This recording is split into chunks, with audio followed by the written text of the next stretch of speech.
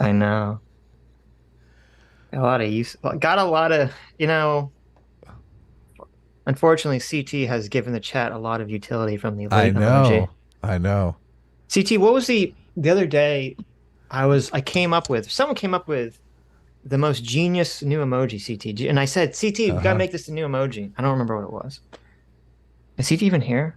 We I don't need think CT's we need even. metrics on our emojis. Okay, CT's not here. That's fine. I'll ask her later. We need Anyways, yeah, we need metrics on our emojis. yes. Hey now, it's your boy PSA Sitch here with another Sunday show with everyone's favorite master story debater, Adam Friendly. What's up, guys? We were on EFAP last night. Yes. I was on EFAP from 11 from my time, 11 p.m. to like 4:30 a.m. And Right. then Adam, the Right. real champion, he went for like what, another 3 hours or something? I guess I went uh let's see. I don't know. You can tell, obviously tell I went a long time because I'm like math in my brain. I'm like, I Yes, went if on at Adam's a little 8 sleepy p.m. today, you'll know I why. We both went on at 8 p.m. and I stayed until 5 a.m. So I'm running on, I don't know, 5 hours sleep, maybe Yeah. 6 hours sleep. So this is definitely going to be the point that we usually get in the 10th hour, Adam is starting at today. Yeah. So this should be fun. Yeah, see, I was like, I'm trying to be responsible here. Okay, Adam's like, no, fuck it. Look at Fuck it, that. I'm going. But I heard that the Mhm. conversation that you had when I left was super fascinating. Yeah, it was So, very good. People should check it out. If 91100 says 016 Adam, we played. What's the name of that game that we played? Gartic Phone. Gartic Phone. Yeah, Gartic that was Phone. a lot of fun, man. That Yeah, was a wasn't it? lot of fun. Have you ever played that with us? This is the first time you ever played it? I don't know that we. I don't. I think maybe I did play it I once. feel like you did one time, Yeah, I'm not but I don't sure. remember. Yeah, it But was yeah, no, fun. we played. It was like me, you, bringing Mahler Rags, uh, Gary, Nerdrotic. Neurotic, ER, J Longbone, Meme Yeah. Repository, and a couple other people. Yeah, we played Gartic Phone, and then we watched a very weird movie. I mean, very weird YouTube video where a YouTuber was explaining how Josh Whedon hates Captain America because he felt that Captain America was portrayed lamely in the first Avengers movie, which didn't make a lot of sense to me. Yeah. Well, I was like, okay, all right, I checked out part whatever. of that guy's She-Hulk video. Like the whole time in that debate, the whole time in that video, we were all debating whether or not it was a troll, whether or not we were It's just his being arguments trolled. were so weird. We were Yeah. questioning whether it was a troll or not. Well, he had a She-Hulk video that, I mean, it seemed like Critical Drinker could have made that video. He was very critical of Hmm. feminism in that video, and so maybe we were trolled, but who cares? I mean, it was a lot of fun anyway. So So should I we? just I uploaded the new Sitch emoji. Let me know how it looks. There's one with a white background and one that's transparent. I'm not sure Mhm. if it came out exactly perfect, but because of like the size. But let me know, chat. Anyway, what So are we what are we doing doing today? today? Yeah, What are we doing exactly. today? I'm asking you, Ann. What are we doing today? Commie Batman, right? Oh, that's right. So, I don't like to get into these habits where we just cover the same people again and again and again. But Hmm. sometimes the same people, they're just like on a roll. They're just on a roll of terrible, terrible takes. Hmm. The Okay. terrible take parade. Yes. And you're like, wow. So, our good friend, Renegade Cut. You almost said cuck. Did I How say dare no? I you? would never listen. Never. I would We never didn't. stoop so low. We Okay. didn't nickname him Renegade Cuck, did we? We might have. We might have. Oh Yeah. man. We might have. The Destiny did a stream where he said something that I was like, maybe that's accurate. He was talking about how the right overuses cuck in the same way the left overuses fascist, and I thought, Is there merit to that, Sitch? I'll ask you. That's very true. That's It seems 100% like true. there Yes. is a little bit of merit to that. Yeah, exactly. Hmm. So I don't know if Renegade Cuck is a cuck. I'm just using it for comedy effect, but I did. He actually, I think his name is Leon. He has me blocked on Twitter, but I Hmm. did put out a tweet to try to see if we had any mutuals, as the kids say, that we could get him to come on the show and talk to us. I mean, I don't think I don't. This kid that it's guy never talked probably to us. not going to happen, but I mean, No, no, no, no. it This guy would be never talked cool to if us. it did. It would be. I'm just he never would do it. I He would never be would. nice. Listen, I will never call his channel Renegade Cuck again if he comes on the show. Okay, Of course, of as course. a courtesy to Leon. Hmm. You know, this is the thing. It's very difficult to attack another creator. Like, I don't know if we could do another Amazing Atheist video and just attack TJ viciously, like, Right, right. because he was. I mean, he was nice. He came on the show. Like, I exchanged nice DMs with him. He basically said, I misjudged you guys and that was wrong. And I thought, like, it's the internet, no big deal. We'll get it Hmm. right going forward. I feel like I could do that with just about anyone. Like, I'm just not a grudge type person. So if Leon wants to come on, he's more than welcome to come on. I think it'd be good for him, but I think he lives in a world where just anybody, to the right of Chairman Mao is like not an evil person. Right. Is a fascist. Basically a Yes. fascist. Yeah. Yeah. Right. Yeah. No, I don't think.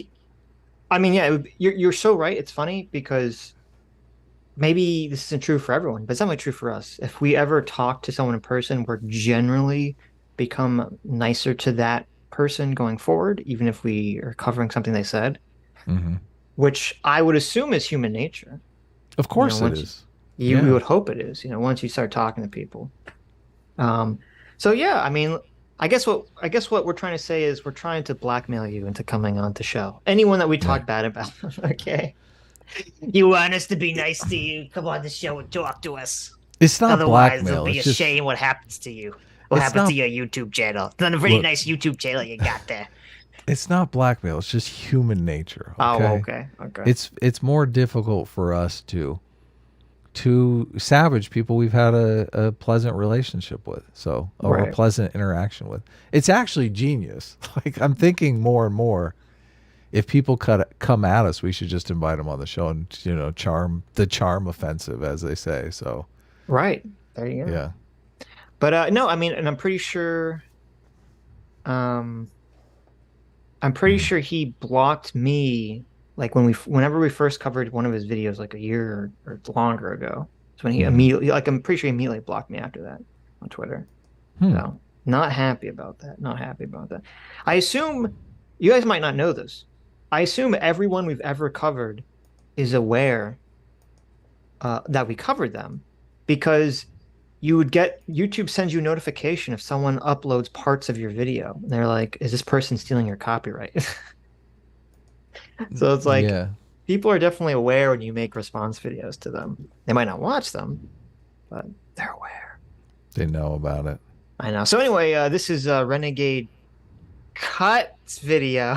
Hmm.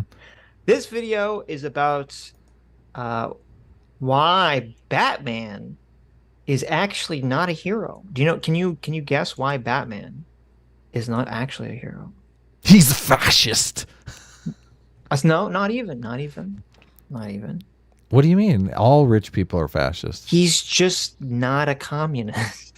Yeah. Well, that's look. It's funny that sex for a lot of people on the left is a fluid state, is a spectrum. But politics is really a binary. You're either a communist or a fascist. There's Right. no in between ground here. So His argument is literally just, it's insane to me. It's just, unless you're fighting to overthrow capitalism, you're not really a good it's guy. so Like, that's his weird. worldview. Yeah. It's so It, weird that they're all sociology majors too. is that weird? I feel like that's the par for the course.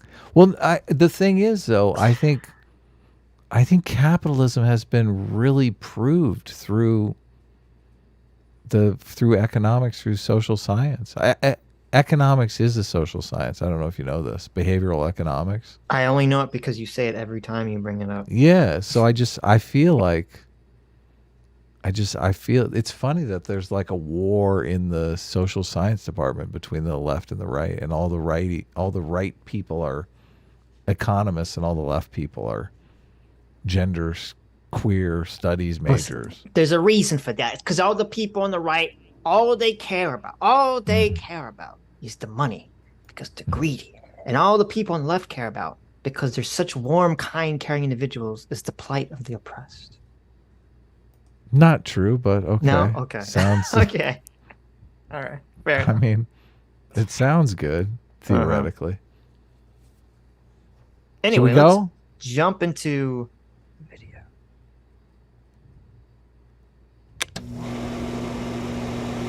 Now, last time we did one of his videos, we got copyright struck. Is there But anything not in by here? him though. Wasn't there No. was some There's like music a or music, something? yeah. Or was that him? No, that wasn't him. It was Yeah. oh, no, it was him. Yeah. Okay. I don't think there's any music He in this, used but one song that I was like, right. oh my goodness. So We'll be careful. be aware. Okay, stop me if you've heard this a million times before. Why doesn't Batman use his wealth to solve poverty instead of punching criminals?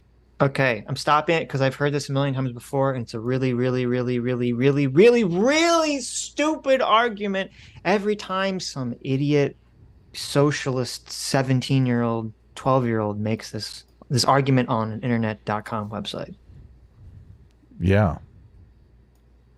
It's terrible. It's Well, such a bad it argument that even depends. Renegade Cut understands why it's a bad argument, even though he defends it immediately after. But This is the this is he this why hold on, why doesn't Batman use his wealth to solve poverty instead of punching criminals? This sentence is nonsensical to me yeah, because I live in a world where crime causes poverty. So right. literally punching criminals is fighting poverty. Yes. The Yes. world is really, the divide in the world is really between the, live fast, die young mentality and the, save up and have a family and a good job mentality. Like the button up conservative mentality and the do drugs and live fast. Interesting. So are Well, you saying that having a pro-social, future-looking, stable view of the world is better for society? yes. Yes, Okay, that's 100% better. right. And that's important because that's actually going to come up in our second video, Hmm. where Matt Walsh fails at gay marriage. I like how I titled that. Hmm. That's going to Did be he very try to important. get gay married or I something? mean, maybe. Who knows? We'll find out. Did you see? I did a tweet. Yes. Um, Here, I'll send you a link to it. Hmm. This I I got this from Joseph Henrich's latest book, and this is what I meant about like social sciences just completely proving the value of capitalism here. So we have this in the book. He lays out an argument with research, peer-reviewed research. Yes, listen up, Vosh. Fucking research. Uh, the closer people live to markets, the more pro-social they are. I guess if you want pro-social people, you should encourage free markets, and if you want anti-social people, funny, it's called socialism, right? If you want Hmm. anti-social people, you should encourage socialism. So he goes through and they do these different economic games in all of these areas, and they correlate them to how close they are to like some sort of market where they exchange goods and services with other communities. And the closer they are, the more they interact in a market system, the more pro-social they are in the economic games. Like the dictator game. Do you know the dictator game where they Yeah, what do you mean by pro-social and economic game? Well, so they have this game called a dictator game where Hmm. they give people a certain amount of money. They say, listen, you get $100 and you can't you divvy out how much you get and how much the other person gets. There's like two Hmm. people in the game, and a lot of people in the West who are, pro-social will divvy it up 50-50. They just feel like that's appropriate, right? Well, a lot of people just say, well, I'm going to take all of it, so fuck you. Like, right? Right. Which of those positions would you say is more pro-social? The sharing. The 50-50, right? Yeah, Right. we've all been trained to share, right? Yes. I mean, it's kind of funny that, I mean, the socialists, it's kind of like sharing gone wild. Like they've just like maxed out on that sharing idea Yes. to the point where it's no longer healthy. Did you see Like the the Renegade Cut guy is like, no, you take all the money. It's like, okay, dumbass. Ryan Chapman yesterday released a fantastic video Oh, did he? on socialism, an in-depth explanation Wow, his that everyone videos should are watch awesome. after Yeah. this. Yeah, Ryan Chapman's great. So, So I collect little things like this. The Henrik's new book is amazing, but right here he completely lays it out. Look, greater market integration leads to higher levels of impersonal prosociality. So, I yes. mean, this completely right here, I got a peer-reviewed study, Renegade Cut, why punching criminals is actually working to solve poverty. Well, and there's a logic to it, obviously, Of which is course. that if people feel that, this is funny because part of the divide here is that like a lot of people on the left generally think that people are born, good and innocent, blank slates, and that society and the environment corrupts them and makes them evil or flawed. And that's not true. I think the right-wing conception is more accurate, that people are basically born wild and they have to be tamed, essentially, by Yeah. society. And to me, this is part of that because if someone is in an environment where things are uncertain, where they live in a free society, in a non-democracy, where they're afraid for their lives, they're afraid that they're going to lose their resources, then obviously they're going to be far less likely to share with other people. They're going to be far Yes. more likely to hunker down and try Hoard. to in the Yep. hoard, yes, and the grab of, like when the pandemic first started, people started hoarding, toilet Toilet paper and all sorts paper. of other things, right? People freak out and start hoarding stuff. Like, oh no, we're gonna lose stuff. We're gonna start hoarding it. And like it's not like there was less toilet paper, at least at first, maybe with supply chains, but at first, when the pandemic first started, there was not less toilet paper going around in the world. The only reason that there was people having problems getting it is because people started hoarding it. People changed their habits in Yep. order to uh, react to a perceived threat that was incoming. And so it makes complete sense that in a society that if you compare people who are living in free societies with free markets, that they're going to be more generous in this game because they feel more safe and secure and stable in their society. They feel like they have the ability to be giving, the ability to be kind, the ability to share with other people. Yeah. Yes. People want people want the fruits of their own labor. It Yes. inspires them to work much harder, and Right. yeah, and being forced to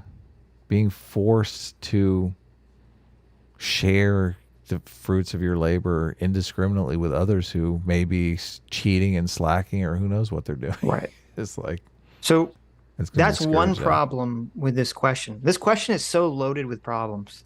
Hmm. Why does why doesn't Batman use his wealth to solve poverty instead of punching criminals? So you said, first of all, crime causes poverty, not the other way around.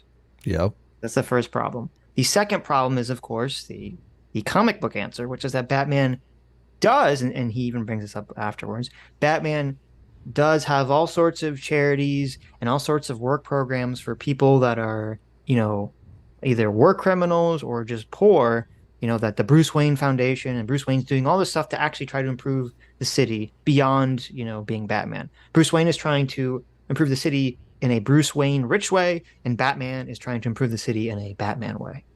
Okay. So that's an obvious problem. But the third problem with this, which is funny that this doesn't even seem to appear to Renegade Cut, Mm. is the question is, why doesn't Batman use his wealth to solve poverty? What is Yeah. that? He thinks you can just use money to solve poverty. Like you can just give, like if Elon Musk, if we just took all of his money and just gave it to everyone else, that would solve poverty. Right. Like how does this question even make sense? Does he really think that's how the world works? You can just give people, you just throw money at poverty and suddenly they won't, poverty will just go away. Yeah, it's a really, childlike view of the world. Right. Because even if we took all the money from, I don't know, the Elon Musk, the Jeff Bezos, for all the rich people, and you gave it to every person in America so that every person was, I don't know, had $40,000 or whatever, middle class is nowadays. Yeah. Like it wouldn't stay that way. How No. long would it take for all the money to just be completely in a few years, redistributed into exactly the same way that it is For a right now? few years, I give it like 30 days. Yes. I'm I think like, it'd take longer than 30 days. well, I just, But I know, oh man, I know so many people who are bad with money that just, I mean, if you gave them $40,000, it would be gone in 30 days. Like yeah, they're some probably people, that sure. far behind on their bills. Right. Right. Probably be gone in 2 days. And it's so funny because this is what Jordan Peterson said that Cody Johnston was attacking him for and Yeah. calling him a fascist for, is that Jordan Peterson said if you just take all the money from the top and you give it to the bottom, it's just going to go right back up to the top. Yep. It might Yeah. change who's at the top. There'll be some time in the passage, but it'll go right back up to the top. So you have to create, like, dealing with quote unquote poverty is a far more complicated issue. And I would assume Renegade Cut would agree with this. Dealing with poverty is such a complicated, widespread, deeply ingrained systemic issue that would require so much like social change in our society to work, to cure, quote unquote, to fix poverty. Well, It's not I'm, something that a single person can do by throwing money at the problem. you're really, you're trying to fix mental illness because I think a lot of poverty is true. Like, maybe I am conflating poverty and homelessness a bit Yeah, because, I yeah, don't, I think a lot of criminality and a lot of homelessness is hmm, rooted into mental illness. I don't think yeah, poverty is, but yeah, you're right. Yeah, poverty's a different animal. right. Drugs are a problem. Yeah. Yes, of course. That's a pretty loaded question, huh? The most common counterargument is Batman has the Wayne Foundation. Don't you read the comic books? The statement in this counterargument is technically true. The fictional narrative of Batman in the comic books and sometimes other media references the Cape Crusaders' charitable donations. But this Well, and also there's one other thing that's really stupid about that question too, is that in the fictional world of Batman, like yeah, Batman fights the random first of all, he's creating this idea that he thinks that like the random mugger on the street that Batman is stopping is only mugging someone because they're poor, right? The Mhm. plight of this poor individual. It's so weird how a lot of people on the far left have, and I guess it's because of the socialist uh, corruption in their thinking. Because if you're like a liberal, and I mean like liberalism, and you look at and you think about things on like an individual level, you look at someone who's mugging and someone who's being mugged, and you're like, oh, this person who's being mugged is participating in society, at least hypothetically, in a legal, good, fair, pro-social way, and this person that's mugging them is enacting violence upon them in a way that disregards our social rules in order to steal from them. And they're Yeah. kind of and by committing that act, they're dragging society down to some Yeah. extent. And that's sort of like the individualistic, kind of liberal way. You're looking at each person in the individual roles. But if you're looking at this from a far left socialist role and you throw out individualism altogether and you only look at things in groups and classes, you're like, well, the criminal is actually the more oppressed person because Hmm. even though they have a knife or a gun and they're enacting violence on this person, they are only in that situation because they are part of a group of people that's being oppressed by the systems of our society. Yep. So really, I'm giving them my sympathy more than I'm giving this, who cares about this person who's, working a job and, has money. They're getting robbed. I mean, just give them the money. What's the problem? Yeah, so much of it I just feel like is self-serving because the person themselves is in the class that they just feel oppressed by society. Yes. No, So, I think you're 100% right. People just a lot. It's interesting because you have a lot of the kind of Fight Club Joker mentality of yeah, society has let me down, so I want to lash take out. out. Yeah, I want to lash out. I want to have revenge on society. Yeah. Which, if we're going to go back to Jordan Peterson, just to trigger some far lefties, like in Cody, remember Cody had in his video where he was criticizing Jordan Peterson for always bringing up Cain and Abel, and like that's the Oh, story of Cain and yes. Abel. It's so true. Yes, that's the story of Cain and Abel. Is Cain lashing out against the unfairness of reality by Yeah. committing violence against an innocent party, essentially. Yeah. And and it's interesting because you have sort of like the people who the kind of tear it all down, Fight Club Joker style people. But I think you're right that a lot of the far left commie people have that same mentality. Like they feel that they've been cheated by society, and so they want to tear it all down. Are you following the Anna Kasparian drama, the Anna Kasparian crime Yes, yes, story where yes. there's Sean, friend of the show, Actual Justice Word, did an amazing video on uh, basically the problem with bail reform. I guess they passed some law in New York that criminals are just being released after. How do you I call a looked it up violent actually. I looked it how, up. how do you call a violent assault like a misdemeanor? It just seems Right. like you can commit a violent assault and that's not even worthy of bail and staying in jail. That's So just so so crazy to me. in 2019, they passed a weird law in New York, and I believe it's the only state Hmm. in the entire country that Oh, has thank this, goodness. I was worried we had it in where California. normally when someone is accused of a crime and the judge is setting out, they're arrested, and the judge is figuring out what the bail is. Part of the consideration for the judge when he's determining bail is to determine the potential threat that the individual will pose on society. Right. And in New York, for some insane reason, I guess because of all these, bail reform, get rid of, the prison system people, they made that so that's illegal. The judges can no longer use that factor, how So much of a threat this crazy. person is to determine bail. The only factor they're supposed to consider is, what is the like what is the consideration that they'll actually show up again for their trial. Right. That's the only thing they're supposed to consider. And so because of that, it's led to a situation where a lot of these guys either get very, very, very low cash bail or any bail, and they're able to just get back on the street again. And for the specific incident that Anna Kasparian was talking about, which was a guy who is obviously some kind of crazy person, he's homeless, he's committed like 41 or 51 different crimes, many of them felonies, many of them assault, Yeah, many of violent them attacking assaults. people. And it's so weird, and I don't, this is why I hate like modern journalism. None of the journalists have done their job.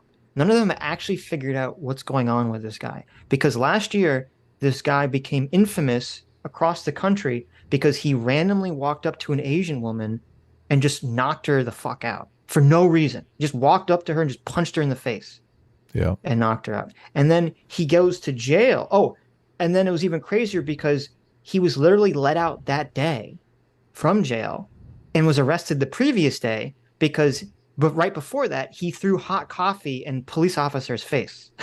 Oh my goodness. Okay. So you have He's a guy who trying to was go to jail. He just wants right, a place exactly. to sleep. I don't, you have a guy that assaults police officers, is just like immediately released. He assaults a random Asian lady in a hate crime, believed to be a hate crime, and then is just released.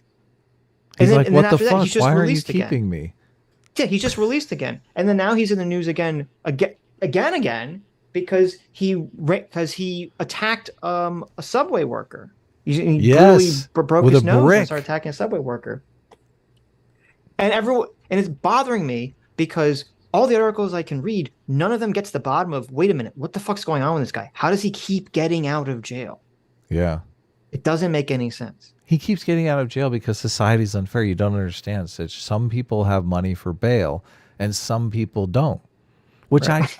I don't get it, because obviously if I would make a guess that if somebody has, money in the bank and, a job, and they end up in jail and can afford to get bailed out, they probably have done something, that was out of character for them. And, anyone can have a bad day and end up in trouble, right? But if somebody has no money in the bank and no job and like nothing going for them, like, doesn't it make sense that that's probably a person that should Right. be off the streets? Yeah, and they've committed, 51 different crimes or whatever. Yeah, exactly. So I don't, it seems just from a logical perspective that the bail system is doing what it should do. Like, it's allowing the people who have money and resources and responsibilities to get out of jail. Obviously, they have to pay a fine, and it's keeping the people who don't have any responsibility or money or anything going, who probably shouldn't be on the streets anyway, incarcerated before they commit another assault. Yeah. And Yeah, and it's so funny because basically Anna Kasparian of all people, comes out and says that this is like insane, this is ridiculous. And all these like super I far know. lefty, get rid of the prison system, people like start jumping down her throat and calling her like a evil right winger or I know. something. It's great. It's like okay. Because he's It's like, I don't think a guy who, continually assaults, innocent people should be on the streets. yeah. How dare? How dare? So, Yeah, it's pretty crazy. There's I just all of the, and we covered this a little bit on our last Tuesday stream. The guy who is just not in favor of cash bail. They're just trying to do away with cash bail because they believe it's unfair to people who don't have money. And I just, oh man. First of all, if you don't have money, you shouldn't be getting in trouble with the law. If you are getting in trouble with the law and you have no money, it's a giant problem. But right, they have a completely different worldview. So that's part of the right. issue. Well, and the reason I paused because we kind of got off track was in the universe of Batman. His Hmm. question is, why doesn't Batman use his wealth to like solve poverty? Okay, beyond all like the random muggers and all the stuff that we just talked about, like pe the story of Batman is that there's all these supervillains running around causing crime. Yeah, Most of the supervillains, I don't think of any of the supervillains, they're not poor. They're not doing it for like almost every supervillain in Batman. They're not doing it for purely economic reasons. of They have some course. like weird, issue that they're trying to do. Joker is just trying to, cause chaos for everyone. Mr. Freeze is trying to, either get revenge or fix his wife.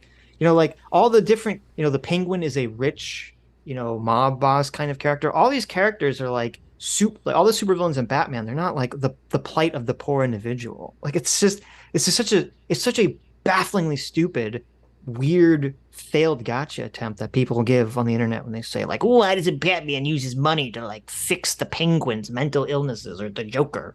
Hmm. Yeah.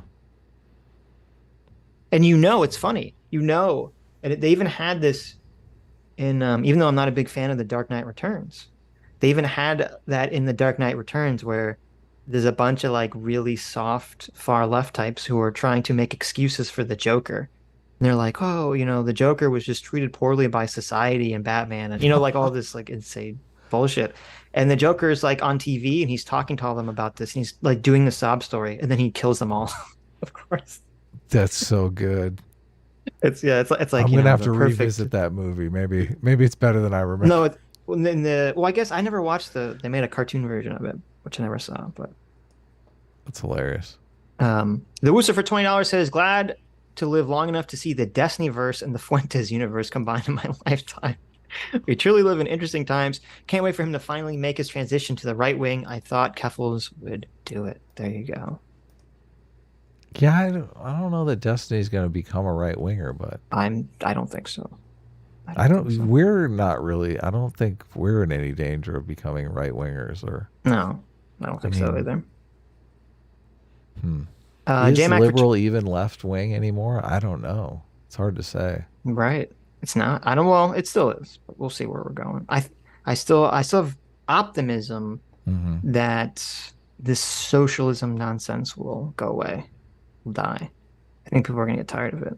Unless Trump wins again. Maybe that might revitalize it, Oh yeah, it's unfortunately. gonna be crazy. JMac for $20. Thanks so much, our surrogate father, JMac.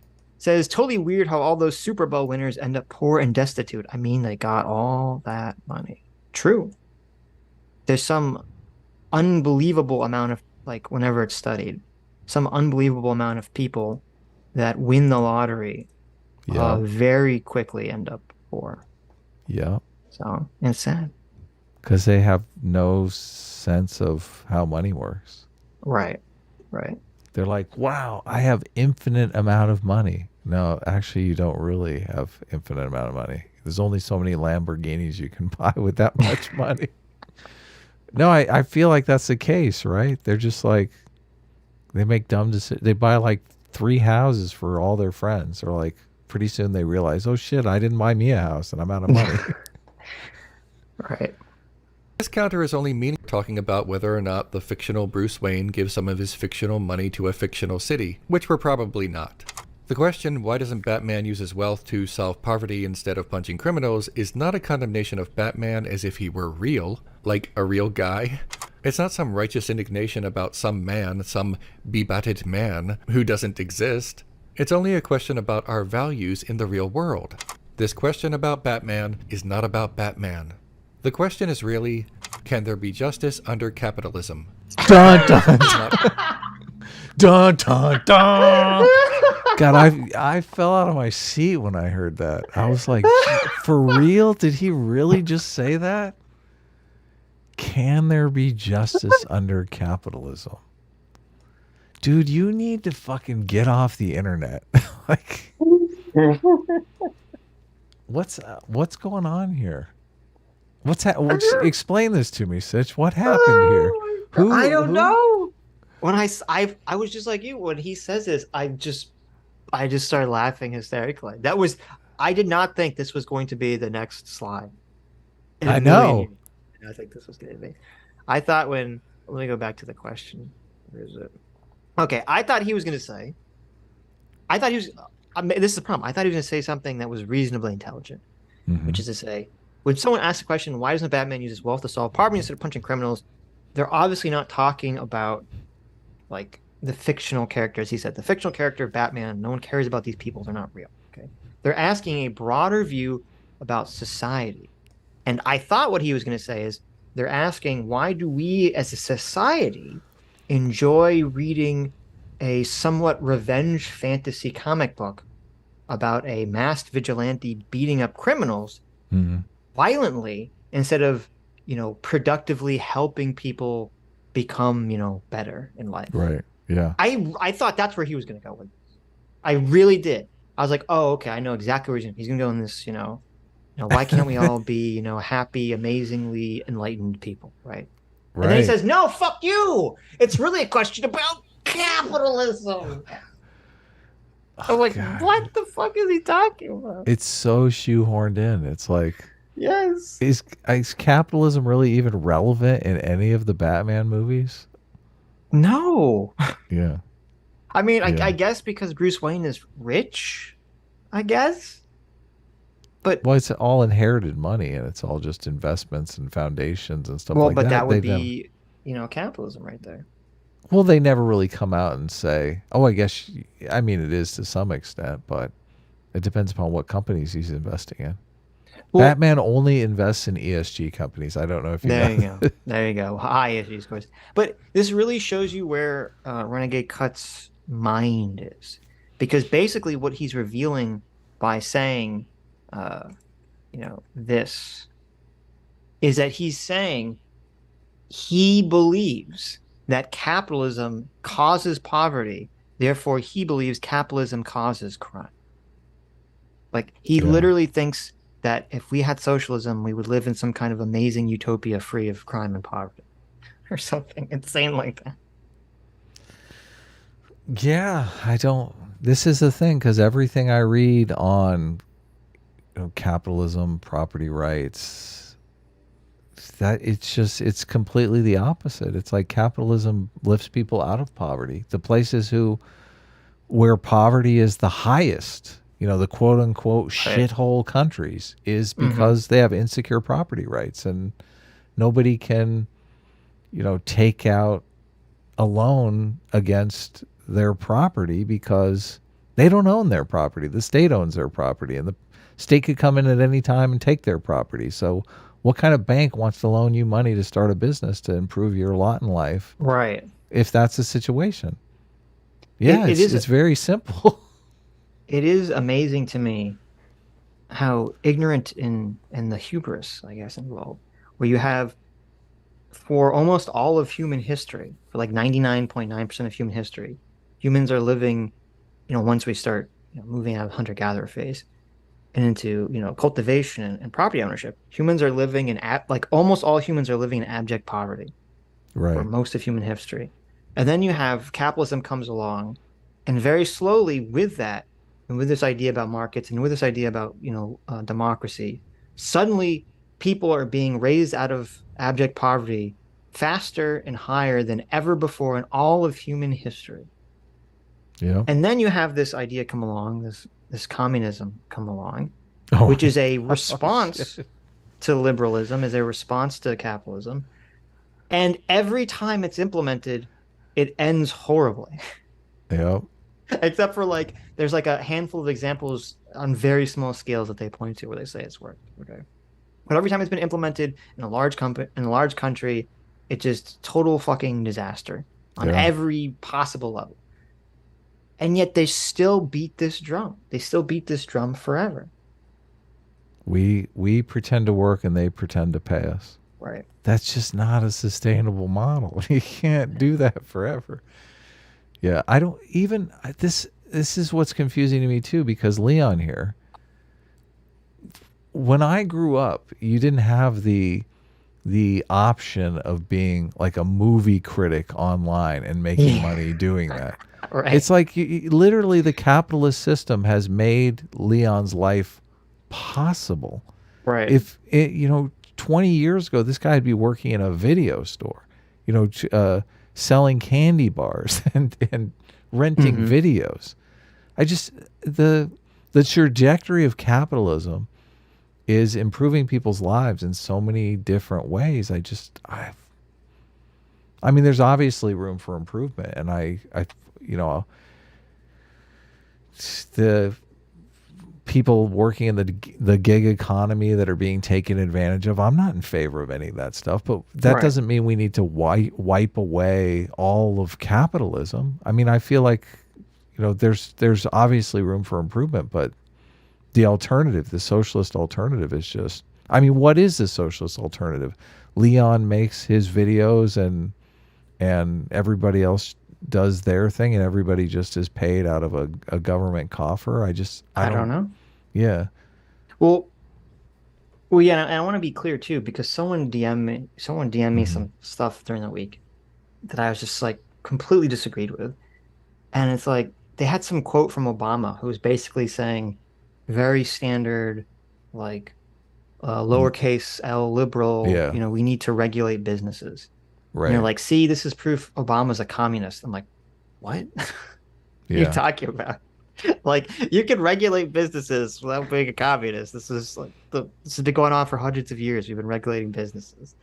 And, under the time period where, the post World War II time period, we had far more regulations than we do now. So, I mean, you're 100% right. Yeah, we can improve our system, I believe, our capitalistic system, without going to be, communism or something to that degree. I mean, I do Um, feel like we need some regulation. I do feel of like, course. yeah. Well, and it's interesting because that's part of what was interesting about Trump was that he sort of awoke or awakened, or maybe he just sort of voiced like the right wing criticism of neoliberal economic policies, of these, just let big businesses do whatever they want, which it is interesting because the Republican Party used to be the champion of big businesses doing whatever they want. And I don't know if that's because a lot of people on the right sort of realized that they were being dealt a BS hand, or if it's because a lot of the corporations basically, at least outwardly, became woke. And so now it was like okay for people to psychologically not, like Hmm. them. So I'm not sure why exactly that change happened. Maybe it's a combination of things.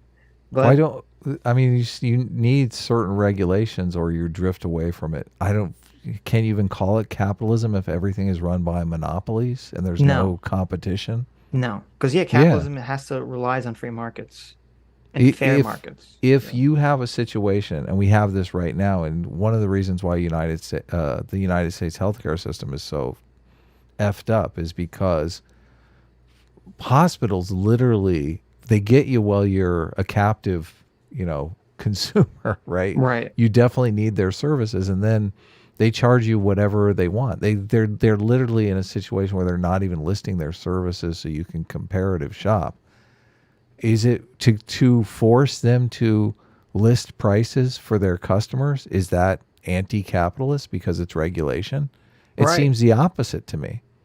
Yeah, no, you're 100% right. Like if you have if you or a family member requires a hospital and you call an ambulance, they're gonna just take you to like wherever is closest. They're not, you're not like a consumer. Like, well, let me look at the price sheet for like this hospital versus this. Right. I mean, and you couldn't even do it even if you wanted to because you don't even know what's wrong necessarily with the person that has to go to the hospital. Yeah. So yeah, no, that I mean definitely. Well, you could plan ahead, and a lot of times people know what, there's all kinds of outpatient procedures you could shop around on. Yeah, if it's not an emergency. Yeah. Right. Yeah. Sure. Emergency. And I believe, because I read that book on the price we pay, I can't remember the author, but he was saying, I think it's as little as 10% of the procedures hospital do are emergency. Like 90% of it is scheduled stuff. So you Hmm. could shop around on that stuff. But yeah, that's what I'm just saying. Like, just because it's regulation, I mean, the regulation could be pro capitalism. It doesn't have to be anti capitalism. Right. Right. There I be guess justice and this is exist. this Well, is the sorry. thing. A Hmm. lot of people think capitalism means anti government. And Right. I don't believe in that. I think that's a little strains credulity. You need a ref on the field to make the sport work. So Yeah, definitely. Definitely. It's only a question about our values in the real world. This question about Batman is not about Batman. The question is really, can there be justice under capitalism? Capitalism does not resolve poverty. Capitalism simultaneously enforces poverty through stratified economic classes and income disparity, all the while criminalizing poverty to protect private property interests of the ruling class. Okay, there's so Marginally much improving that's conditions under totally capitalism. insane with what he just said. yeah, But yeah, before he said that, there was something else I wanted to say that was very important.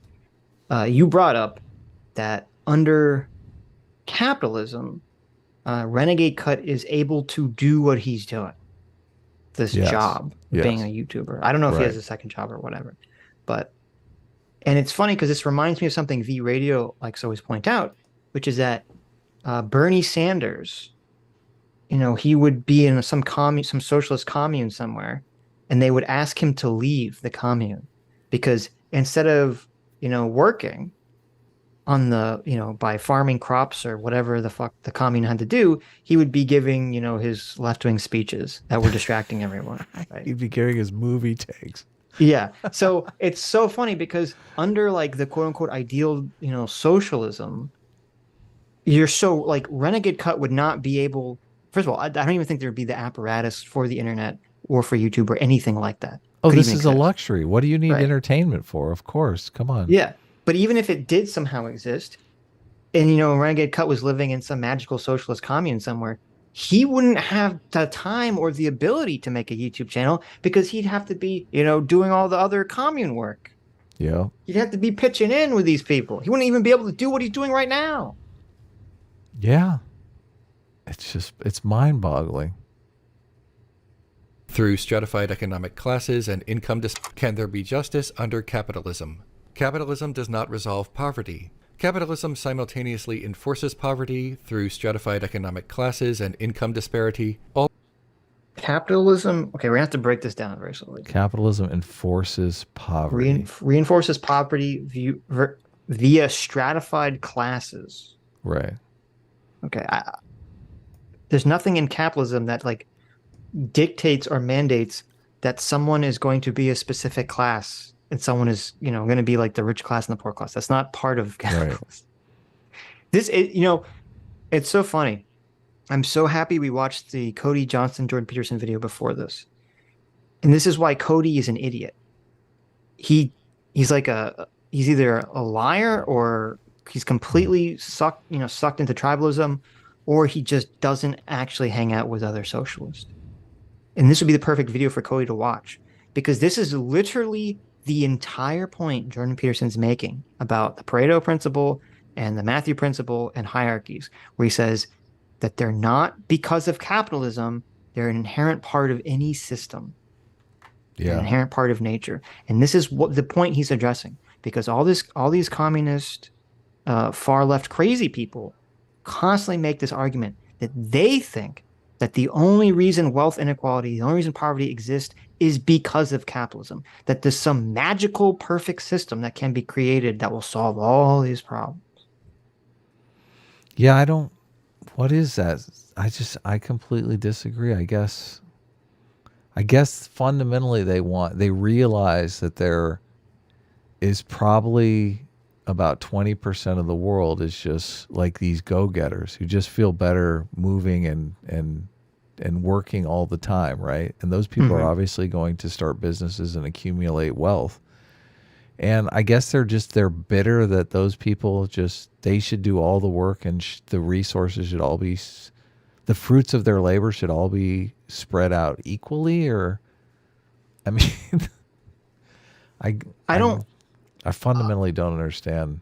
I think if how, you would ask most socialists, they wouldn't agree with that. That there's just a group of people that are these go-get type A well, no, personality go-getter. they believe that that 20% that is the workaholics of the world were just placed in a position where they have opportunities to be workaholics. Right. But Right. I mean, I think go-getters are like, I'm going to find some project or something. I mean, they do all kinds of things to find ways to spend their time to generate wealth. What is Yeah. wrong with that? I'm so Nothing. when I want to, I'm just, every time I buy anything, I'm fascinated that I have just access to this kind of product or service. Like, I'm so happy that I live in a world where this is available. But I guess people without money are in a different situation where if you Of just course. don't have any money. But I mean, I've been there. I obviously, I've worked jobs where I'm literally just making next to no money and I'm saving my money so I can buy something like a camera or a computer. I feel like we've all been there. So I guess people are they're there now and they want it to happen faster. Right. I feel like the situation we're in, though, now it can happen faster than ever with the access to credit and all kinds of things. Yeah. Yeah. 100%. I guess your opportunity, your work opportunity definitely colors how you feel about capitalism. Well, and also, I mean, this is why part of why I like Mark Bly so much is that he's like, you understand that capitalism can be organized in, dozens, if not hundreds of different ways. Yeah. Kind of all these different systems, they're all capitalism, but they're all these different systems. And these different systems can produce wildly different results. And so it's like, okay, so you can reconfigure capitalism in ways that maybe solves, wealth inequality or poverty more than you would, more than it's doing now. We don't have to be sort of under like the neoliberal economic structure that we inherited from the 1980s. But we can do that without throwing out capitalism and replacing it with fucking communism, which has never worked. Yeah. The whole idea that anybody is going to go out, anyone's going to go out and start a business that's immediately going to be taken over by the state is that's ridiculous. Of course. Who the fuck would do that? Or that you have to, if you ever want to start a business, you have to find, equal amount of people to start a co-op with you, that they're going to completely share all the money and responsibilities with you. This is just garbage thinking. Who does that? Nobody. People who don't start businesses think and do that. This is the situation in places like North Korea. Like, if you're young in North Korea, you don't even think about starting a business because that's not really an option. It's like I'm going to have to go into some institution that is already state sanctioned and owned by the government. And you just have no innovation cycle. I mean, this is kind of the problem in China too, but China has found a way to basically steal our innovation through, moving our manufacturing over there and then just reverse engineering our products. So they don't need to have people developing new products and services because they have people in America that are developing new products and services and they're stealing them. But I mean, sooner or later this is why America is great. Sooner or later you gotta inspire the population to create the future. Of course. Of Yeah. course. All the while criminalizing poverty to protect private property interests of the ruling class. Okay. Fucking- Capitalism criminalizes property. No, capitalism criminalizes poverty in order to protect the property interest of the ruling class. Look, What does that even mean? I want to shake this guy. Listen, if you work hard and save your money or invest wisely and make money, of course you want that property protected. What world is this guy living in? What is he even saying? What does that sentence even mean, or that half of a sentence? I don't even know what the fuck that means. How is poverty criminalized? What is that? Poverty's not criminalized. What does that fucking mean? Well, he probably means that people are incarcerated for homelessness or something like that.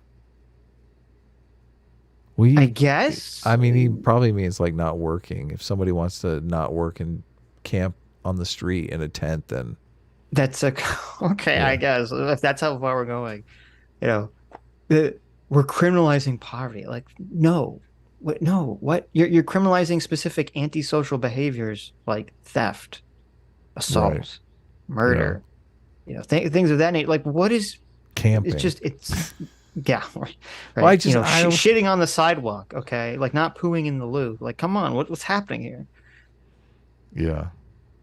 I'm gonna go back, see if I can understand this sentence. Okay. This question about Batman is not about Batman. The question is really, can there be justice under capitalism? Capitalism does not resolve poverty. Capitalism simultaneously enforces poverty through stratified economic classes and income disparity, all the while criminalizing poverty to protect private property interests of the ruling class. Marginally improving conditions under capitalism does not serve to resolve capitalism. Okay, so he doesn't explain it. He just completely moves on to a different point. Right. It just said it like it's a fact. You're like, I don't know. What Okay. I don't. They're also protecting the property interests of the middle class as Of well. everyone. I mean, yeah, I don't. This is what I don't get. It's like protecting property rights is good for all of us. Yeah. Right. Yes. If people don't have faith that they live in a society that protects property rights, then two things are going to occur. One, no one's going to want to fucking do anything Of course. because what's the not, point yeah. of it? And two, everyone's just going to want to steal from everyone else. Yeah. That's all that's going to happen. Like, this is so stupid. This is so obviously stupid. In that situation too, working hard, you're a fool. Like you're a fool to work hard. How do Yeah, you, like why do you want to demotivate everyone? If there's no stable property rights, like what would be the motivation for you to go to school, get an education, get a job, try to buy a house or something? Right. If you can just go home and it's like, oh, while you were at work, a family of random people decided to move in your house and live there. And you're like, well, wait a minute, I bought this house. What are you talking about? And they're like, what do you mean you bought that? You can't buy property. What are you talking about? Yeah. And you're like, well, why did I do everything I was just doing? Why did I spend all those years doing this if it's all for nothing?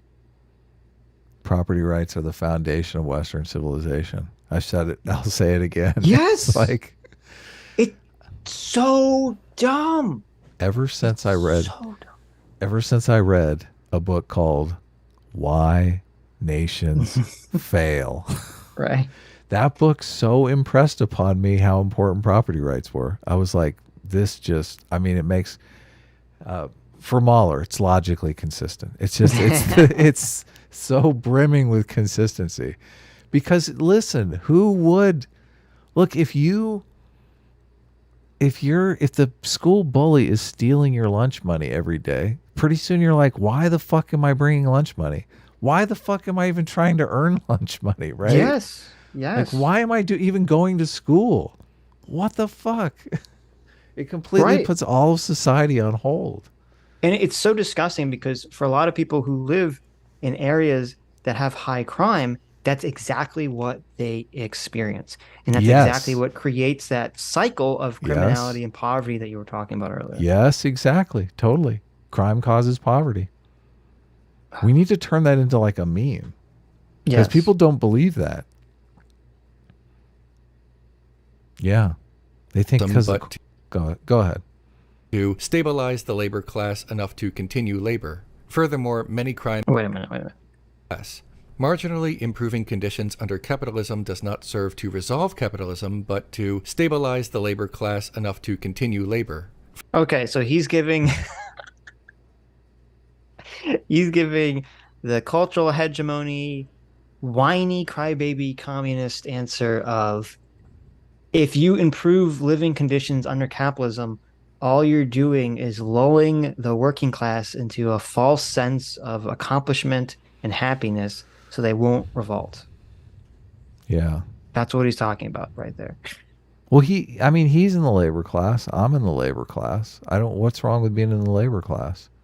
Because we're not actually happy at them. We have a false sense of security because, Look, we can live in stable environments and we can buy things. And that tricks us into thinking that we're actually, fulfilled because we don't have to walk down the street. Most of us don't have to walk down the street, fear that like roving bandits are going to come down and extract the toll from us. this is the problem of people thinking everyone else is like them just in another body because I Yes, get it. I get it. Like I wouldn't want to work a dumb job. Like of I want course. to work with my mind. I enjoy what we do because it's intellectually stimulating, whatever you want to call it. I think Leon is in the same boat, but Leon can't look at the guy who works in a factory or a print shop or doing delivery and he thinks that guy is like him and how much he would suffer in a job like that. He thinks that guy is equally suffering, but I learned a long time ago, people are different. There are. I had a friend of mine who, I mean, I asked him what he wanted to do, and he said, all I ever want to do is work a dumb job and surf. Like that was his aspiration in life. And that made him happy. Like he wasn't upset that he had to work, okay? Like working made more time for him to surf. So I just, there's there is room. That's a beautiful thing about capitalism. It creates all of these different opportunities and people find the spot that's right for them. Sure, it can take time. And, I've worked jobs that I've hated. When I worked those jobs, I spent most of my time in those jobs thinking, okay, this is not right for me. I got to find a situation that I'm comfortable with. And I Right. usually did. I mean, when you're young, you move to a brand new place and there's, getting on your feet and stuff. Sooner or later, you get in a groove that you can deal with. I've never been in a situation where I just absolutely despised the work that I was doing. Hmm. Yeah. Well, and what he said, this really sheds a light on the previous video of his that we covered, which was him saying that it's okay to steal, it's okay to Hmm. shoplift. And it's very clear that he's one of these types of, far left communist types who basically he doesn't want to improve society at all because any improvement of society prevents people from reaching the boiling point of revolution, Right. I just, it's so which is such crazy. a horribly dangerous mentality and it's such a horribly dangerous thing to advocate for. Right. And it's because he hates his life and is just completely demoralized. Well, I don't know if he hates his life. He just hates, I don't know anything about him personally. Maybe he hates his life, maybe he doesn't. Maybe he lives a fine life and he yearns for, something more. He feels that his life is spiritually, intellectually, philosophically empty. And he thinks that this He, insane idea is going to bring some meaning and fulfillment in his life, and he's willing to basically risk the stability and lives of all of us in society to, to bring that to fruition. Have you watched this entire video? Yeah. Okay. Because this video, I think, is one of the reasons why I want to cover this video, is because I feel like it's more revealing than his other videos. Like in the end, he does like get kind of personal about where he's at in his, like, why he made this video. I mean, it's very revealing. Right. We get to do a little, psychoanalysis of Leon, which is always fun. I mean, this is the fun thing about YouTube, is you kind of are, doing a little bit of psychoanalysis on people, and people are doing psychoanalysis on you too, which I think is also fun. So, Well, can be. Very often people it depends. get their psychoanalysis completely wrong. If they get it incorrect, yeah. Right. Gallus Janus, thanks so much for being a 6-month member of Free Will Seekers. Says, hey now, let's have fun this show, and also, S class is the best class. Okay. Eagle Bear, thanks so much for being a 2-month Free Will Seeker. Says, Giga Chad Adam. Sweet. There I you like go. that. Yeah. Mr. Dolphin, thank you so much for being a Free Will Seeker for 5 months. Says, how can I get free will if free will doesn't exist? Well, wait a minute. Free will exists, okay? It's just not produced naturally.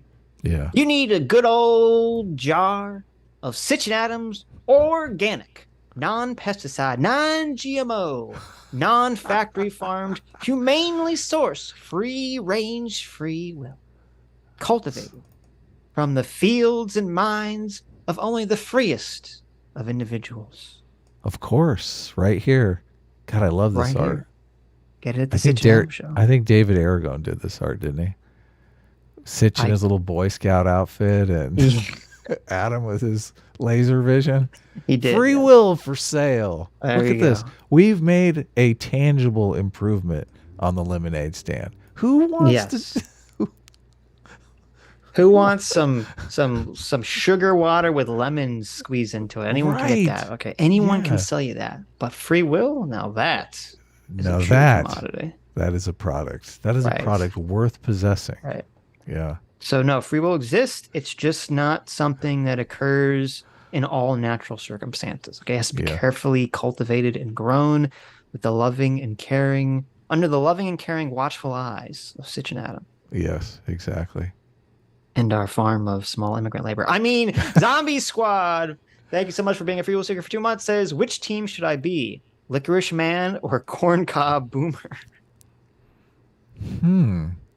Now, am I corncob boomer? I guess I am. I guess. Why am I Licorice Man? I don't know. Because I'm black? Wow, that's very offensive. Oh, wow. So offensive. Wow. Jeez. A person of sweet shadow. I've never in my entire life liked licorice. Red licorice is pretty good. I've never Black liked either. licorice is kind of weird. I don't think I've ever had black licorice. I've only had like Twizzlers and shit. And then some people put those things on pizza that taste like licorice, and I'm like, what? Who? Why? Why would someone do that? You can buy free will cheaper on Amazon, but What? be warned. Be warned, okay? If you buy free will cheaper from anywhere but us, it's not going to be, organically sourced 100% free will. You're going to get probably going to get like 10% free will and like 80% outrage and like 10% cocaine. So I would be very careful. Like I said early, China is reverse engineering a lot of good American products. Okay, now, communist China, you're going to get knockoff free will from communist China? Well, come on. Yeah. You know what they put in that? That's like 1% free will, 90% communism, yeah, and like 9% fentanyl. So you don't want that. Okay, you really don't want that Chinese knockoff free will. Right. Yeah. That's Dangerous. 99% shut up and do what you're told. Yes. Furthermore, many crimes are the products of poverty, and crime cannot be resolved under a system that enforces and criminalizes its own poverty. See, he totally fucking gets it wrong immediately. Well, but We he can't doesn't go explain like what 10 the fuck seconds. Yeah, but he doesn't explain what he means. He keeps saying poverty can't be solved because capitalism criminalizes poverty. What the fuck does that mean? He believes, and maybe Robin Hood was a mistake because he really believes that, people who are poor turn to crime. Look, if you have opportunities, you're not turning to crime, right? Right. Crime is a Well, most job. people. There's always going to be some small percentage of people. Right. That's the problem. That's why I'm saying that small percentage of people is the one that causes the poverty because they're criminals. They're like, I Right. don't, yeah, like, I don't like to be told what to do. I like telling people what to do. Like, give me your wallet. Right? Right. Yeah. They run around punching people in the face. Of capitalism be resolved. This question about Batman is not really about judging or exonerating Batman. Thus, the answer to this question cannot be about judging or exonerating Batman either. I mean, I think we all love Batman, or we all hate Batman, I can't keep up. The Wayne Foundation counter-argument, applied to the real world, is simply another way of saying that this is the best we can hope for. Capitalism with a somewhat more socially conscious ruling class. A teeny tiny bit less Jeff Bezos, and a centimeter more Oprah Winfrey. And that's it. Isn't this perspective the result of capitalist realism, thinking that this is as good as it gets and we should all ever expect? We enter into our... He's not reading these. I feel like we should read them. What Okay. the fuck is he saying here? He says, go ahead. a quote, good billionaire suggests that capitalism can be resolved with more good actors, or that charity resolves capitalism or exonerates capitalism. Yeah. This is so much begging the question here. Everything's just inserted in the premises. Charities resolve capitalism. It's like, no, charities try to help people that are needy for whatever reason. Yeah. They try to deal with the people who do fall on hard times, and life is hard. People get cut off at the knees all the time. Right. Like, and it is good that we have charities that want to help people who are good pro-social people, but there are people in the world that are antisocial psychopaths who just want to commit crime, and we have to remove those people to the population. Otherwise they will, their behavior will cause people to become poor by taking away their opportunities. Right. This is another thing too that I hate about this type of individual. I like to separate rent seekers and innovators. I think it's very important to look at how people make their money, because I think there are, more pro-social ways to make money and less pro-social ways to make money. Rent seeking, I don't necessarily think is the best pro-social way to make money, right? Mm-hmm. If their business model is we're going to dominate all the housing, we're going to monopolize all the housing stock in Southern California so that we can turn all of Southern California into renters. That is literally by definition rent seeking, right?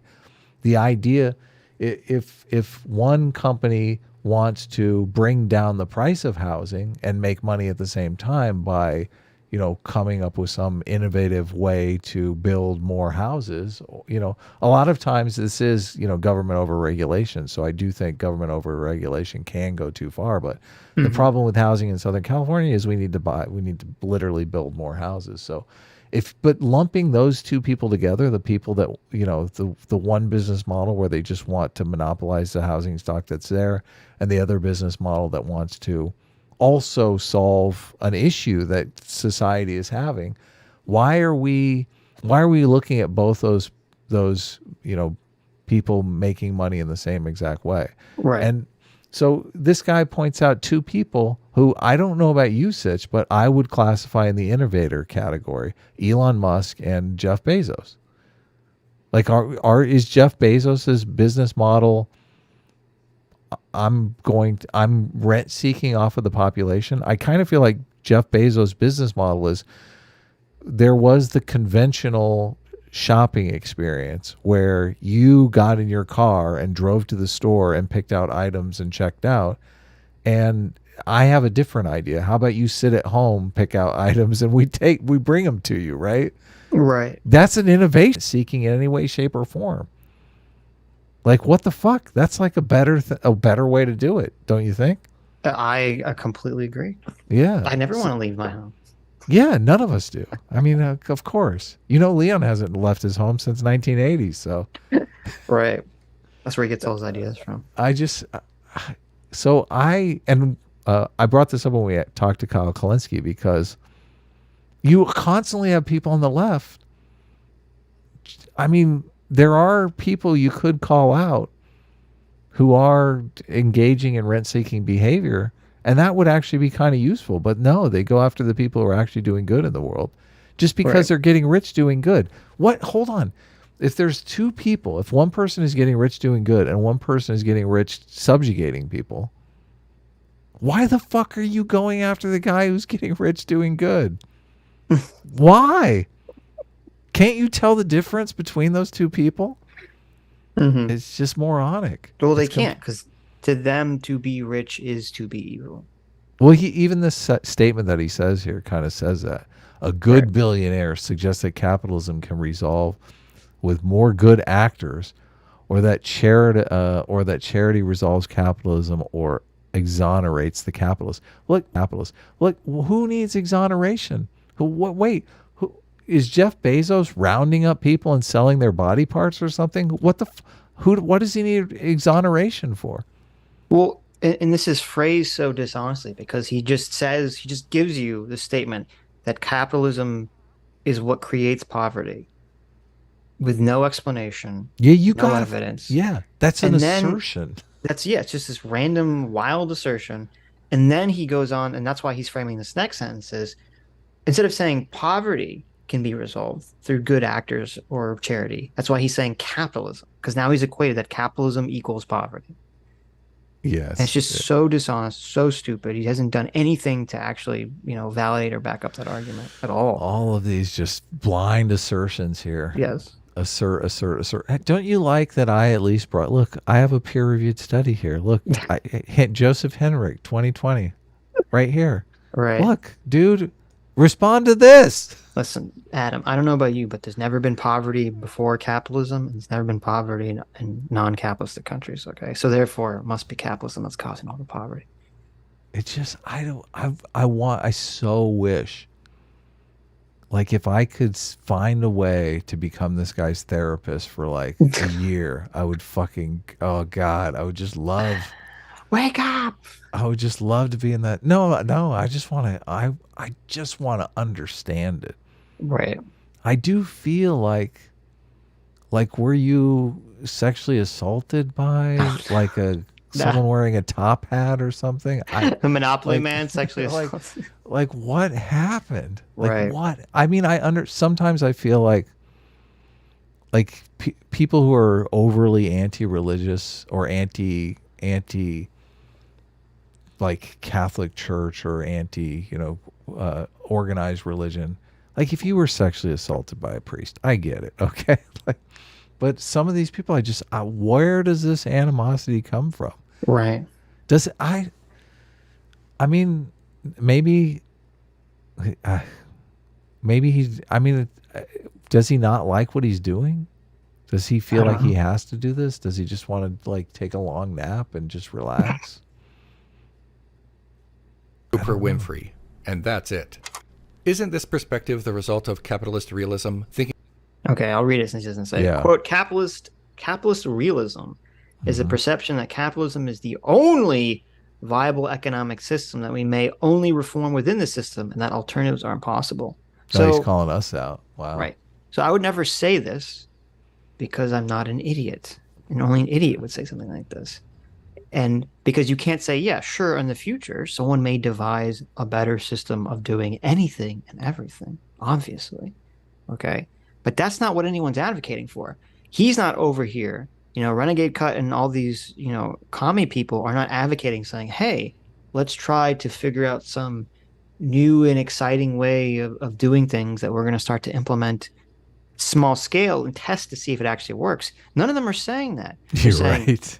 yeah, they're saying, fuck you. We need to throw this entire system into the trash can, via fire and riots and violence. And we need to implement this tired old system that every time it's ever been tried has fucking failed. Yeah.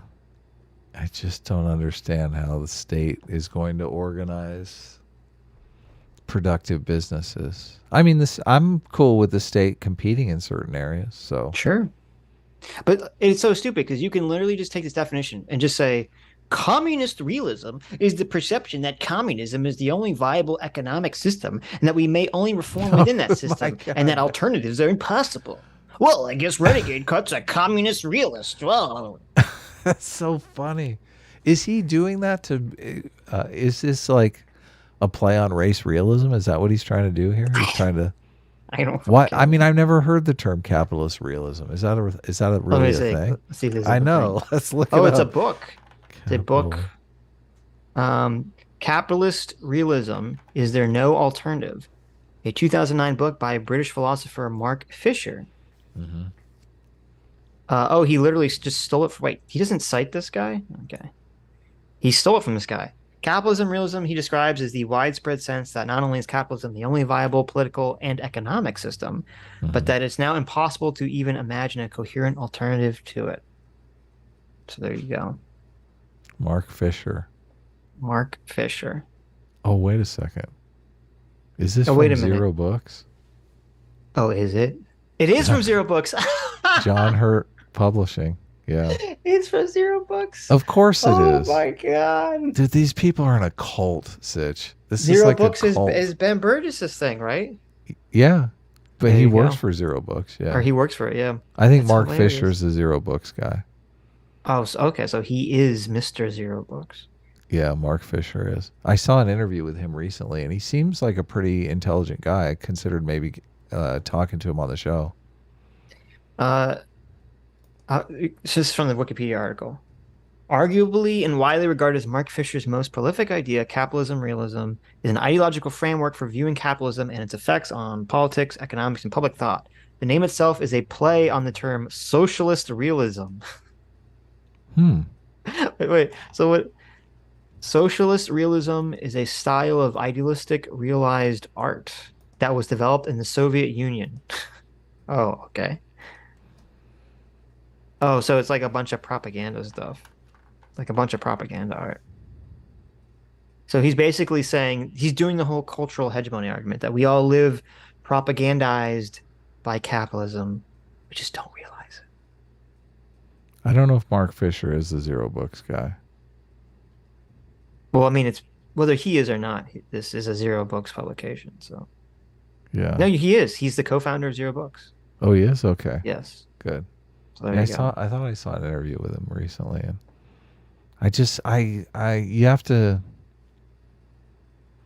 I don't. I mean, I have to describe it as a religion just because so much of it just seems based on intuition without any sort of substance. There's no there. Yeah. Oh my God. You know what? Zero Books. Welcome, everyone. It says, let me see if I can find a way back for this because they deleted it from their website. So I'm actually curious about this. Wayback Machine. Don't you love the Oh, Wayback Machine? glad to see Zero Books is like just dying. The YouTube channel is dying. Did you see the giant thread that Destiny posted that just was like the utter destruction of BreadTube? Oh, all the BreadTube channels are sucking. Yeah, did you see it? I did see You it. know, Yeah. I think we get more views than FD Signifier. And FD Signifier always comes into our comment section like he's big shit. Does he really? Yeah. Well, I mean, he releases a video, every Why isn't he going to talk to us? What do you Why mean? is he just going to post comments? He's terrified of us. Oh, okay. He's Don't scared. be terrified of us. He's FD. scared I'm JD Salinger.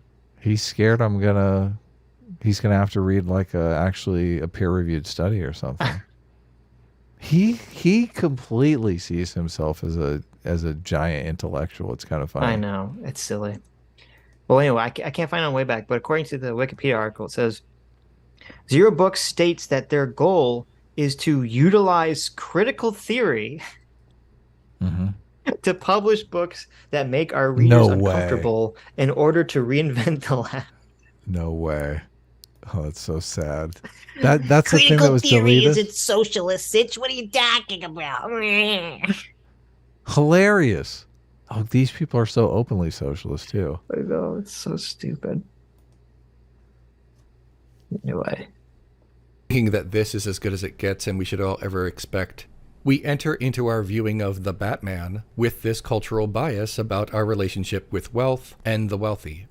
Whoa. Whoa. We enter with that? No, that's your cultural bias, dude. Don't be throwing me in your we, okay? Some of us understand how capitalism works. It's funny because, you know, they always use Star Trek as like the socialist utopia example. Uh-huh. Star Trek isn't even remotely a socialist utopia. It's Yeah. because they only say that because it's like, oh, in the Star Trek fictional universe, because they have replicators and Yeah, cheap energy. superabundance. Yeah, and superabundance, there's no currency, there's no money, essentially. But the culture, even in an organization like Starfleet, which is a military organization, so there's obviously a lot of like group cohesion. You have to do things for the good of the crew and all this stuff. Even with all that going on, it's a super ultra highly individualistic culture. The whole thing is about what you as an individual can do to excel and better yourself. Totally. It's like Yeah. Star Trek is so steeped in liberalism. It's like it's just dripping with liberalism. Even like the bartender there in the situation. Like I've worked as a bartender before and it's fun. It's totally fun. And if you're a person that just likes to talk to people, I could see someone just, doing that because it's a role to fill that is satisfying. Right. Yeah. Yeah. I guess where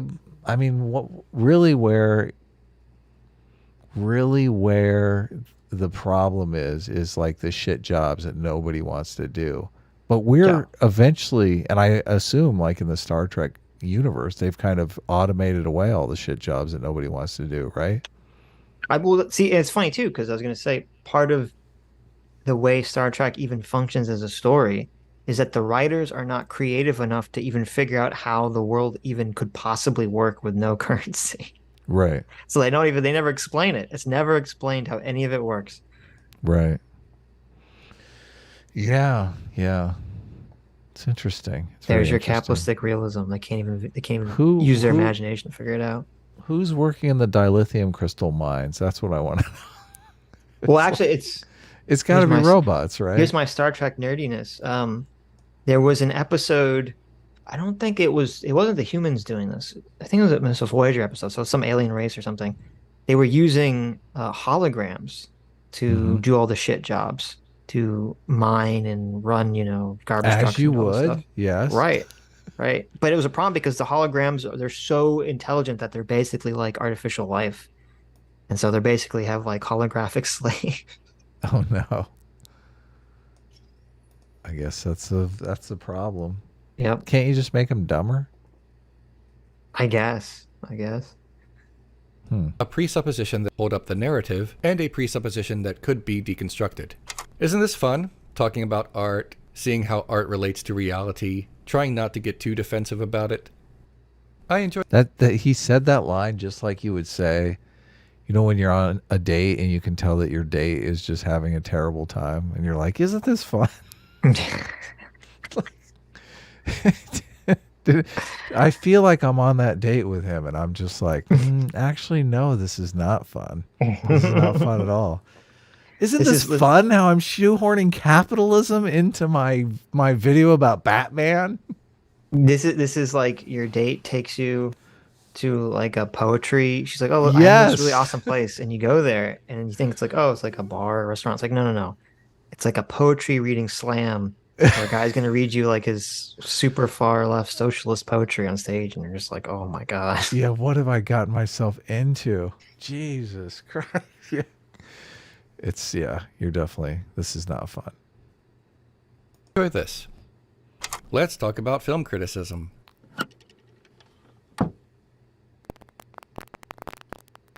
What's happening? It's dramatic. Shit. Well, we're fast forwarding past that music. The music, yeah, who knows? Information. Look, why does he do this to us? Okay, hold on. He's doing it to us deliberately. We'll figure it out. We'll just talk over it. No. Oh, there we go. Okay. No, don't do it. No, we're fine. We're fine. It's hilarious because he's so anti-capitalist that he's like, I'm even going to sabotage my videos. Is he really, he can't find some alternative? Is that what all this is about? Like he wants to use music and the music keeps getting Oh, hey, it could be claimed. copyright-free music. Who knows? This is like a famous song. I recognize Is this it? song Oh, instantly. I can barely even hear it. Yeah, it's a famous song. Okay. This video is going to get copyright claimed if you do the song. I don't care. It's your Well, we'll just talk over it till he starts talking. Okay. A Blah, blah, blah, structuralist blah. approach to film criticism puts more emphasis on the fixed nature of language, conventions, and code to convey particular information. A structuralist analysis relies on the premise that communication has a specific goal or meaning, and that finding that meaning through signifiers and the signified is the essence of analysis. Is this where FD signifier gets his name? Because he is a big time maybe? communist. Yeah. He's Yeah. a big time like socialist queer theory. Yes. I was arguing in the comments with him about trans people. Did he read this or it seemed like he was saying something else and He didn't read this, no. yeah, what the fuck, dude? You put words on the screen and then you talk and say something completely different. Right. What is the point? That's a good question. Look, Maybe to supplement what he's saying, if I'm to let- be charitable. maybe this is why he's anti-capitalist, because he's just like, he doesn't want to improve his videos. He's like, what the fuck? Structuralism purpose that human Structuralism proposes proposes God that damn it. human culture can be understood by a structure modeled on language, connected units, signs, or of reality, the signified, and abstract ideas, the signifier. Okay, so this is just like symbolic language. Is that what that means? I don't even understand what that means. Well, I mean that's a pretty foundational idea to humanity. Like we're a symbolic creature. We deal in abstracts. Other animals, I don't think, do that. So, Let's see. According to Wikipedia, structuralism is a general theory of culture and methodology that implies that elements of human culture must be understood by way of their relationship to a broader system. It works to uncover the structures that underline all things that humans do, think, perceive, and feel. I mean, I do think humanity is nested systems. Yeah. Right. I believe in that. List analysis relies on the premise that communication has a specific goal or meaning, and that finding that meaning through signifiers and the signified is the essence of analysis.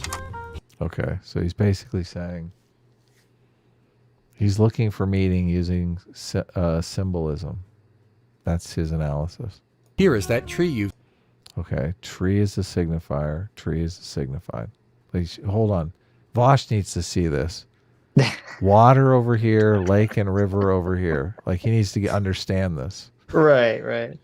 It's very simple. Didn't they teach you this in gender studies, Vosh? Come on. You've seen before. A structuralist analysis of the Batman would emphasize how Batman's character arc fits into the pre-existing conventions of film, how well it adheres to this, and how much it subverts it. A post-structuralist analysis to film criticism recognizes that words and images we choose to convey information are imperfect, and that this communication contains contradictions. What the fuck? It's so Okay, so annoying. it's weird because what he wrote is far clearer than what he just said. Right. It's so annoying. The slide says post-structural film analysis often emphasizes cultural biases and presuppositions, particularly how these contradictions shape what the film conveys. Yeah, what is that? Can we dumb that down for... Well, for me? I think he's about to explain it, Okay. and it's really, really stupid. Layman's terms? Good. Yes. Post-structuralist approach to film criticism might emphasize the pre-existing cultural biases of the creators of the film, as well as the presumption of those cultural biases in the audience. For example, the Batman addresses race and class, but spends more time ignoring grievances related to race and class than it does acknowledging these grievances. Mere absence is not immediately meaningful, but absence as contrast might be. For example, I just as a pragmatist, what is the purpose of acknowledging the grievances? It depends what you're trying to do. How is that going to make the movie-going experience any better? It's right. We have to listen at them. All of our art, everything we do has to improve society. And by improve society, I mean drag society to be more socialist. So if the movie doesn't do that, then it's a bad movie. I like the whole idea that you can't have a black actress on screen without, a paragraph in the bottom right-hand corner and says, "Oh, slavery happened, by the way, America's side." It's like, No. See, when Catwoman is black in the Batman, basically there should have been a scene. There should be a bunch of scenes where every time she interacts with like a white person, they're like, "I can't believe I have to interact with this black person." Oh my God! To signify how racist white people are and how racist society is. That's not how you acknowledge the grievance. That's how you embolden the grievance. Yeah, I know. I don't remember. Oh no! This is what you need. You need a scene where when Batman is like, how Batman is yelling at Catwoman for being a criminal, mm-hmm. and then she gives a story about like how fucked up her childhood was, right? And how her fucked up childhood stemmed from the fact that basically she's, spoiler warning, well, I won't give a spoiler, but basically she's someone's daughter, and she had, they basically abandoned her, and her mother was killed, and she basically lived as an orphan. Mm-hmm. Okay, this is Renegade Cut's problem. The sad sap backstory for Catwoman that creates her as a character has absolutely nothing to do with her race. Oh, you're right. Whatsoever. It has to just do with that bad things happen to her mother, okay, yep. And her own self. And you could say it was associated with class because presumably her mother was poor and she was poor, but it had nothing to do with her race. She was working class, right? Well, she's a prostitute. I don't know if that counts as working class, but okay. Well, that's what they say, working girl. Don't you know that's okay? What it There means? You go. Yeah, there you go. But no. So what Renegade Cut would have liked is, well, you see, the reason that my mom had to be a prostitute was because her parents were redlined by the racist white people in 1955, and they couldn't buy a house in the good areas. And then, they lost all their wealth because it was destroyed when, Tulsa, Oklahoma was blown up by racists. And that's why she became a prostitute. And he wants like this whole like it has to connect to her race. And the fact that her race is, I don't even think ever mentioned at all, if I recall correctly, in Batman, bothers him. Yeah. That's not acknowledging your privilege. Right. Ruin the whole movie for him. Right. But thank goodness, because the last thing I want to see in my Batman movie is that kind of garbage. Seriously, like, what the hell? Nobody wants to see that crap. No. And it's so funny because there's a scene in the first episode of She-Hulk that a lot of you have probably seen, and it's the worst scene in all of She-Hulk so far. Mm-hmm. And basically, Jennifer Waters, whatever her name is, mm-hmm. is yelling at Bruce because Bruce Banner's all like, you need to learn to control your Hulk powers. It's not safe for you to go interact with society. And she's like, I already can control my Hulk powers. And the reason I can is because I'm a woman. And women are naturally better at controlling their anger because women are subjected to catcalls and mansplaining. So therefore, I have much more experience than you, Bruce Banner, guy who's battled with anger and being the Hulk for 15 years and has lived a life that's so horrible that you basically had to run away to various third world countries and tried to kill yourself, but was unable to because you were the Hulk. You don't know how to control your anger, but I do because I'm a white woman who's been oppressed by catcalling and mansplaining. Yeah.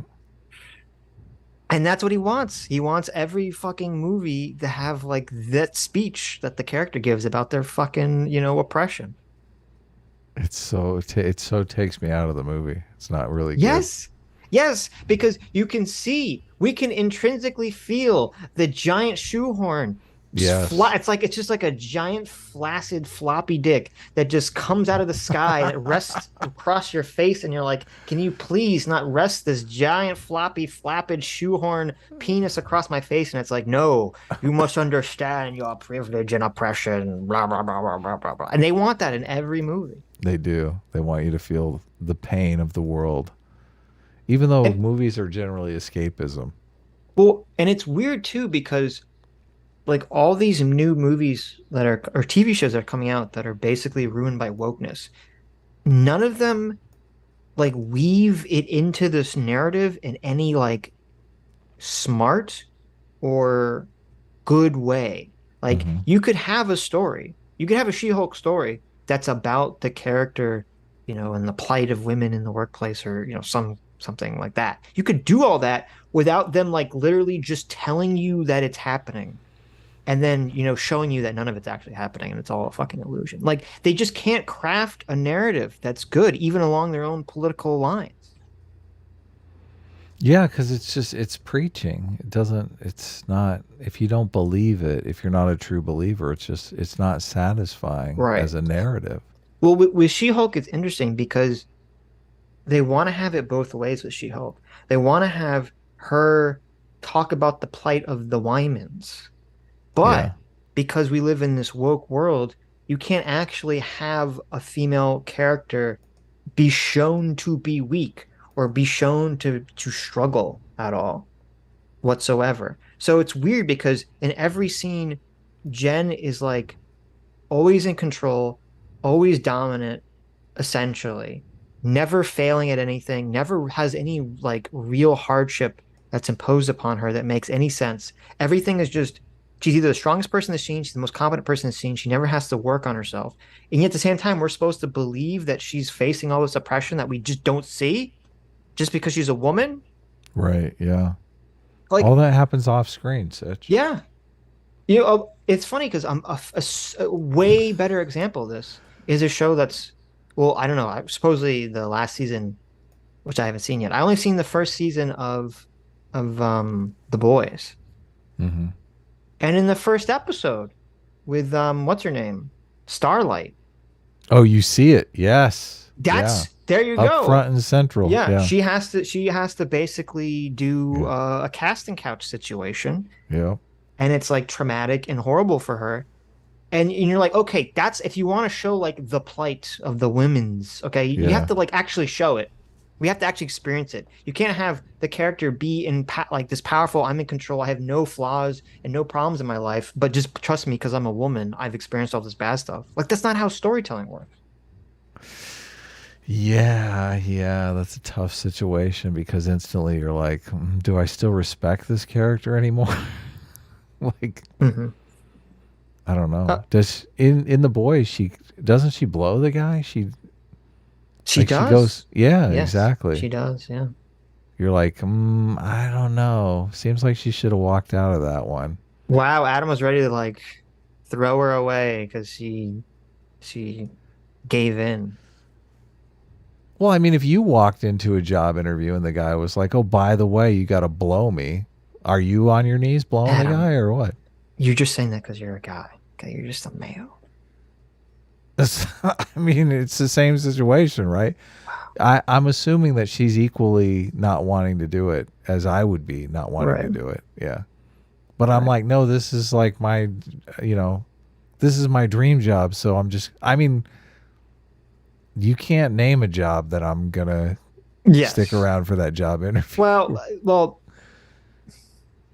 You know the when you, rumor when you that add when you add an element of homosexuality, I think it changes the situation drastically. how? It's blowing somebody you don't want to blow. How is it any different? It having feels sex like with- it adds an extra layer of like extra. I'm not gonna do this. Assuming you're not gay, that is. How about this? Like it's a woman, but it's a woman you find just completely unattractive. Okay, see, I think that's a much better Yeah. example. Okay, so you're like, gonna if you had in that situation you're gonna plunge in. I'm You're not. gonna No, be like, okay. I wouldn't. I wouldn't. I don't think I would. It depends on what the situation was, because her situation is set up that this is basically something she's been training for her entire life. Mhm. Her entire life has been the goal of making it on, the Justice League equivalent team. No, I know it's And it her is and her mom it's is high stakes. basically right. It's very so for her. It's like she's like my entire. This is this is the culmination of my entire life. It's been to do this one thing, and Yeah. then you have this creep shit guy who basically takes advantage of that. No, I And I can agree. see why tons of people in that situation would and have in the past, done things like that. Of course, I wouldn't do that, but There's a that's very me.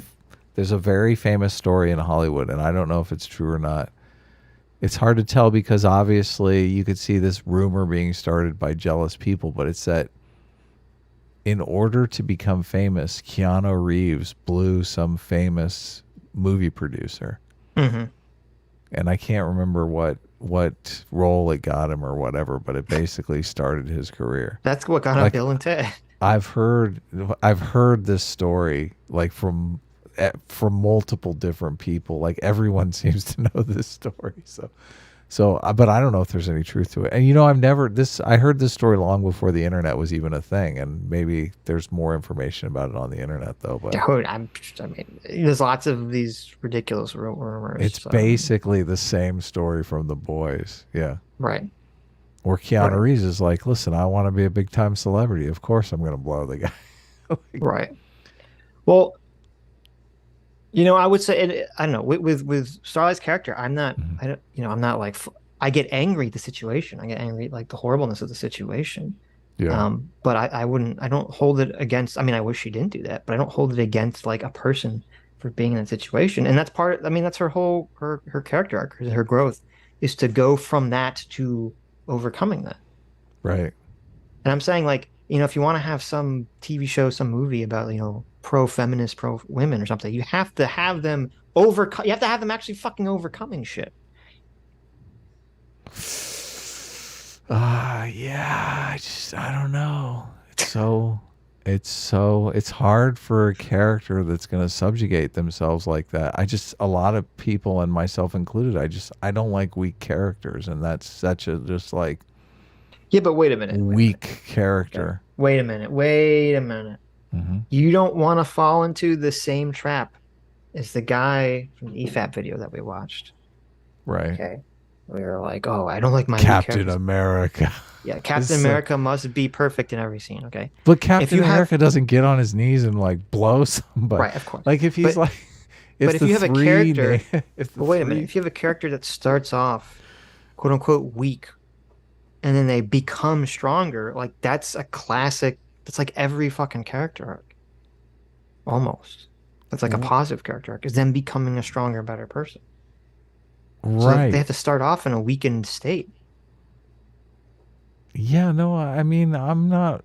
It's not unforgivable by any means. Okay. I mean, I don't know. yeah. I think it's just a weird reaction. I didn't think. stop. I didn't stop watching, and I didn't Right. think, "Oh, this person's a piece of shit." Like this character. Like What's what you Come made on. it sound like? come on, I'm not a monster for heaven's Okay. sakes. Jeez, Okay. I just think it is a. You're definitely looking at that character like that's a weak move. Like if Of course. Right. But it's not like she didn't have. It's not like there weren't other moves that she could potentially make, right? I don't know. I mean, Yeah. you would hope so. But Yeah. she at the moment felt like that was the move to make. Right. Well, But I mean, it just seemed like This yeah. is, but I mean, I think you're not being fair because, I've never been in a sexual situation should we? like I that. feel like should we describe? Have we adequately described the situation? This is Maybe. okay. The situation is Starlight, who's now joined the Justice League or the Right. equivalent of Justice League. She has just joined them.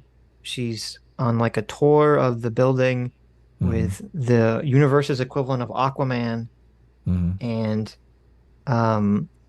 she talks about how she used to have a crush on him when she was younger, Mhm. and then he immediately takes off his pants and is like, just like Blow me. let's have sex or something. And she's like, oh no, like I didn't mean that or something. And then he kind of like, it seems like my read of the situation was because he's embarrassed that he like misread the situation, he like turns it into like a forceful situation where he then basically says like, hey, if you don't blow me, I'm gonna get you kicked out of the Justice League. and say that you attacked me violently. Mm-hmm. And so that's the situation. And yeah, I mean, I would hope that, I would hope in a situation, and well, it depends on the time too, because obviously, like in today's world, right? Mm-hmm. If something like that happened and she left the room and said this guy tried to sexual assault me, that guy would be crucified, obviously. Right. But in like a pre-hashtag woke Me Too world, the situation's a little dicier, but whether they would believe her or not. Yeah. So I can understand people being in those situations and making bad decisions because people do it every day. Of course. Yeah. So I don't necessarily want to follow a character around that makes bad decisions. So. Well, I don't want to follow a character around who constantly makes bad decisions. I'm fine with them making bad decisions, and then, I mean, she learns from the bad decision. No, and it is a good hook for that reason, because you're like, okay, that was a pretty dumb thing to do, but like, let's see where this goes. And, learning and growing is what movies are about. Well, and not only that, but see, I give at least the first season of The Boys credit for, most shows, that situation happens and then the girl like punches the guy in the nuts and she storms off and he gets thrown in jail or something, right? Like the shows don't have like the balls, I guess, no pun intended, to sort of like show like something like really kind of dark and fucked up like that generally. Mm-hmm. So I give them credit for that. Yeah, no, The Boys I think is interesting. I really liked Invincible too. Well, Invincible would have been good if Mark wasn't such a whiny bitch, but right. See, that's a perfect example. And I don't understand how you can talk about how you have problems with Starlight, but you don't have problems with Mark. Because the thing is, Starlight starts off you're right. weak. I forgot about how Mark got down on his hands and knees and fucking blew a guy. No, but okay, obviously it wasn't like that. I forgot. So Starlight has, starts off by blowing a guy and coming off as quote unquote weak because of it. But then she learns and she becomes better because of it. She gets knocked off the horse, but she gets back on the horse and she becomes a better character living through that experience. Mark, it's like the opposite. He's all like, oh, I want superpowers so bad. I want superpowers so bad. Oh my God, give me the superpowers. And when he finally gets superpowers, all he does is whine and bitch and moan about how much it sucks and how hard it is to be a superhero. And he's like, oh, I didn't think it'd be this hard. It's so difficult. I have to live a double life. Wah, wah, wah, wah, fucking wah. And he never says, hey, maybe I should train harder. Maybe I should try to take this seriously. Maybe I should actually, I need to become a great hero like my father. I need to take this fucking seriously. He keeps getting his ass beat down and he never fucking learns from it. And that's why it bothers me so much about Invincible, is that Mark is such a horrible fucking character. Right. Like every part of the story that doesn't center on Mark in Invincible is great, but Mark fucking sucks. Okay. I mean, do you disagree? No, I think, no, definitely his character could be more assertive. Like I said. Well, it's not a question of being assertive. It's a question of like becoming a better person. I do like strong characters. I'm not going to lie. I mean, I just like, I just said I like the concept of the story and I thought it was interesting that, I mean, the only reason that I brought it up because it shares a theme in like the people, power corrupts, I think is the overarching message of The Boys and Invincible, right? Well, no, I don't. Well, I wouldn't say that's the message of Invincible. His dad's a complete a-hole. Yeah, but it's not. His dad I guess you could say it's. His dad basically does the same thing that Aquaman does to Starlight, to his wife. He doesn't rape his wife. Well, I mean, she's just like his slave, basically. He says that. No, he says she's more like a pet. Which pets yeah, but she doesn't realize. She doesn't realize that that's how she doesn't realize that's how she's being perceived by him. Right. Right. So she's not acting on that. So the fact that he's being dishonest about it makes it better. Right, because whenever you see them interact, it seems like he has true affection for her. And it's also implied, at least in the show, I don't know how in the comic, in the show it's implied that he really does love her. And when he said that, he was lying to himself. Mm-hmm. But I don't know. I don't know if it's power corrupts, because it's more like because he's so powerful, he feels like that means him and his people's way is the way that like basically, whoever is the strong, might makes right is basically, I mean, Invincibles is essentially might makes right. That is, you can't father's say that. position. That implies a. No, but it has the moral component to it. It does, yeah. Okay, that's good. So I think it's a little bit different than Power Corrupts. Does Mark say it to his father? Does Mark say it to his father show? No, because Mark isn't a coward. I'm not saying Mark is a coward.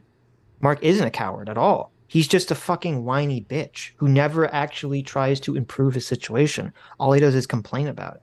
Like, in my mind, I compare Mark to Deku from My Hero Academia. They start as the same character. They're characters who want so badly. They're characters who live in a world of superheroes, and they so desperately want superpowers. And you get Mark is basically just granted these superpowers because of his privilege, okay? And what happens to him?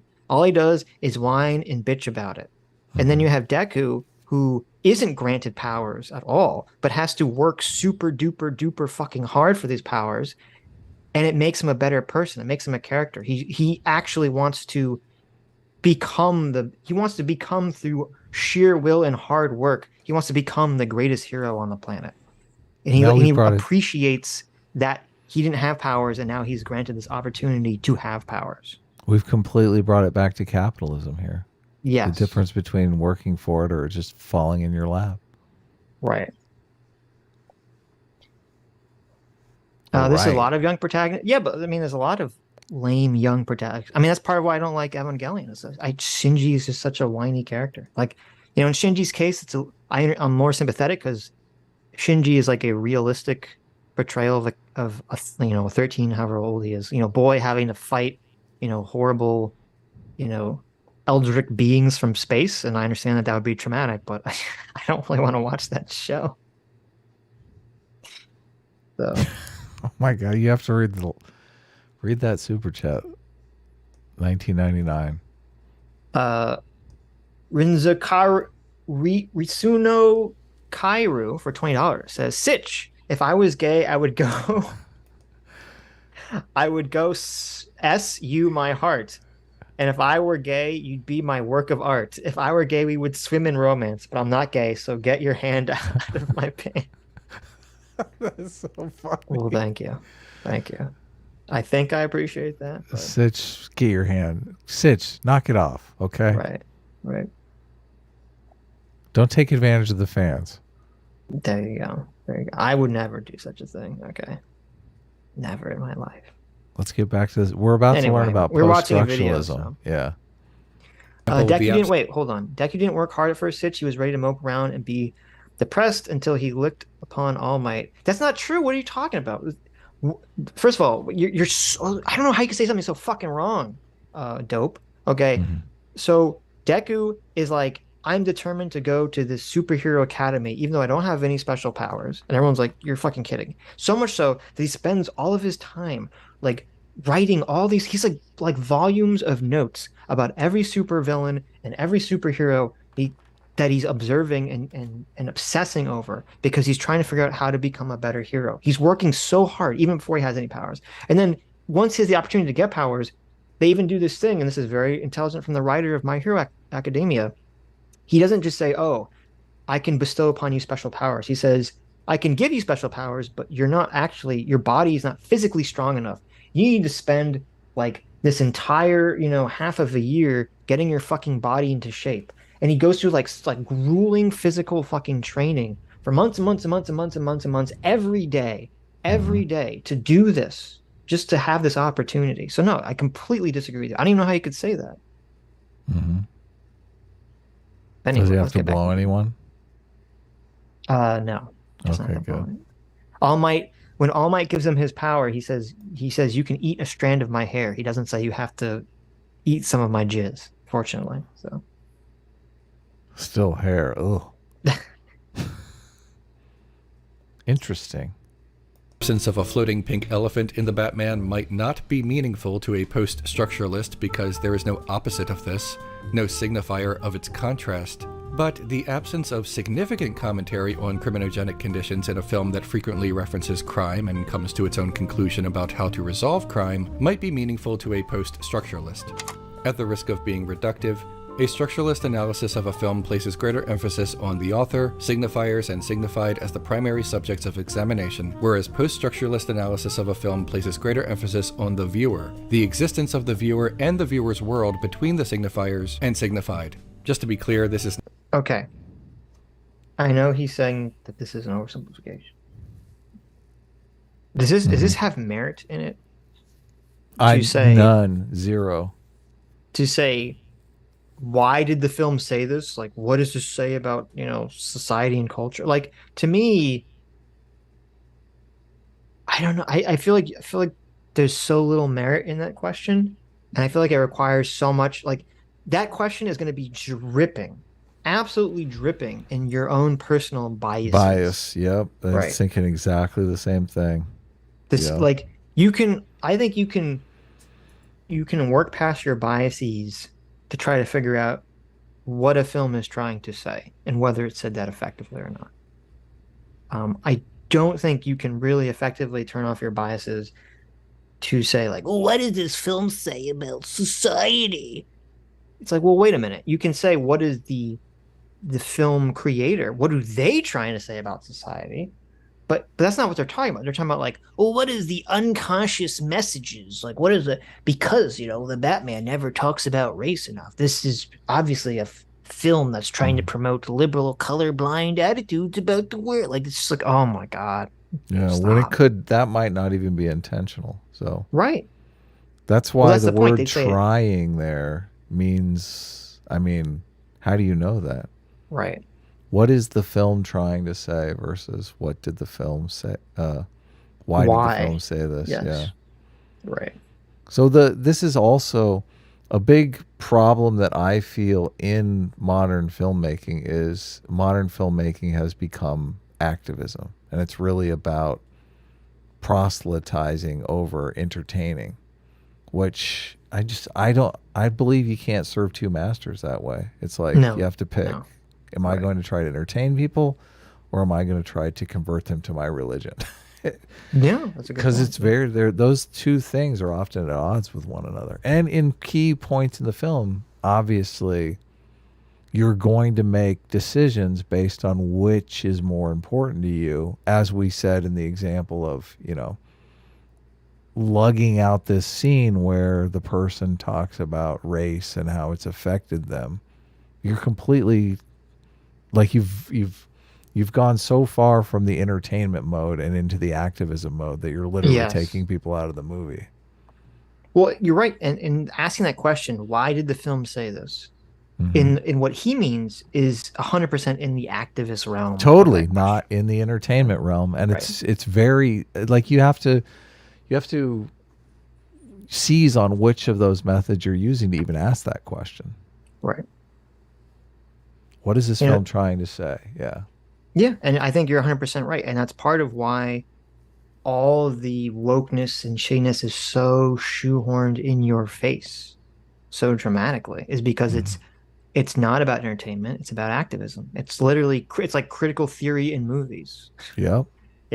Everything must serve the master of pushing some political message that I think is going to, quote unquote, improve society. Yeah, sad. Not a complete definition of post-structuralism or a proper lesson. Also, in reducing these terms this way, I run the risk of inaccuracy, but this is also, a YouTube video. Which should be entertaining. Here is a structuralist approach to explaining the Batman. In the beginning of the film, Batman's inner monologue mythologizes crime in Gotham City. Okay. I fucking hate that mask so much. What's up with this map? I hate it. What is this? It's so weird. Come on, it's the avocado. It's like he looks like a midget with like a gumdrop Oogie Boogie head. I don't know. I just thought it was a weird mask. Oh, it is Oogie Boogie. You're right. I don't know what it's supposed to be. It's just so weird. Batman's inner monologue mythologizes crime in Gotham City. We experience it as a force of nature, or human nature, something in the air, or something in our blood, but in either case, inevitable.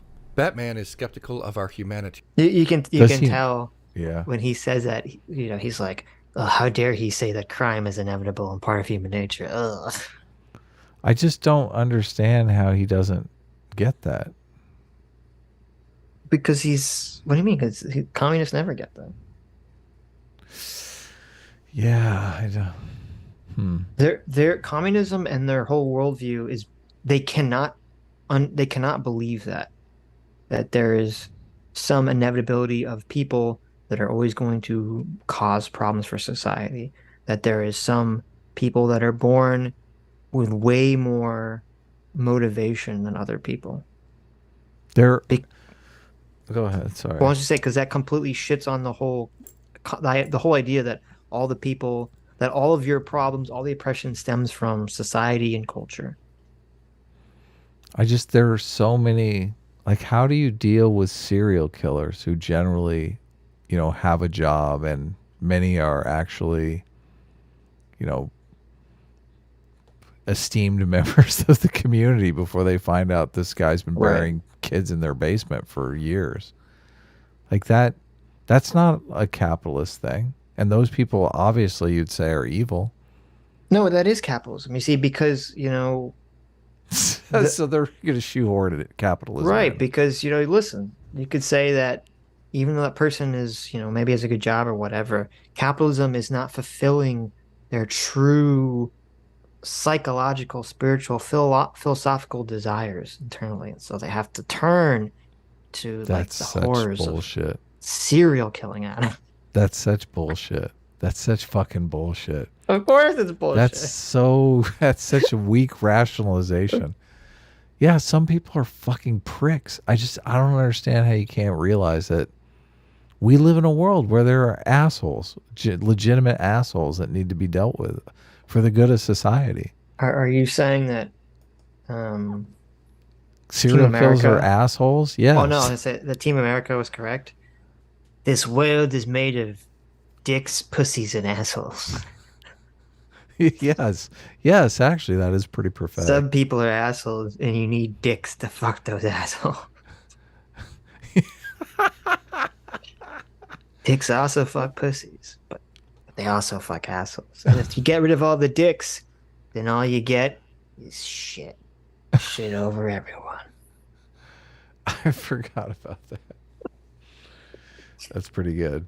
There was key societal wisdom in that puppet movie. Okay. We should do some post-structuralist analysis of Team America. What was this movie trying to say, and was it effective?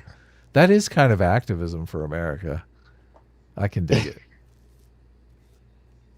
T. And believes more should be done to fight crime. Batman is visually represented as shadow, as the darkness of night. His first targets are thrill-seeker criminals performing unambiguously vindictive acts on complete strangers. Randomized violence with no goal except the act itself and perpetrated by a stylized... Okay, so Mr. Understands Crime literally didn't understand what was happening in this scene, which is shocking to me. Okay. Don't they steal his shit? Well, no. It's worse than that. They're not thrill seekers. It's not just for no reason. Right. It's a gang initiation. You're right. Okay? Because the guy who has to attack him, he only has half of his face painted with the Joker makeup. So they're like, in order to become part of this Joker gang, you have to commit a random violent act on a random person. That's such a massive key element that he left out of the scene. Plus, that goes a long way to explaining the thing we were talking about, human nature, because the idea behind the gang initiation is that we have dirt on you that we can use against you to foster loyalty between the gang. Well, yeah, that's part of it. And another part of it is, show that you're willing to sacrifice for the cause, right? Yeah.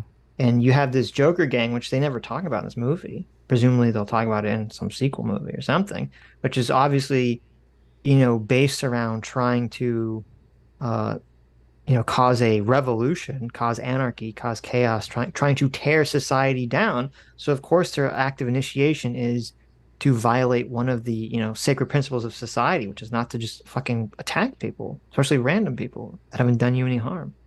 Yeah. So Innocent no, I people. mean these people are pure scum, but I don't know, for some reason he completely leaves that element out of it and he just calls it thrill seeking. Do you think they were in a Well, thrill-seeking gang, or you think they're organized crime, like stealing and stuff they're like that? organized. That's why they're all dressed. That's why they all have the Joker makeup. And it's actually, actually I know why he left that element out because these people are trying to enact wide-scale social change. Mm-hmm. They're the bad guys. And he doesn't want to talk about that. Right. So they're just random thrill seeker criminals. They literally do side with the criminals. It's pretty disgusting, to be honest with you. Evil visage that is completely dehumanized. When his voiceover monologue is complete, his first spoken words are, "I'm vengeance." At the climax of the film, Batman recognizes that vengeance is not the same as justice. Batman leads his people out of darkness and toward the light, visually represented by his torch and finally by the dawn that shines on them on this new day. A structuralist analysis might conclude that justice outweighing vengeance is the authorial point of the film, or the message of the film, or the meaning of the film, because it is laid bare at the climax where it's supposed to be, and because it is foreshadowed many times, and that this is the progression of the protagonist's character arc. It was dark, but now there is dawn. Justice has been served. Batman is a hero, a pseudo-biblical figure that leads his people from bondage and sends them towards the heavens. Whatever else this is, rest assured that this is justice. This is what the movie is trying to say. So I agree with him that I think that is what the movie is trying to say. But I think that's part of why I think overall the Batman, even though it has a very good visual theme, maybe the best visual themes of any Batman movie, and I really like the song, the Batman song in that Mm-hmm. movie. I think overall it fails as a movie because thematically the movie doesn't really make sense. Mm-hmm. Because it's like it doesn't actually I think the writer and director failed to show and materialize what's going on. Like if Batman beats up a criminal and stops him from attacking a guy, that's not vengeance at all. Vengeance is an act of retribution against someone who has already committed a wrongdoing. Right. You don't use vengeance to protect someone. You use vengeance to get revenge on someone who's done something wrong Yeah. already.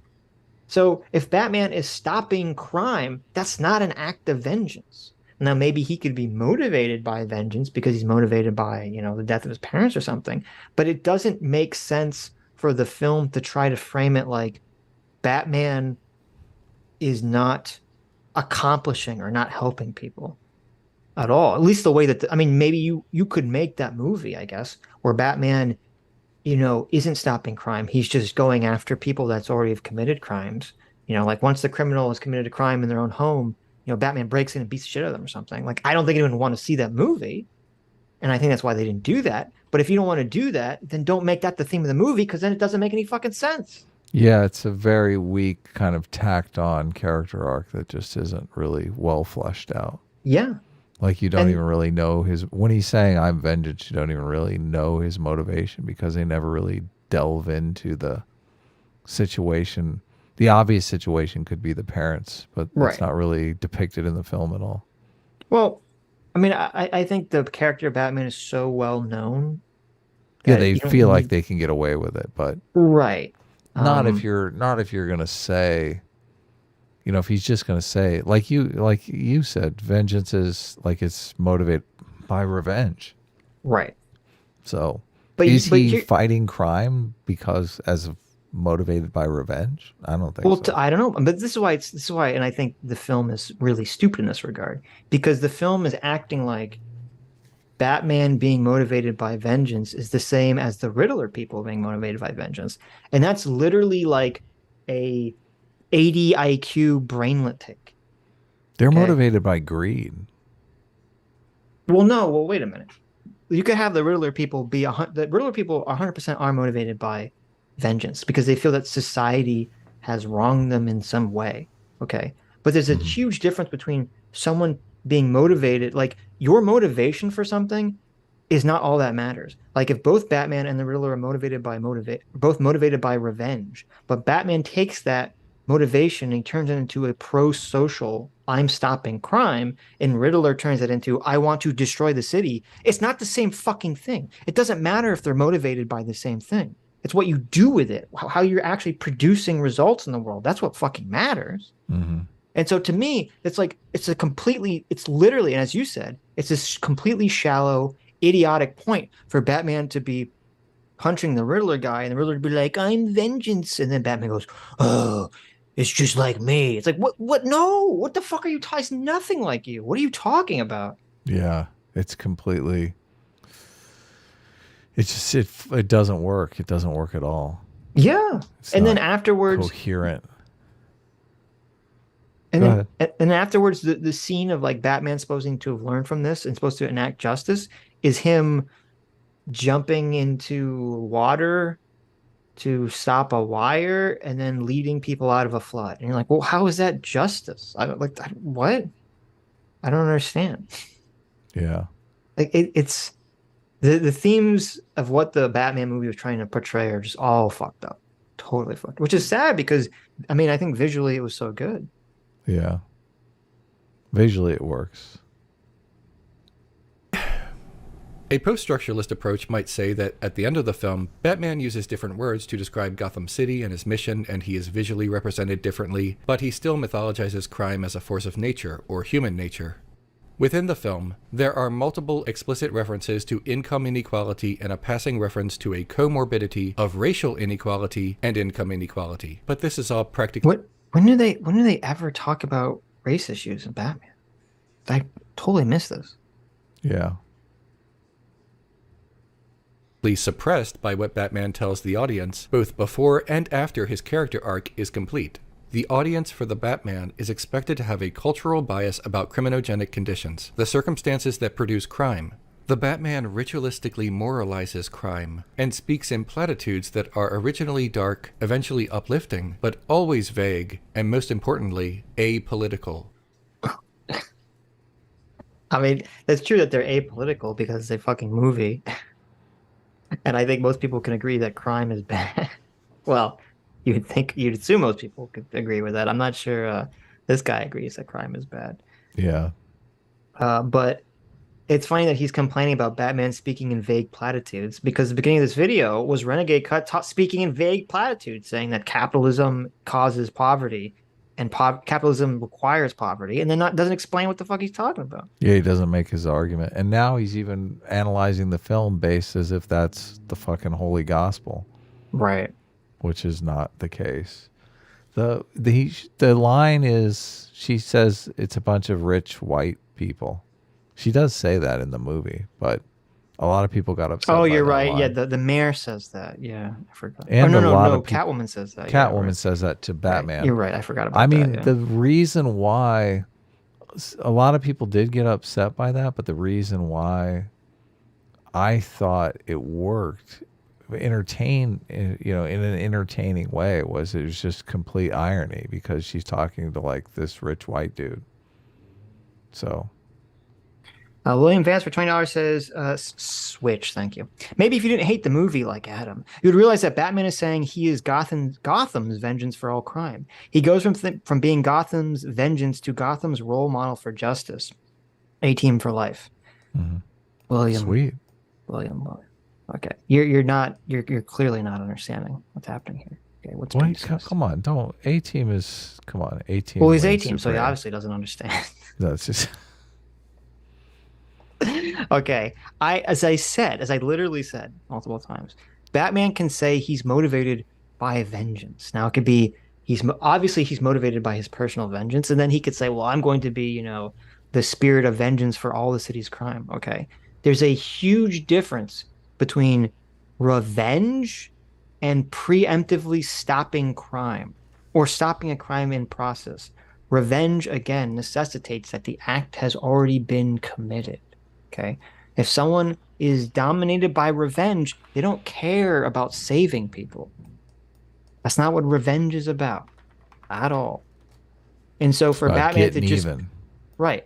So to have a movie set up where Batman is supposed to be just quote unquote the spirit of vengeance doesn't make sense because that's literally never been Batman's character. Batman will always say like, I am vengeance, I am the night, I am Batman. He says that, but he doesn't act like that's just a thing he says to be scary, right? Like Batman is not just this spirit of vengeance who goes around like how many times have you seen the Batman comic where some guy is like eating cereal at home and Batman busts through the window and just beats the shit out of him because that guy like robbed someone a week ago.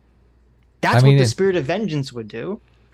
They don't do a good job of articulating it in the movie because they don't, like you said, they don't bring in the source material, but you could, in a very headcanon way, say, obviously he's upset about the death of his parents. That was a random act of violence, and now he's going to seek revenge through going after random criminals.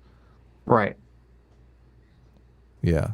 So you have to make, unless you're going to be like Renegade Cut here, okay?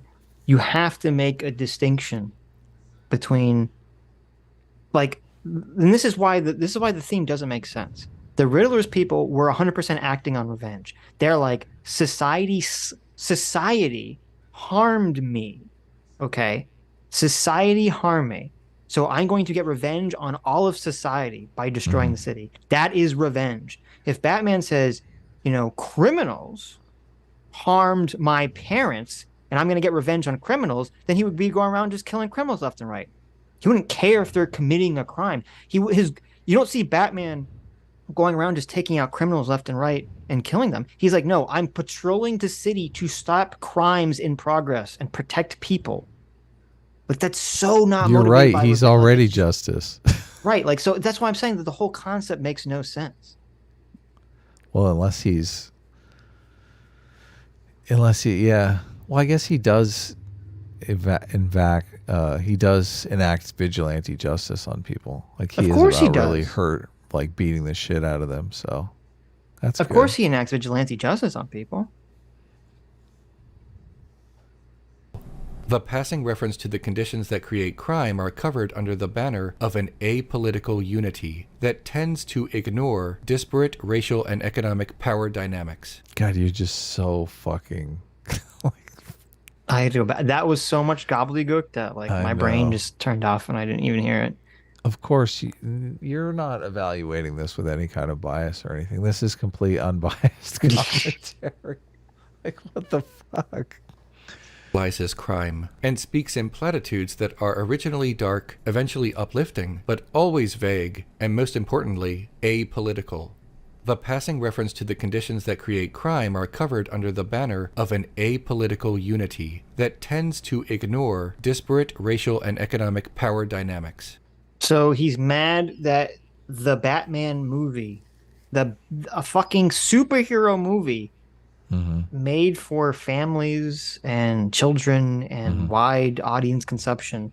With jobs and like regular lives. Yes. He's mad that the newly elected mayor didn't say, the reason that we have crime in this city is because of capitalism and all of the evil white cis hetero male patriarchy that has been hurting our society via capitalistic memes. And we must seize the memes of production.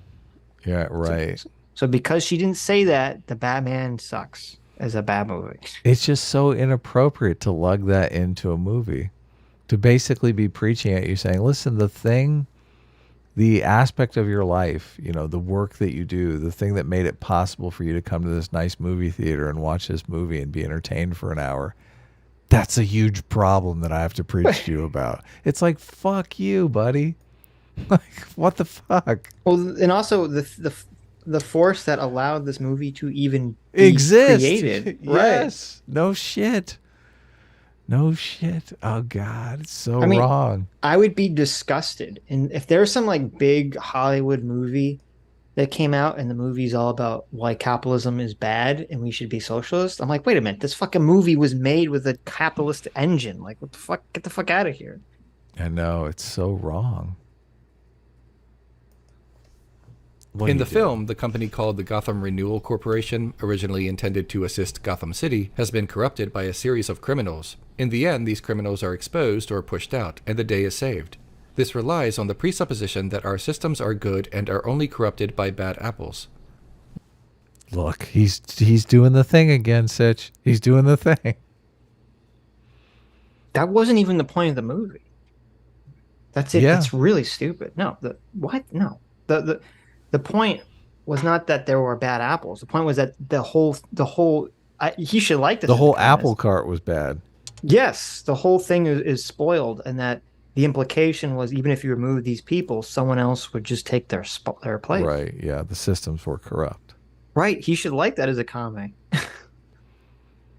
Well, I mean, he doesn't believe it. He thinks the systems are only corrupted by capitalism, not by people. Fraud. Yeah. Yes. How does, because it is, and this was, I misspoke when I said that Riddler was driven by greed. Riddler was driven by vengeance, right? Mm-hmm. Because he didn't fit in society. I was thinking of Penguin and his gang. Well, yeah, they're driven by greed. Yeah. Right. Obviously. Yeah. But the problem is, and something that I guess, these communist types don't understand, is that there's always people like the Penguin. They're always waiting in the wings, so to speak. Yeah. To enact, to steal, to be corrupt, to try to take everything from everyone, that have zero care about society, zero empathy for other people. They're the takers. Yeah. They're the takers. And the other takers. Right. Because there's the takers and the makers, and they're like the other takers. Yeah, the Andrew Tates, if you will. But who basically view like, well, you should just take everything you want and fuck everyone else. And the only thing that stops them is a strong society with strong institutions that prevents this behavior. That's all that stops them. Right. And the problem is that people like Renegade Cut think that those people only are that way because of society, because of capitalism. I was like, no, you fool. Those people most of them are probably like just like that. Right. You couldn't really stop them from becoming that. And, you just have to stop them from enacting horrible things, onto us, essentially. Yeah, they're selfish. Right. Listen, if only we could just give them a hug. If only I could hug them and tell them that they're loved. Yeah. Okay. I mean, I don't want to say that there isn't, I don't want to say that people are like born to be evil necessarily. There are some people that are born to be evil. But I think with a lot of people, we've talked about this before, you get sort of the wolf sheepdog situation, where it's like you have a certain amount of people that kind of have this propensity to aggression, this propensity towards, maybe violence, maybe action, whatever you want to call it. And it's like our society can either train those kinds of people to be the sheepdogs and the protectors, or if you don't train them to be that, they kind of fall into becoming the wolves. Yeah, I don't know how much really training you can do. I don't know. Some people just have that inclination that they're bad people. Yeah, some people do. There's always going to be some people that have that inclination. But there's a lot of people, I think, that you can focus that aggression in a direction that's helpful and beneficial to society. I don't know. Do you think people like you can? I mean, there's obviously some biological component going on, because there are some people who just, they have no qualms about lying, cheating, and stealing, and that's just their ethic. I mean, they're even stated ethic in some situations, especially when you're talking about organized crime. Is there a way to reform those people? Well, I'm thinking about the guy who wrote like American Desperado, and you have to separate. There's a lot of people involved here. You have to separate out. So a lot of people that will maybe be at the top of these criminal organizations, you couldn't really prevent that from being who they are. Right? Yeah. But a lot of their underlings, those people are like the sheep. that could be swayed in a different direction depending on whatever their environment is at the time. Right. So if those people, were born in a different situation in a society that was stable, in that they had opportunities and, people, and they lived in a situation where society was basically telling them, you can't do X, do this, engage in these pro-social behaviors, go to school, get a job, blah, blah, blah, blah. Those people would, I think, 100% be changed. Yeah. It's a tough question. David Sloan Wilson talks about this, about how so much of it is the environment, and that if you are a pro-social person in a pro-social environment, like, you're going to thrive. But if you're a pro-social person in an anti-social environment, which Batman is representative of, that's the whole problem. The city is tipped into a situation where everyone's just anti-social. Right. You're going to be a target. You're going to be, like, it's literally foolish for you to be pro-social in that situation, which that's when society starts deteriorating. That's what everyone is worried about. Like, right now, prosociality is at a high, but people are constantly worried that it's deteriorating. That's the essence of political decay. Yeah, no, that's a good point. Yeah. But there's a lot of people that are not necessarily pro-social, anti-social, that are just kind of like the normie, that are just kind of like at a midpoint. And they'll just follow whatever direction society, is going in. Well, this is I wonder, because there are situations where, I feel like people would rather be honest and forthright and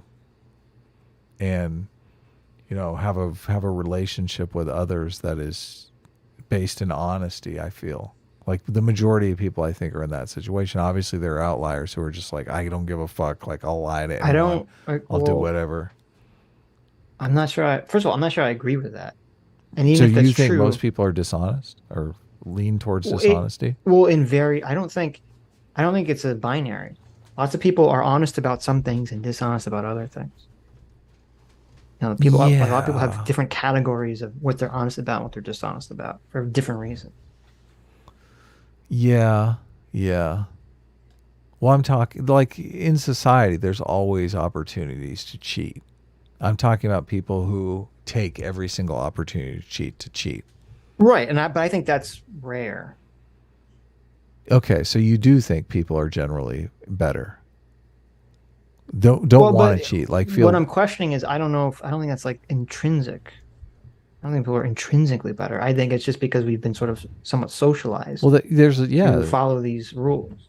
If you feel like everybody's cheating on your taxes, you're like, I'm a fool if I'm not cheating on my taxes. Right. Yes. Yeah. Right. No, I get that. I get that. There's a certain, critical mass that takes place where if you feel like people are cheating, then you should cheat. Yeah. No, I get that.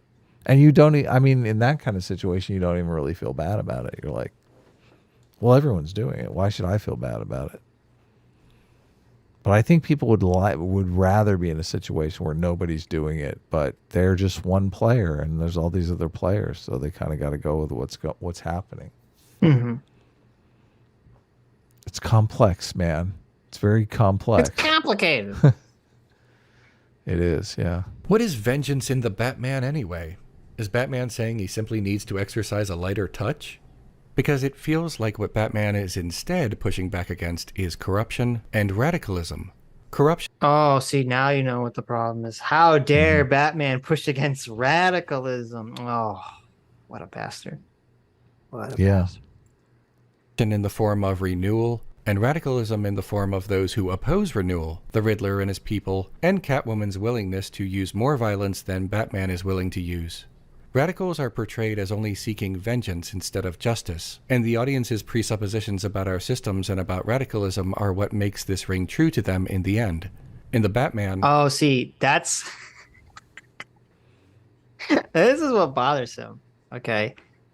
The movie, even though it completely fucked up Batman's themes, was very correct and right on the money for the Riddler character and for the Riddler's like little henchmen teammates. Okay. For the Canes of the world, if we were to Jordan Peterson it, the people who are so angry at their own lives that they want to destroy everything for everyone else. You know, Yeah. the boys you throw out of the tribe will come back to burn it down. He's happy about that characterization in the movie. No, he's very upset by that characterization because it's so true that it strikes a nerve with him. Because he, being a radical communist who wants to spark the revolution, he wants to believe that his radicalism, that his revolution is It's not good. based on anger and vengeance, but on justice. Oh, you're right. You're right. Yes. He's chapped. He's like, look, this isn't vengeance. This is, I mean, but it is. It's social. It's a social vengeance movement. You're not fooling Yes. anyone, man. Yes. What 100%. about it isn't? What about it is justice? I mean, all the people that you're belittling didn't really do anything. I mean, it's Right. problems from the past, not current people. Yeah, and this is so easily illustrated by the difference between wokeness and like liberal civil rights. Because under liberal civil rights, the perception is, okay, we need to remove, racial, sex biases and treat people as individuals and help them, or allow them to succeed essentially in our society without society punching them in the face and holding them back. And then you got to treat everyone equally under these equal principles. Okay, that's what justice is. Treat everyone equally under these equal principles. But as we all know, that's not what wokeness is about at all. Wokeness is about, oh, because you are white and male, I get to insult you and make fun of you. Why? Because vengeance, motherfucker. Because you whiteys, you white males have been running things for so long that now it's our turn to fucking shit on you. You're so right to call it the social vengeance movement because that's all it is. It totally is. Yeah. And this is why this whole conceptualization triggers Renegade Cut. It is a little social justicey in the end here with the black congresswoman and stuff. Well, she's a mayor. But yes, it's 100% woke. This is shoved in some woke like. They're like, take this. Right. Review our movie kindly. Young social vengeance worker. but he's like, no, this is a capitalist fraud because that lady, she's not talking about sparking the revolution against capitalism, so it's not actually not woke enough for me. That's so funny. Justice seems to be working within our institutions. The Batman recognizes corruption and acknowledges corruption, but recognizing corruption is not a condemnation of our institutions, because corruption is the institution not working as intended. Recognizing corruption only condemns corruption and may still tacitly endorse the institution. But what if the institutions, working as intended, create and enforce poverty? Right, yeah. That's what happens. That's why the institutions are made to make people poor. That's the whole idea.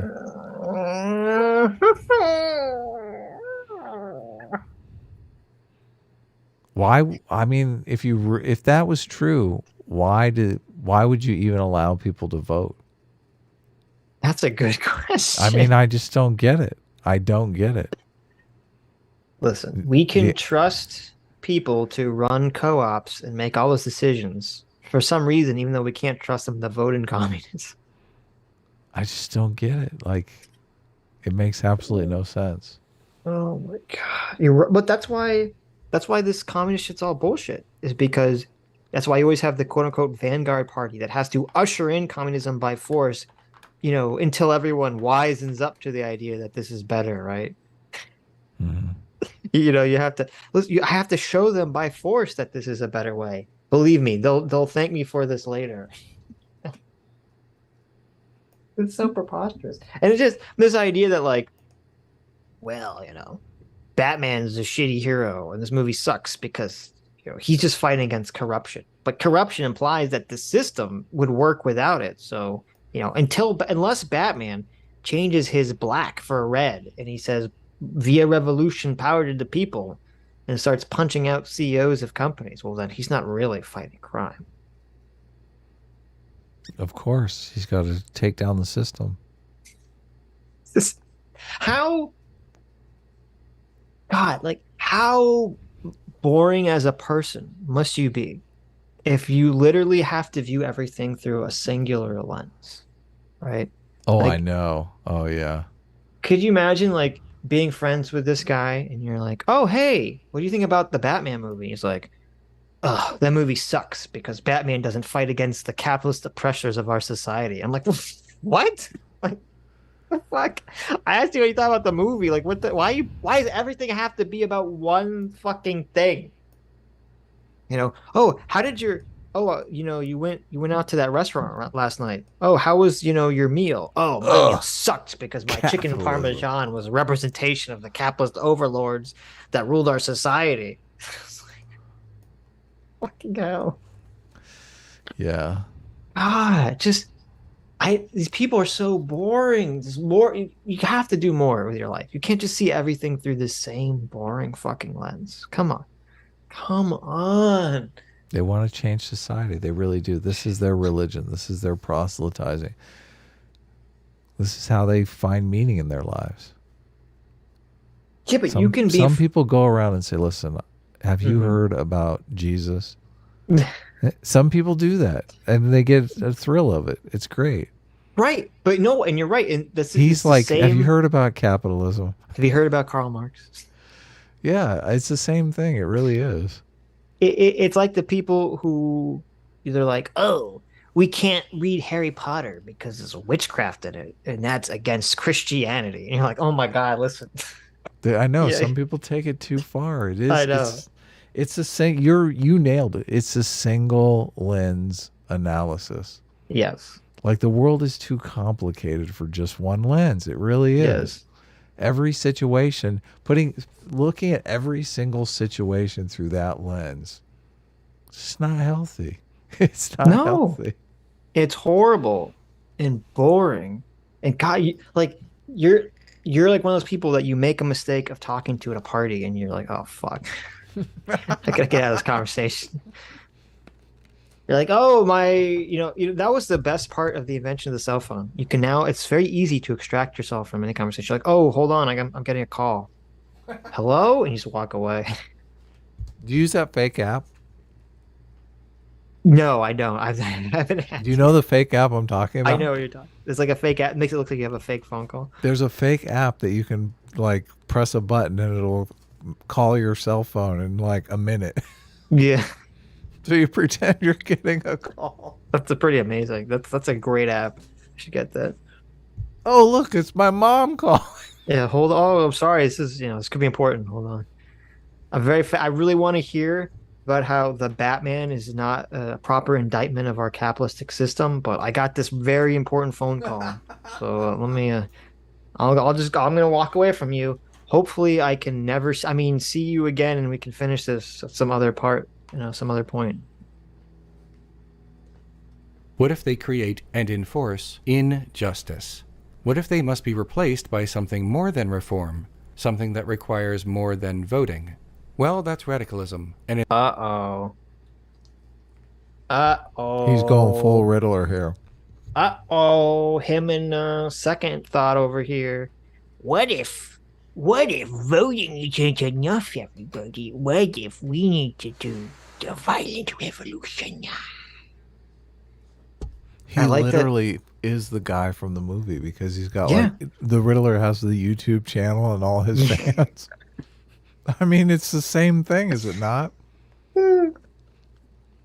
I love how all these guys who are like second thought and this guy who all look like they're 120 pounds soaking wet are like, we need to start the violent revolution. Like, okay. That's like, okay, calm down. Just clean your room, Skippy. Yeah, listen. Yeah, like listen. Okay. in the Batman, that as vengeance, not justice. For only within our institutions can justice be found, no matter how much evidence exists to the contrary. The mayor was dirty, but the new mayor will not be dirty. The bad politician is bad, but the good politician is good. Trust in liberal democracy. There you go. See, fuck liberal democracy. He did the thing. He keeps doing the thing. It's so funny because it's not funny. It's dark. that right now the mainstream is so fixated on the dangers of right-wing radicalism. Oh, I And know. you have, all the right-wing radicals and crazy people, they all get basically booted off of every platform ever. They have to create their own platforms, they have to do all this shenanigans just to, do anything. And then you have all these like crazy left-wing radicals who are advocating for the overthrow of our liberal fucking democracy and advocating for violent revolution, and it's all just completely ignored. Yeah. Completely ignored. Yeah. Yeah, because they're still on all the platforms. Right. And so, and this is what I said when we watched that Vosh video. We're just one mass shooting away from, half of BreadTube being banned from YouTube. Oh, yeah, totally. So, I mean, that's all it takes. That's all it takes. It's so weird. The police That's going to happen, totally happen. It is weird, and it is unfortunate because it will happen. It will 100% happen. Yeah. Initially do not trust Batman, and there are dirty cops. But Batman tells Jim Gordon that he's a good cop. The bad police are bad, but the good police are good. Trust the police. The wealthy... What? I mean, he's not really saying anything here. Well, no, what he's saying is that the movie and Batman are stupid and wrong because instead of Batman saying that the police as an institution and an idea is an evil and corrupt idea, it's more that Batman is criticizing that the corrupt police are not living up to the proper idea of being a proper policeman. I just explain that in detail, though, because like you have problems in these corrupt states where the police are basically freelancers and they're there shaking you down for bribes because you don't have a permit to walk on this side of the road or whatever. Right. That's a level of corruption that interferes with your daily life. I don't feel like we have that kind of corruption in America. How many bribes has this guy had to pay to law enforcement in his life? You don't understand that. What's going on here? The police in America, all they do is they walk around and they look for innocent people of color and they just arrest them and shoot them and kill them and throw them in jail because they're evil, racist police officers. And we live in an evil, racist country. Okay. Citation needed, man. My feelings are my citation. Okay. Well, my response to that is, fuck you. Like, you want a citation? You want a citation? Here's your citation. Okay, you ready for this? I'm gonna blow you away. You ready for this? Fuck your feelings. I don't give a fuck. George Floyd. Boom. There's my citation, bitch. Okay. That's George Floyd is a terrible citation. Like, the guy wasn't even the cop who went to jail. First of all, went to jail. Right. Didn't even go to jail for racism, or there wasn't any racism brought up in the trial or anything. He went to jail for doing a bad job. Right. Yeah. Gross negligence. Well, no, I mean, they did charge him with things that didn't make sense to me because I don't think there was any evidence that it was intentional whatsoever, but yeah, that's a different story. Criminals control much of Gotham, but Bruce Wayne has sway in Gotham as well, and Alfred reminds him of his responsibilities. The bad billionaires are bad, but the good billionaires are good. Trust in capitalism. Oh, this guy is just so insufferable, Sitch. I'm fucking dying inside here. It's like, what the fuck? There is good and bad people. Like, it's almost like... Oh, capitalism bad, yeah. Oh, capitalism is bad. He's not making any distinction when he says good. Like, there is truth to that. Yeah. Obviously, he's trying to make the argument that it's all bad because the system's all bad, but it's just not, it's not clearly articulated the details of that argument that he's making. Well, this video is made for true believers already. Yeah, exactly. Preaching to the choir. Right. This video is made for those who, when you say capitalism, you're on stage and you go, and capitalism, and the crowd goes, boo. Like it's one of those like child plays or something. You suck. You suck, capitalism. And like it's like a little kid saying, "I am Karl Marx, and I'm here to defeat the evil capitalism." And you see like a guy in like a monster suit is like, "I am the evil capitalism. I will Right. take all your money and give it to the few. I am money. I am money. I control your lives." Like you could see this play. Like this is I the know. they have like this like child's idea of the world. I You am the must. Red Guard. I will destroy capitalism and bring freedom to the people of Russia. Yay! Oh my Yeah. god. No, it's great. So, Batman also operates outside the system, but in the end, he is part of the system, an ally of the system, with all that that implies. Trust in our institutions. Corruption and radical politics are both outside of the system in equal measure, and in the center, an apolitical unity that ignores the actual causes of crime, and indeed the causes of injustice. Again, he just fucking asserts that shit. Is It this a drives good me take? crazy. Is this a bad take? oh, hold on. Yeah. I didn't realize he was still talking. But does he ever denounce the Riddler in this movie?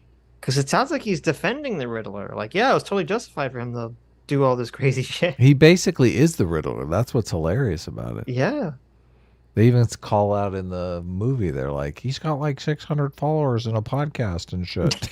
It's like, his name is Leon, and he runs this movie review site, Renegade Cut. Doesn't it seem like he is the guy? A little bit, yeah, a little bit. Ah, it's so weird. We have all these bread tubers who are like, shoplifting's okay. The Civil War is here. We don't need liberal democracy. Violent revolution. Like, Yeah. Jesus Christ. Oh my God, these fucking LARPers are so, and that's what's really know. despicable about it too. You have all these LARPing fuckheads on YouTube and Twitter who are LARPing at Revolution, and they're going to convince someone to go out there and cause violence and actually Yeah. hurt people. Yeah. And the Just like LARPers in are the going to movie. get off, free with that shit. Just like in the movie. Yep. Indeed, the causes of injustice. Is this a good take? Is this a bad take? I don't know. As always, that is entirely for Twitter to decide. Not when we're blocked. I mean, I wouldn't say it's a bad take. I would say it's one of the most garbage shit tier takes of all time. that means bad. That is. Oh, does bad. that mean bad? I Yeah. guess that does technically mean it's a bad take. So yeah, there you go. Now here's the psychology stuff. Mm-hmm. Okay. The ending here is kind of abrupt. Because I mean, I do think the video's over. I don't think he really said anything. I think he is doing a lot of kind of dog whistling here. Well, he didn't say anything intelligent. He said things. He said Batman sucks because he's not communist, that he's still fighting within the system of our liberal democracy. Well, and he made a giant assertion here. Uh-huh. He said, poverty causes crime. Like, capitalism causes poverty and poverty causes crime. That's his argument. I mean, I maybe I'm just spoiled by Sean, but Sean usually comes out and gives me like an argument and a bunch of evidence why he thinks, crime causes poverty. Like, Sean literally has a video on this where he lays out an argument for how crime causes poverty, which is a compelling argument with a bunch of evidence. What is this? Aside from just an assertion, a blind assertion. Yeah, that's all it is. It's weird. It is weird. Well, it's not weird, but it's pretty par for the course. But William Vance for $20 says, "Sorry for the autocorrection, Sitch." Well, thank you, William. I appreciate it. Batman doesn't care about saving people, just hurting bad people. That's why he blows up the highway, and that's why he is redeemed when he risks his life to save people and not just kick butt. Well, if that was what the movie was trying to say, I think the movie did a really shit job at that. Because if that's what Batman's motivation was, why would he care if Catwoman just kills, the mafia guy? Like why like if his code is just to get the bad people, like why does he have a no killing policy? Why does he have any restraint whatsoever? I don't not like that's the problem. Maybe that's what the movie was trying to say, but that's not what the movie portrays. He definitely goes out of his way to try to help Selena. He definitely goes out of his way to try to, help that girl, Selena's friend. Yeah. I mean, it could be interesting if he is just belligerent and has a like full kill policy, and that's what creates the Right. later Batman that is like, no, I can't do that. I already killed like 50 people on the freeway the other day. And it's possible that maybe the original writer and director, that was their idea. They're like, they want to have a new Batman Right. who is consumed by vengeance, who doesn't actually care about helping people. Right. But then, and they write that script, or they want to write that script, and then the studio says, Warner Brothers This says, is too much. Yeah. you can't fucking write this. This is Batman. This is an important property. Like, what do you can't fucking fuck Batman up like this level. And then so they have to water it down, but then they water it down to the point where it doesn't even make sense because it doesn't fit whatever they're trying to shoehorn into this Batman character. If he killed like all the kids in the gang in the very beginning, I mean, that would make a strong statement right there. Or then you would look at the freeway scene completely differently. You'd be like, oh yeah, he doesn't give a fuck about these people. Right. Or like, if you want to have a Batman consumed by vengeance, you're right. He doesn't have to kill the kids, but in the beginning scene with the gang, he beats up the gang, and you see there's the one kid who hasn't decided yet whether he wants to be a criminal or not. He's got like the half Joker face paint. And Batman lets him go. He runs away. If Batman's consumed by vengeance, he doesn't let that guy go. No, that guy begs for his life, and Batman beats the fuck out of him. Right. And you have to, and that's the problem, is that if they want, this is why they want to have their cake and eat it too. They want to have a Batman consumed by vengeance, but he's still a Batman that the audience likes. And you can't do that. The audience can't, that's not true. The audience can like a character consumed by vengeance, but if you want to do it interesting, the vengeance has to be kind of like, ooh, I don't know, maybe he's taking it a little too far, the situation. Yeah, this is like a Punisher character now. Exactly. You have like in the Charles Bronson movie, Death Wish, okay? Yeah. There's a character who's consumed by vengeance. He literally, goes to crime-filled areas with money sticking out of his pockets to lure people to attack him so that he can kill them. And you go, okay, well, that's a character who's consumed by vengeance, right? I think, wasn't his like wife and daughter like gang raped? Yes, exactly. Yeah, that's what puts him on that path. Yeah. Right. Exactly. I mean, I got to admit, if that happened to me, I'd probably be doing the same thing. Yeah, exactly. Or, there was that interview that got Liam Neeson into all this trouble, which shouldn't have, because woke people are literally the dumbest people on the planet. Oh, yeah. You're right. I remember this. Yeah, he talked about, what was it, like his friend or his sister or someone was like hurt or killed. I forgot. Some tragedy befell him. Sexually assaulted, something along or those something. lines, I don't know. There's something along those lines. Some tragedy befell a friend or a family member by someone. I don't remember whom it was, but he talked about how when he was very young, after that incident happened, he wanted to go just find someone of the same group of people that committed the crime and just like beat the shit out of them and possibly kill them. Right. And see, and that's vengeance. That's your spirit of vengeance right there. Okay? It is, yeah. And if you want to have a movie be about Batman learning that he has to be justice instead of vengeance, you have to actually show Batman acting in this dark and terrible way, where I don't believe for a second that the highway scene with Batman blowing up all the cars, Batman has to blow it up, but the Penguin blows it up, and Batman doesn't care about it. I don't believe for a second that you, the audience member, is supposed to realize that. That seems to be something that's just like a fuck up on their part. Yeah. Oh, totally not. You're not supposed to think about it. Because except for me, I've never heard anyone talk about to bring that up. I know. God, so I don't think cheering in the movie theater. I was cheering the death of like hundreds of people. Well, I was like, yes. if it was in real life, if I saw that in real life, Yes. I mean, I Be would horrifying. be thinking, Yes. I would be thinking, boy, a lot of people are dying over there right now. Right. Or there Yeah. you have the scene where Batman's at the funeral and he saves the kid from getting run over by the car. Mm-hmm. I mean, if he's just the spirit of vengeance, why does he save that kid? Why does he care? Yeah, you should kick him. Give him a little shove under the bumper. So I mean, you could totally have a Batman that's consumed by vengeance, and that could be a very interesting movie. And No he studio, learns yeah. to not be, but I just that's not what that movie was. No studio is going to green light that movie. No, I mean you're probably right. Yeah. It would be too afraid. It's too to risky. make But I It mean, is they too risky. could do a Batman-like character that was a new superhero where they take that tact. I mean, that would, but making a movie these days is so risky that using an established property is one of the ways to take out risk. Right. So, yeah. No, you're right. They could do something, and that wasn't the Batman movie that we got. So, Do you want to read a few super chats and then Yeah. we'll do because this is like the psychoanalysis part of the video that I think is Right. pretty interesting. Yeah. Fruges, thanks so much for the 2,000 yen. Says, great seeing you guys on EFAP 200. Great job, Adam.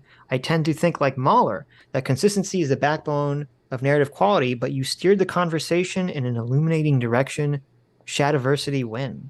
Yeah, that was a lot more productive, I think, and also it helped that ER and Shad were both on my side, or I guess we were kind of all on the same side in that story debate. Which I mean, I love Mahler's way of looking at movies, and I love his videos. I mean, Mahler's just like an editing god in my eyes, anyway. So it is an interesting conversation to have, regardless of. I don't. It doesn't have to be like a knockdown, I'm right, you're wrong situation. Right. So, but yeah, Shad. I'd love to have Shad on, and I sent him I guess a friend request on Discord. I'm not huge into Discord, so, but yeah, I'll hit him up. It'd be fun to have him on. Awesome. Yeah. You also kind of get in the problem too, where it's like,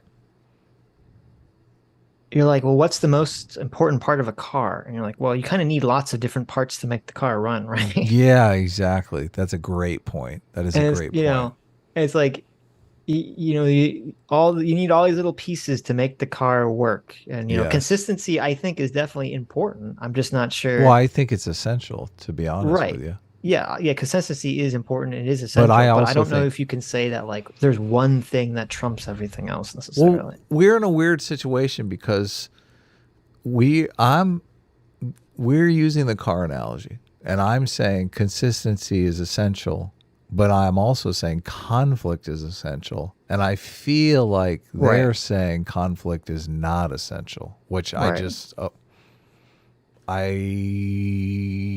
don't know how I want a lot more evidence than just a few movies that, you know, actually saw the light of day that have, I mean, I agree there are movies that have weak conflict, but they're definitely not going to be your blockbusters that everybody loves. Yeah, but those are the exceptions that prove the rule. Like, if 99.9% of movies have, you know, a conflict in them, and then you have the 0.1% that doesn't, you're like, well, why is that like that?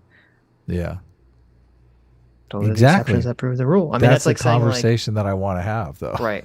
That's like saying, like, oh, well, because there's, you know, 0.1% of societies in human history had matriarchies instead of patriarchies, that proves that, you know, gender roles are all social constructs or something. You're like, I don't think that proves what you think it.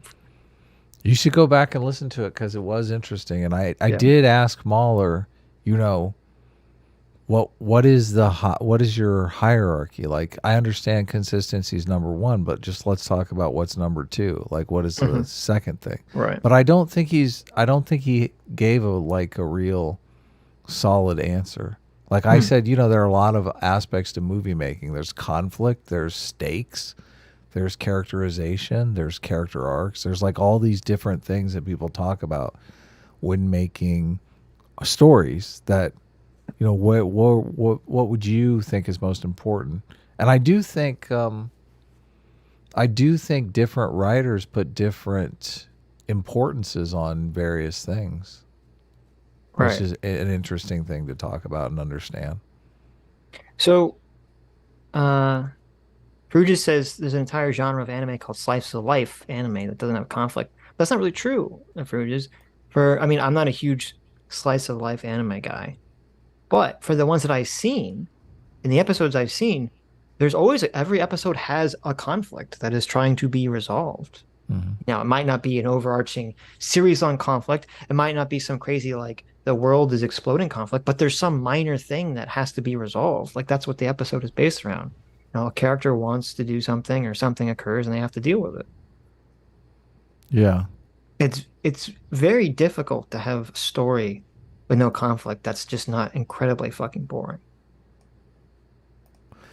Yeah, I never got to talk about this in the conversation because obviously it was a stream with like, I don't know, we had like 10 people or whatever. Right. But once we get Mahler on, by himself and maybe just Mahler and Rags, we'll get a little more detail on this. But it is interesting because I do feel, and I kept asking about this because Shad kept saying, entertainment is essential. And I looked up the definition of entertainment, and entertainment means the ability to hold someone's attention. And I'm thinking, well, why do stories specifically hold people's attention? Why are people interested? Why do people, write them, watch them, talk about them? And I do think the thing is, human beings are problem solvers. Like this is where we get a lot of our good feeling, right? Mm-hmm. A lot of our motivation in the world is really about problem solving. Right. And movies present, the whole idea behind movies is presenting very unique problems that are interesting for people. Yeah. Well, look at it this way. If you're playing Minecraft, if you had a thing that you could like plug into your brain, Mm-hmm. you played Minecraft, and you would look at Minecraft, and whatever you visualized would instantly just manifest in Minecraft. Mm-hmm. Okay, that would seem so cool at first. Yeah. You would get so bored of that very quickly because there's only so many times you can manifest whatever amazing thing you want without any work, and it's just boring to you because you're like, okay, well, you just grow tired of it. You're honing in on my definition of story, which I never got to say. But no, but I'm saying that like even beyond story, humans are wired for conflict, for having to work for things. Yes. And that's what kind of gives them value. And we've talked about this a lot too. And this comes a lot in the political conversations about, part of the difference between just giving, that's part of like the psychology of why you just can't give people like money and then they'll fix their problems, as opposed to like, no, training or helping or teaching people to work to gain money. That because humans are wired psychologically to put so much more, to have such a greater sense of responsibility or worth into something they actually worked to manifest, as opposed to something that was just purely given to them. That literally is problem solving. And that's what conflict is. Yeah. That's what conflict is. And that's why movies are based around conflict. Yeah, my definition of story is someone wants something and is having difficulty getting it. And the difficulty getting it forces you to put conflict into the story. Otherwise, they kept bringing up the example of a guy, going to the store and buying a pie as a story. But that's not a story. I know. I kept thinking like as soon as they did introduce the idea that, the store is closed or something like that, which does introduce some level of difficulty, but it's still also very low stakes. Yeah, but no one's going to watch it. Like that's a story technically, but so what? No one's going to watch your 5-minute short film about a guy walking to a store, it's closed, and he goes home. Like it's not going to hold people's attention. No, yeah. But that was stupid and boring and shitty. Yeah, what did I learn from this? Look, I know how to go to the store and get a pie too. Come on. Right. I'm watching your movie because you might have some interesting problem and interesting solution that might help me in the future. It's weird. I typed in like movies that conflict and seeing some people's answers. I don't know what the fuck these people. Someone says Lost in Translation as a movie that's devoid of conflict. I don't think the people know what the fuck the word conflict means. What, Lost in Translation? Yeah, the movie's the whole point. Bill Murray's like completely like doesn't know what the fuck his place in life is. He's having like an existential fucking crisis. And then he wants to be with Scarlett Johansson. Like, what this the movie's all about conflict. What the fuck? What do people think conflict means? Do people really think conflict just means like there's a guy trying to punch you and you're not getting punched by him or something? Like, well, maybe they don't think it's a conflict because they don't recognize the taboo of an extremely older man being with an extremely younger woman. Because that a lot of the conflict comes out of that relationship. but yeah, that's true. But it's not just about he doesn't know he feels like his life is meaningless. He's so unhappy with his life. Yeah. That's a massive conflict for a character to try to find meaning in their fucking life. It's I don't know if these people went like on this like this fucking I'm looking at this list of people that talk about movies without conflict. They just I don't think they know what the fuck conflict is unless What's it's like one? unless it's a guy with like a supervillain with a like a laser beam trying to attack someone. Yeah. Like what the fuck are they talking about? So what were do you remember some of the examples they gave? Because I can't really think of like a movie without a conflict off the top of my head. No. I mean, I don't know. It devolves into Sitch's law so soon over the definition of conflict that it's like kind of pointless. Right. Yeah, I mean there's lots of artsy films that I think are terrible where there's no even if I mean maybe there's no conflict or the conflict is it's too difficult to figure out what it is, but well, when you're watching a movie and I kind of have that realization, why am I watching this? I feel like, oh, it's because nobody in this movie is trying to accomplish anything or do any kind of problem solving. I might as well be at the beach just watching tourists. right. Yeah. And it's funny, like with documentaries, why do you think they always put like in the nature documentary, they always have the scene of like, the conflict, this adorable baby, seal that you've been watching this whole time. There's like the shark or the killer whales coming to eat it. Like, and everyone's like, oh shit. Like as soon as the conflict enters into the equation, you're like, oh no. I'm like, hooked. Yeah. Yeah. People said that people did present documentaries as a solution to this conflict thing, but I completely disagree because the best documentaries are riddled with conflict. Yes. I mean, that's the whole purpose of making the documentary. Right. Yeah, we all know because I mean, especially in class, sometimes you had to watch really boring documentaries, and sometimes you watched great ones, and the boring ones were ones with no conflict. Yeah, what is your favorite documentary? Waiting for Superman. I mean, what's the conflict? Oh fuck there? that! Well, that's a pretty garbage document. It's pretty clear though. The conflict is schools, right? I like this. What if the man walking to the store had an existential crisis because his whole life is walking to the store? See, now that would be a good story. Sure. That would be a great story, or could be a great story. His entire life is just walking to the store.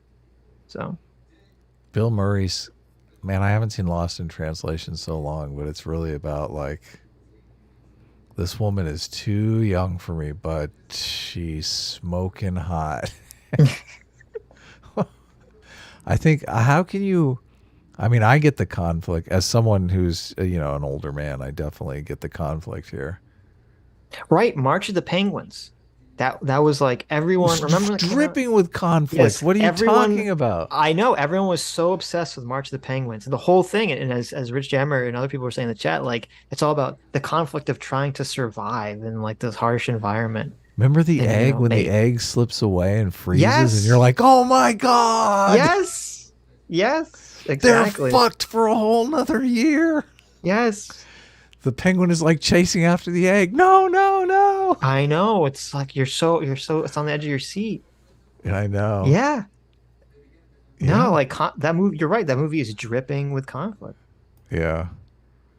So conflict is what captures our attention. I mean, it's so simple to even YouTube. Drama videos. What are drama videos about? They're about the conflict between the fucking creators. Right. Literally, The guy who made the channel Drama Alert has escalated the drama to the point where people are getting in a ring and punching each other. There you go. It's just, stand-up specials. it's so. There you go.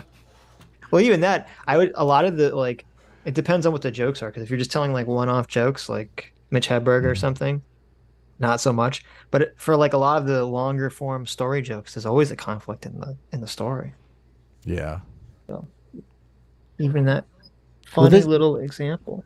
This is the thing that's so fascinating is, I mean, I really feel like I've listened to a lot of EFAP, and I've listened to I've watched most of Mahler's videos. I'm not sure if I watched all of them, but I never even fathomed that this was his take on movies. So I'm completely fascinated by this whole right exchange in a good way, in a very good way. Yeah. The most dope for $20 says Sitch. Deku was determined to be a hero at first, yes, but he wasn't training super hard or anything to do that. All that is after All Might promised him his power. The moping was when All Might said, "Give up," but I get it then. Well, I mean, you're right that like Deku isn't doing physical training to be a superhero, but he's doing lots of mental training to be a superhero. So, I mean, he's still working to achieve a goal. Like, it doesn't, like, if he's not working out, but he's still working his mind, he's still doing all these other things, that's fine. Just as long as the person's working towards something in some way, that's what's important. An actual American flag. I'm crying and saluting. Thank you so much for the $20. Says, happy Sunday, everyone. With this guy's speaking tone, he sounds like the cousin of Paul Butler. True. That's true. That's a good point. That's a good point. We should get a text-to-speech Renegade Cut. Cody Johnston's soggy brain. Oh no, so look, sad. it's even got an avatar for a soggy brain. I know. Look, it's like it's a brain, but it's sad. If I was Cody's brain, I'd be sad too. Says, I don't know what you guys are talking about. This guy is amazing. He makes such great points. Like, number 1, capitalism is bad. And number 2, capitalism is bad. And number 3, capitalism is bad. Yeah. There you go. True. These are excellent points. Actually, I think you're supposed to read that. Capitalism is bad. Oh, you're right. Capitalism is bad. And capitalism is bad. True. It's a very subtle punctuation thing that he did there, but it's pretty cool. Yeah. What the fuck? They changed. Did they? Streamlabs completely. Did you lose Madge DeGens? No, I just got to change some of my for bookmarks. 3 months. So, anyways, Majin, thanks so much for being Freedom Seeker for 3 months. Says, hey, my narrative obsessed Durin Sitch. I can't believe you didn't like how One Punch Man added conflict with Cosmic Garo. Saitama was fighting for Genos' heart. No, I hated that. It's true, there's conflict there, but it's so garbage because the original fight with Garo in the webcomic it's the physical. It's in a very well done story. A physical fight between characters is more than just two people hitting each other with glow sticks on a lava mountain, right? It's so much more than two guys just punch themselves in the face. The physical fight should be a representation of something else in the story. Yeah, that's happening. And in the original webcomic, you have a problem because you have the basis of the comic is that Saitama will never lose a fight. So you can say, well, how are there any stakes? How is there any drama? How is there any conflict in One Punch Man? Is Saitama will never lose a fight.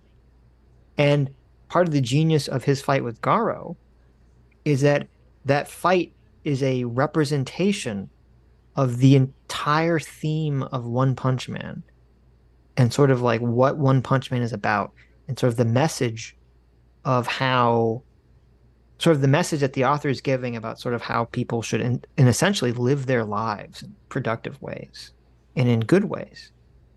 And all of that is basically stripped from it in the manga now to just have a visually exciting fight between Saitama and Garo in space.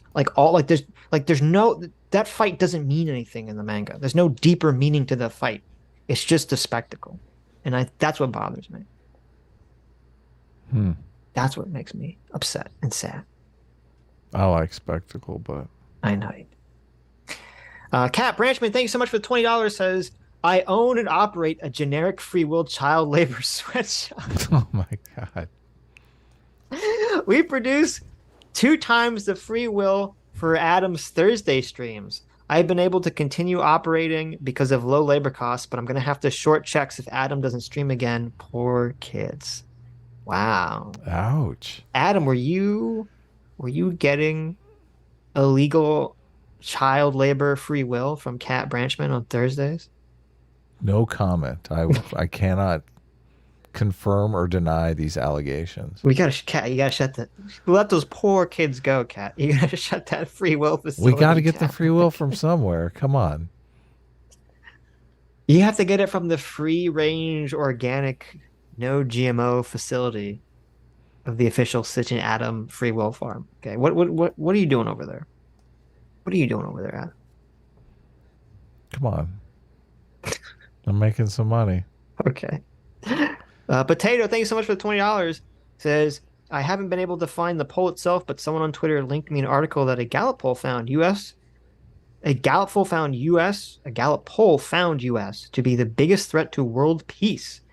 Is this something you've heard of? Find it hard to believe that the US is a larger threat than China or Russia. I haven't heard this. I can look it up. Well, I mean, if it's a Gallup poll, aren't they just asking people their gut intuition? They are. Not? Yeah. So how is that at all useful in determining whether or not the U.S. is actually a threat to world peace? What people believe is not the same. Let's see. There's an NPR article about this. NPR says much of the world sees the U.S. as a threat to democracy. Says more than 50,000 people across more than 50 countries were surveyed. The survey is called the Democracy Perception Index. It's been conducted every year since 2018 by the Berlin-based research firm. Well, fucking Germans. God. And what do they say? Give me the... Don't you hate when you click on, like, an article and it's just... They don't tell you the relevant information? You just have to read a bunch of bullshit? Like, I just want the facts, man. Okay. Tell me, how many idiots out here think America is a threat to democracy over, like, China or something? Let's see. Well, to look at the report, I have to sign in. No, stop. Just tell me the information. Listen, if you ever have to pay for polling data, I'm not going to believe it. Okay. Fuck you. Whoever does the poll pays for it. I don't have to. If you have to pay to see the poll once it's been done, go get fucked. Oh, maybe this is International Gallup poll. The United States is considered the greatest threat to world peace. Oh, maybe this is what you're talking about. But the other one was from last year. According to a recent International Gallup poll, the United States is considered the greatest threat to world peace, with Pakistan, China, North Korea, Israel, and Iran in that order trailing distantly behind. Who the fuck's answering these questions?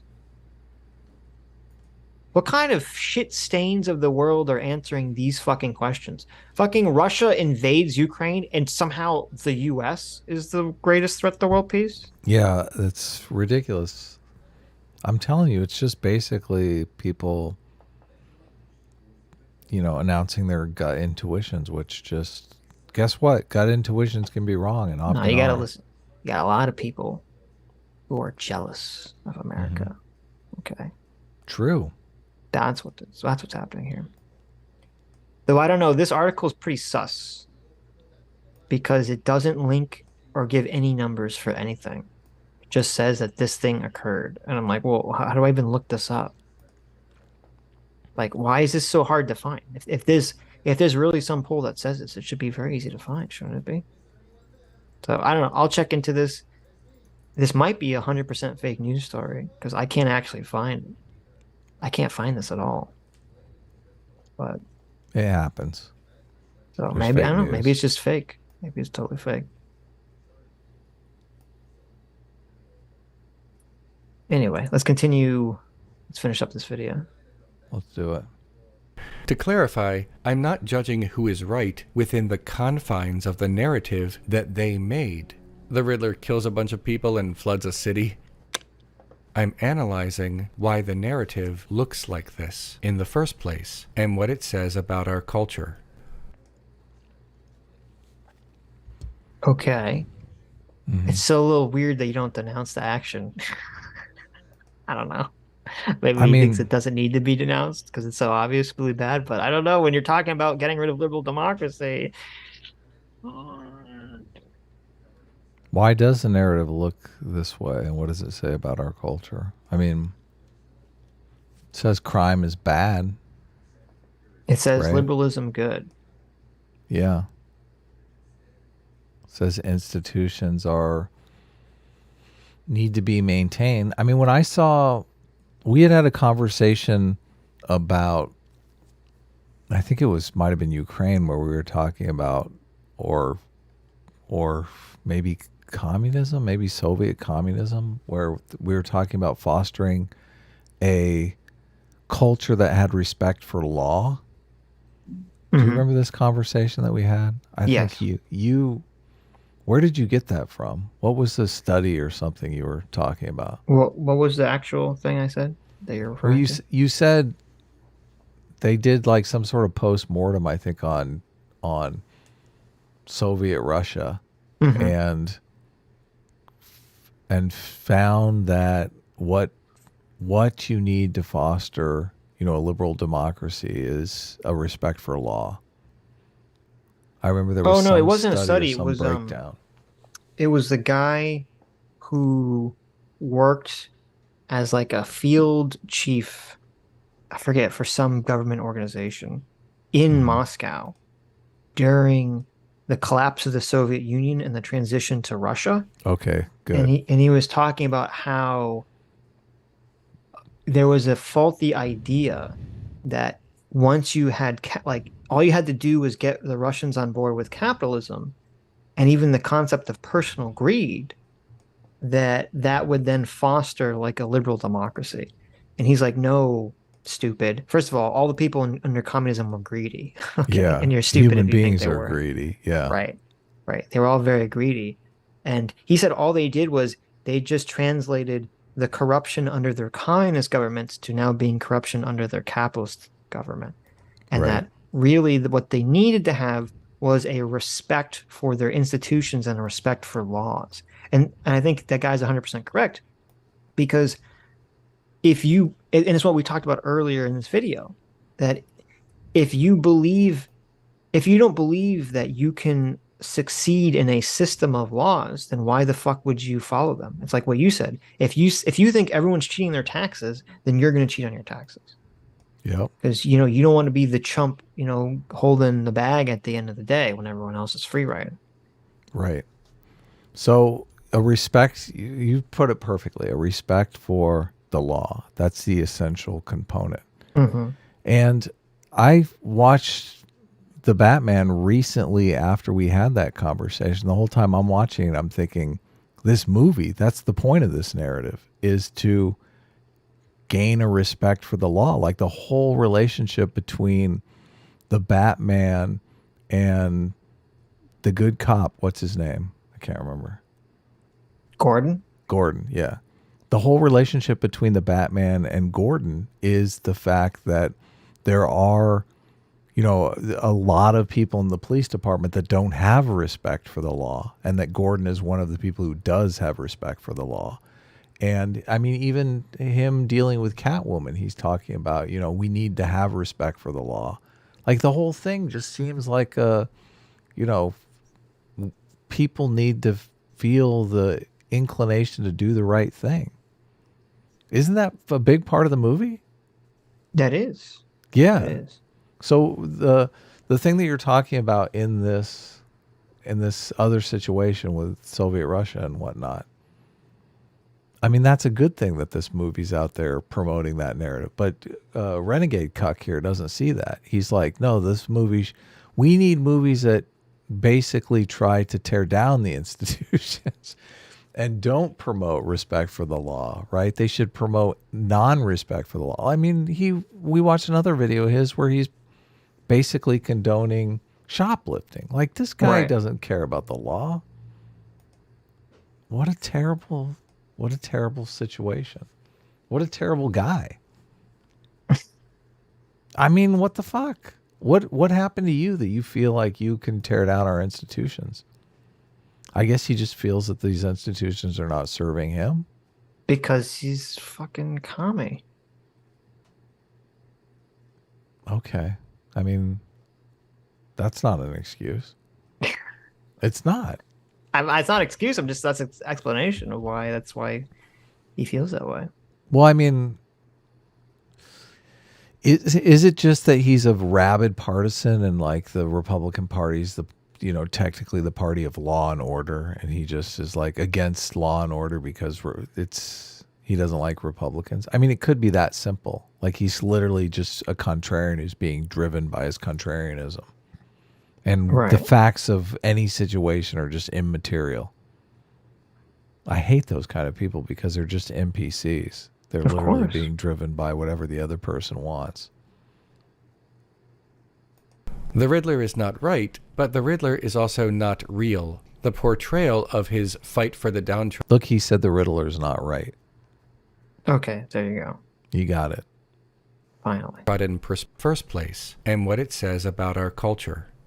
The Riddler is not right, but the Riddler is also not real. The portrayal of his fight for the downtrodden perspective as radical, dangerous, terroristic, and motivated only by vengeance and not justice is a choice by the filmmakers. So he's saying that... Oh my God. This guy has his head so far up the ideology asshole. He doesn't think a character like the Riddler could be a real character. Yeah.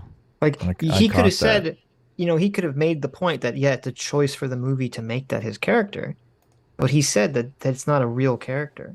It's like, what does people like? That's a very real. I would say that the Riddler's character, the I've been wrong, so I want to destroy everything, is 100 times more real and more often occurring than the I've been wronged by society, let me fix things character. Like, of course. Let me actually build up like positive things. I mean, you could argue that Leon falls into that camp. You really could. He's close. He's close. The conclusion of the film, that basically serves as a love letter to the good people who reinforce our ultimately good institutions that exist to serve justice, is also a choice. These choices do not necessarily have these intentions, but finding authorial intention is not the goal here. These choices are worth thinking about, because they reveal cultural biases and presuppositions that existed prior to the creation of the film and outside of the industry of film. So why don't I talk about movies on my channel that much anymore? Part of the reason is that I find discussing politics more urgent right now. We still need art and we still need art criticism, but other things have captured my interest and my sense of urgency. Pretty sure there are other people with better, hotter pop culture takes anyway. I'm passionate about politics, but only in the sense that that is life. I'm passionate about film because I enjoy watching movies. I enjoy thinking about movies. I enjoy analyzing movies. It's fun. But making the thing that I think is fun also my job compromises the fun if the space in which I do my job is surrounded by toxicity. My political videos... That's us, in case you didn't know. You're the toxic one. Also get reactions from people of opposing politics, but those meltdown reactions at least feel relative to the incendiary nature of the subject matter. Pop culture meltdowns from the chud space are sad in Pop culture. There's us. We're from pop culture meltdown from the chud space. So I just stumbled upon the problem here. What's the problem? It looks like we have someone who's jealous of the critical drinker. Oh, okay. It looks like You're the probably right. the Yeah. chud space is taken over movie analysis. I think probably because they're doing a better job. Yeah. Yes.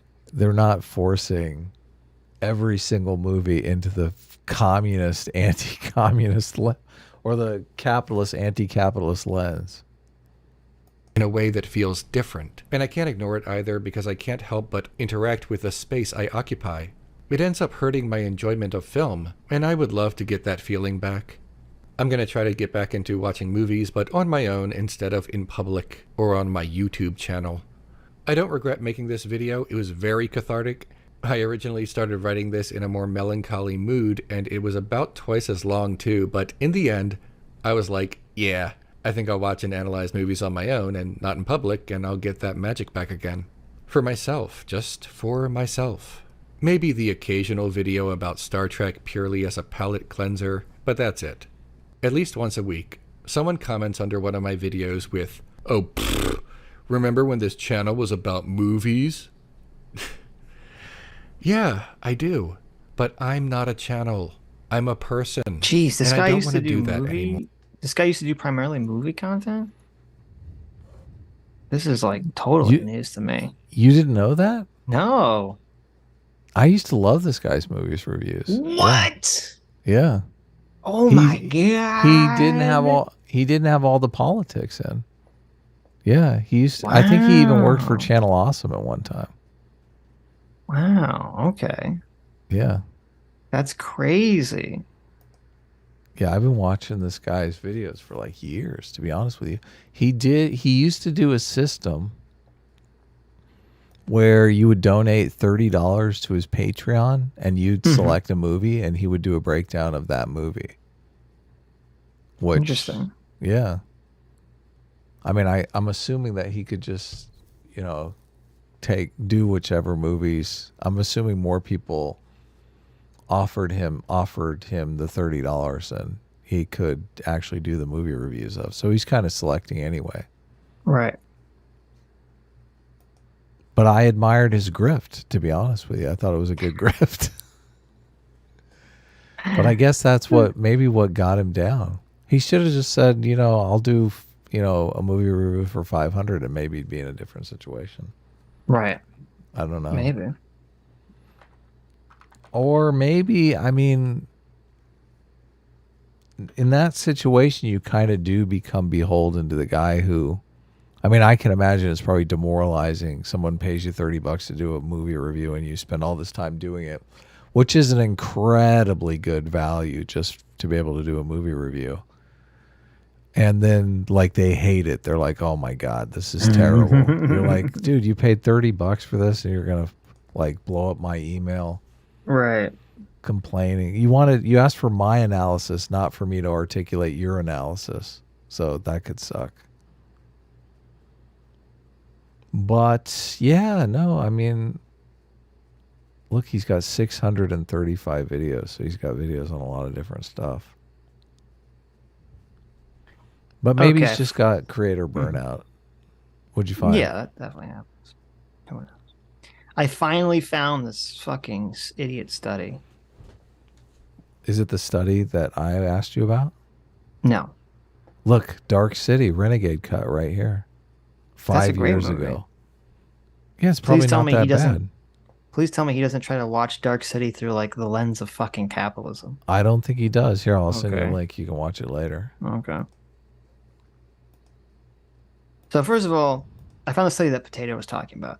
First of all, it's annoying because you can't actually access the poll itself. You can just get the footnotes of it, which makes me what is this topic? sus. This is the, America's a greater threat to democracy. Okay. Okay. So what it says is, this is from 2021, but I don't know if the poll is from 2021 or from 2020. But it says nearly half. So they had 50,000 respondents from 53 different countries. Primarily, it was about satisfaction with their governments, whether they were satisfied or not with their government's handling of COVID-19, and about how that affect democracy in the world. And it says respondents viewed economic inequality as the single biggest threat to democracy around the world, 64%. Half the people, 48%, said that the power of the big tech companies is also a threat to democracy in their country, with people in the US having the largest concern about big tech, 62% out of all the democracies. Nearly half of the respondents, 44% of respondents in 53 countries surveyed, are concerned that the US threatens democracy in their country. Okay. So 44% are afraid that the US threatens democracy in their country. They're only afraid of Chinese influence by 38% and Russian influence by 28%. So all the fucking idiots, all the stupid fucking idiot European assholes who answered that polling data before the Russian invasion of Ukraine. I wonder how they feel now. You think their opinions have changed now? Oh my! So the poll is before the Russian invasion? This is before the Russian invasion. That's huge. Yes. How do you think they feel now? You think that it's changed a little bit? That polling data may be a little out of date. It would be a little out of date. So I don't know. Just questioning maybe. Just say maybe there's change. Listen. I understand. Listen, my European friends, I understand. Okay, it's rough. It's rough. You're not America. I get it. It sucks, right? It sucks to not be America. It's hard. It's sad. But you can always be America. Just say you want to be part of America, and we'll absorb you. You can become part of America. We'll take over the whole world. America is just biding its time, okay, to make the whole world American. Really. And then you'll all be truly happy. It's only once we take you over that you can all truly be free. Okay. See, Adam agrees.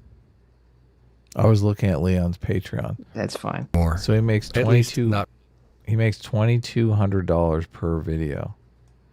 So he's got a $1 tier, a $10 tier. He's got 726 patrons. And I mean, his channel, as far as views go, is pretty much dead, dying.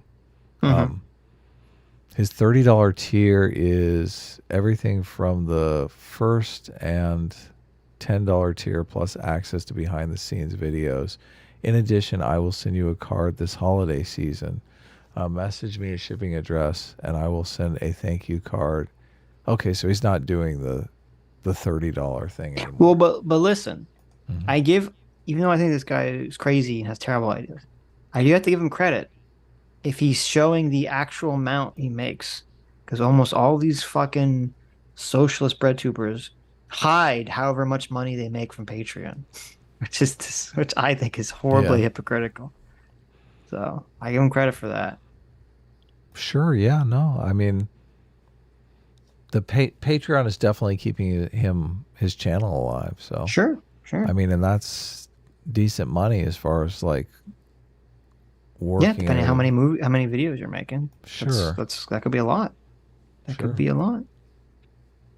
I don't know where he lives, so cost of living. I mean, if he's turning out a video every week, that's pretty good.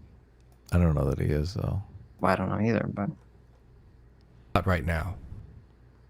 There you go. He's churning out a video. It looks like 1 or 2 videos a month. Well, there you go. There's Batman sucks because he's not a commie. He's not a dirty, dirty commie. It's funny, you never have access to information that, I mean, maybe he started doing political videos and his Patreon started blowing up, so that's what pushed him in this direction. Well, I mean, you would have to look at the views of his channel. And see if they like explode, if they went up. It's like second thought. His views went way up when he started, shitting on Trump and starting to do like his weirdo commie stuff. So You got all these commies who are motivated by the profit incentive, which is kind of fucking hilarious. But it is totally hilarious. Oh. So you have anything else to say about this? No, I mean it would be interesting to talk to him. It'd be, I heard back when I used to listen to his videos unironically, he did some podcasts, and I kind of sensed that he was going more towards the like TDS political realm because of those podcasts. He did a podcast with like 3 other guys, and it was obvious they all had like total TDS. They were just anti-Trump, so maybe that's what happened. Anyway, that's all I have. Okay. I'm pretty I'm starting to feel exhausted here, obviously, so I'm starting to feel do you have the energy to do this next video? Yeah, no, I'm down. It's a short video. I'm just in like a little bit of a like fog, but that's okay. That's totally okay. So those of you that came late and don't realize, we were on EFAP, Mahler and Rags and Fringies, their 200th episode anniversary yesterday. Yeah. They streamed for 24 hours. I was on from 11 a.m. to 3 a.m. and Adam was on from much longer than that. Yeah. I was on from 8 p.m. to 5 a.m. Yeah. His time. Yeah. Which that's 9 hours. Okay. Yeah. 9 hours. So Adam did a 9-hour stream yesterday, and now we're doing this. So it's impressive. I applaud your grit, your endurance. Well, I got my sunglasses on, so I'm ready.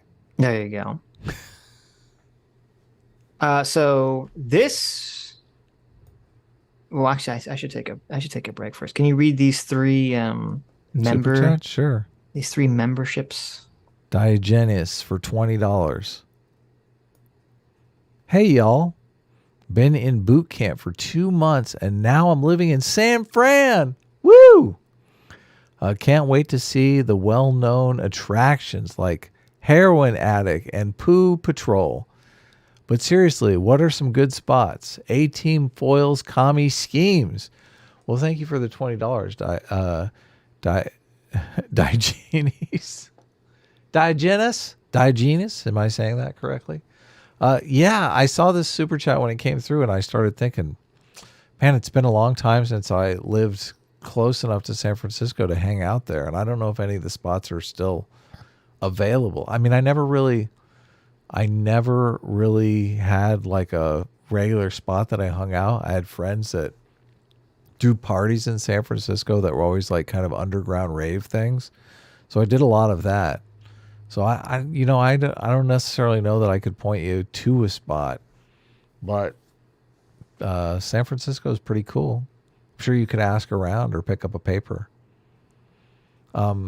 We have one Abodun for a 5-month membership. Thank you so much. Says, I keep forgetting to use these to say A-Team reigns supreme. That's right. Ducks are awesome and everything else Sitch hates being forced to read.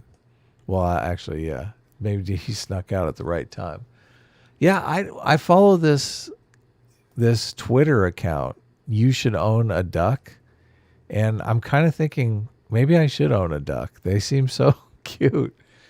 And so many of the videos on that Twitter channel are just adorable. So ducks are pretty cool. I don't know what Sitch is losing his mind when he's anti-duck. Foolish Samurai for 3-month membership. Thank you so much. Says, keep. Hold on a second. Now we have dueling memberships here. Keep forgetting to use these to say S-class is best class. Ducks are horrible creatures and everything else Adam hates being forced to read. Well, that's funny that I actually read it. So Sitch will be very upset that he didn't get an S-class is best class in because you know how much he loves those. Rich Jammer for 6 months. 6 months. Wow. I wish I would have signed up right when we started doing that because everyone is ahead of me because I had some workaround where I actually got free emotes. I don't know why, but the channel stopped letting me do that, even though I'm like a manager on the channel. So I just got a membership. But Rich Jammer for a 6-month membership says, do documentaries about the cosmos, planets, stars, etc. have conflict? All I can think of is a star exploding or meteors destroying stuff. They try to shoehorn it in and like one day the sun will burn out and the kill us planet all. will go cold. Yeah, exactly. Or the universe is, flying apart and our future is dark coldness. So, yeah. That stuff is inherently, it's inherently interesting. Is there conflict in the idea that we as finite human beings are just so tiny in the scope of all of this stuff? Is that a point of conflict?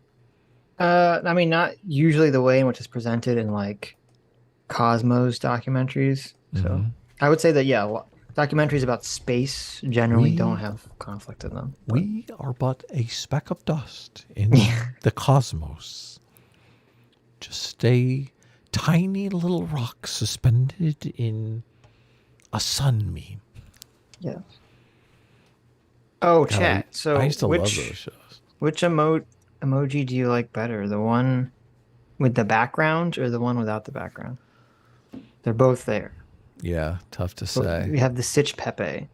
So let me know which one you like better. The Sitch Pepe. Yes, like the Sitch with his hands like under his chin. That's a good one. Did you read Foolish Samurai's membership, Adam? No, I'm not reading that crap. You didn't read that? You didn't read Foolish Samurai for 3 months says I did forgetting read to it. use these to I already say, read it. Don't read it. Is the best class. I already read it. Damn you. When are you going to get a duck? They're so adorable. Ducks are horrible creatures and everything else Adam hates being forced to read. Thank you. Thank you, Foolish Samurai. Aku, truly the master of evil. Yes. So amazing. Oh, and welcome back, Diogenes. I haven't seen Diogenes in a long time. He's been at boot camp for 2 months. So that's very cool.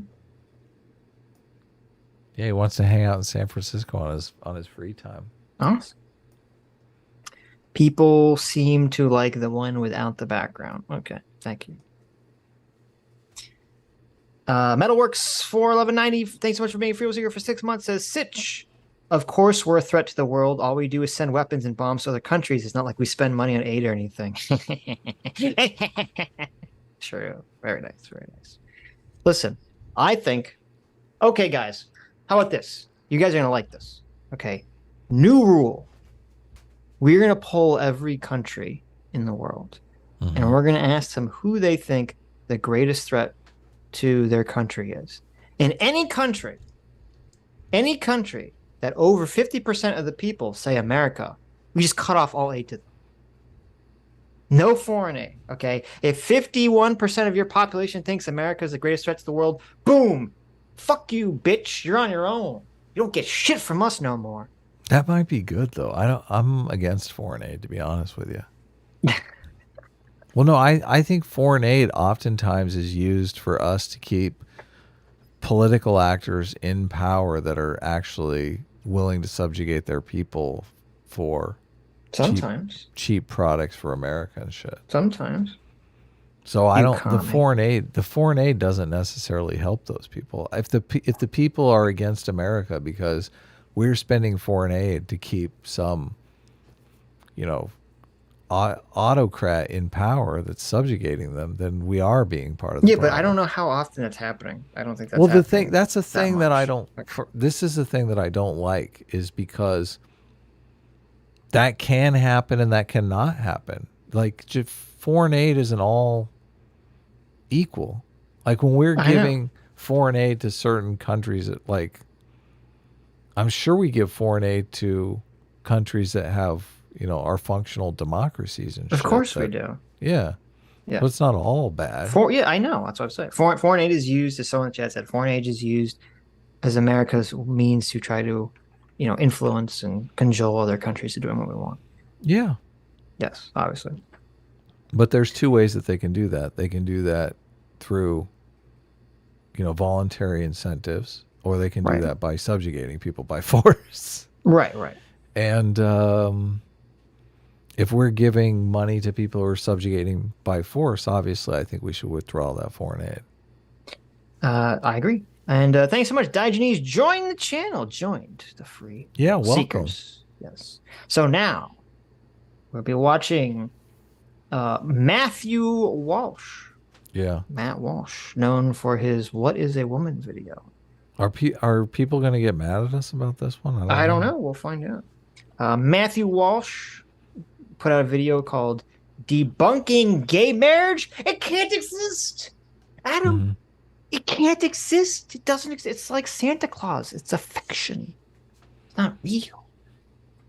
Well, just to get my cards on the table here. Yeah. Like, I have no problem with people getting gay married. So if people want to get gay married, I think they should have the ability to gay marry to their heart's content. There you go. If I had any friends that came to me and said, "Listen, Adam, I want to get gay married and I want you to come to the wedding," I would come to the wedding. I'm not like Adam would come to that wedding. I'm not a monster, for heaven's sakes. He would come all over that wedding. I might even get him a wedding gift. So okay. I believe. Yes. I believe in the buddy system. Okay. Like, life, having a lot of friends is good, but you gotta have close friends. You gotta have your buddies. You gotta have like people that got your back and you got their back. And marriage is like the buddy system. It is. So hopefully you get someone that you can be buddies with and also have sex and maybe even have a family. That's the best case scenario. But if you got a buddy that you can't have, you can have sex with, but maybe not a family, then you're still in the buddy system. The buddy system works. Yeah. This is, and you're about to see, this is why Jordan Peterson is so much smarter than Matt Walsh. Okay. Because you would say logically, if you're conservative, and marriage has the tendency to make people more conservative, tends to make people more interested in stability. Yes. Marriage seems to, on average, calm people the fuck down.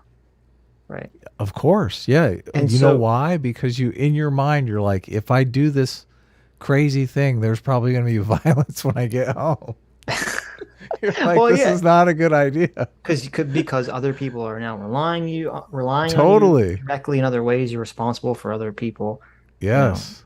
Got to be responsible. Right. You got to think of others. You can't just think of yourself. Yeah. And so you would think that logically, if you were conservative, you should be 100% in favor of gay marriage, because you're like, well, I want more people. I want society to have more stability, more of this, quote unquote conservative idea, kind of chilling everyone the fuck out, because otherwise, the alternative is, what is the alternative then? If you say that there shouldn't be gay marriage, you just say that gay people should be doomed forever? Are you saying that we should expel them from society? Like, what is the alternative if you're saying that gay people shouldn't be allowed to get married and participate in this social institution that we've created for ourselves? They have to die unhappy and alone. Come on now. But that's just going to make society worse for everyone. Like, it's such a bafflingly short-sighted, elephant-driven idea that makes no fucking sense logically whatsoever. The Supreme Court decided the gay marriage thing, and if you listen to the Supreme Court case, these people had like, them not being able to get married completely complicated their lives in just infuriating ways. Right. Like, they were trying to adopt a kid and like. Yeah, but you could say there's lots of conservatives that don't give a fuck about any of that stuff. That's not persuasive enough. They don't care. Okay.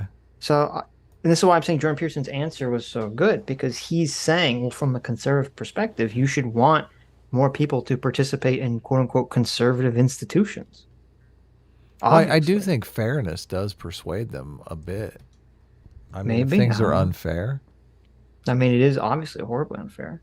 But so anyway, do you think Matt Walsh, the guy who, gained all this recent fame by challenging people, saying you wanting to redefine the word woman is not logical. Okay.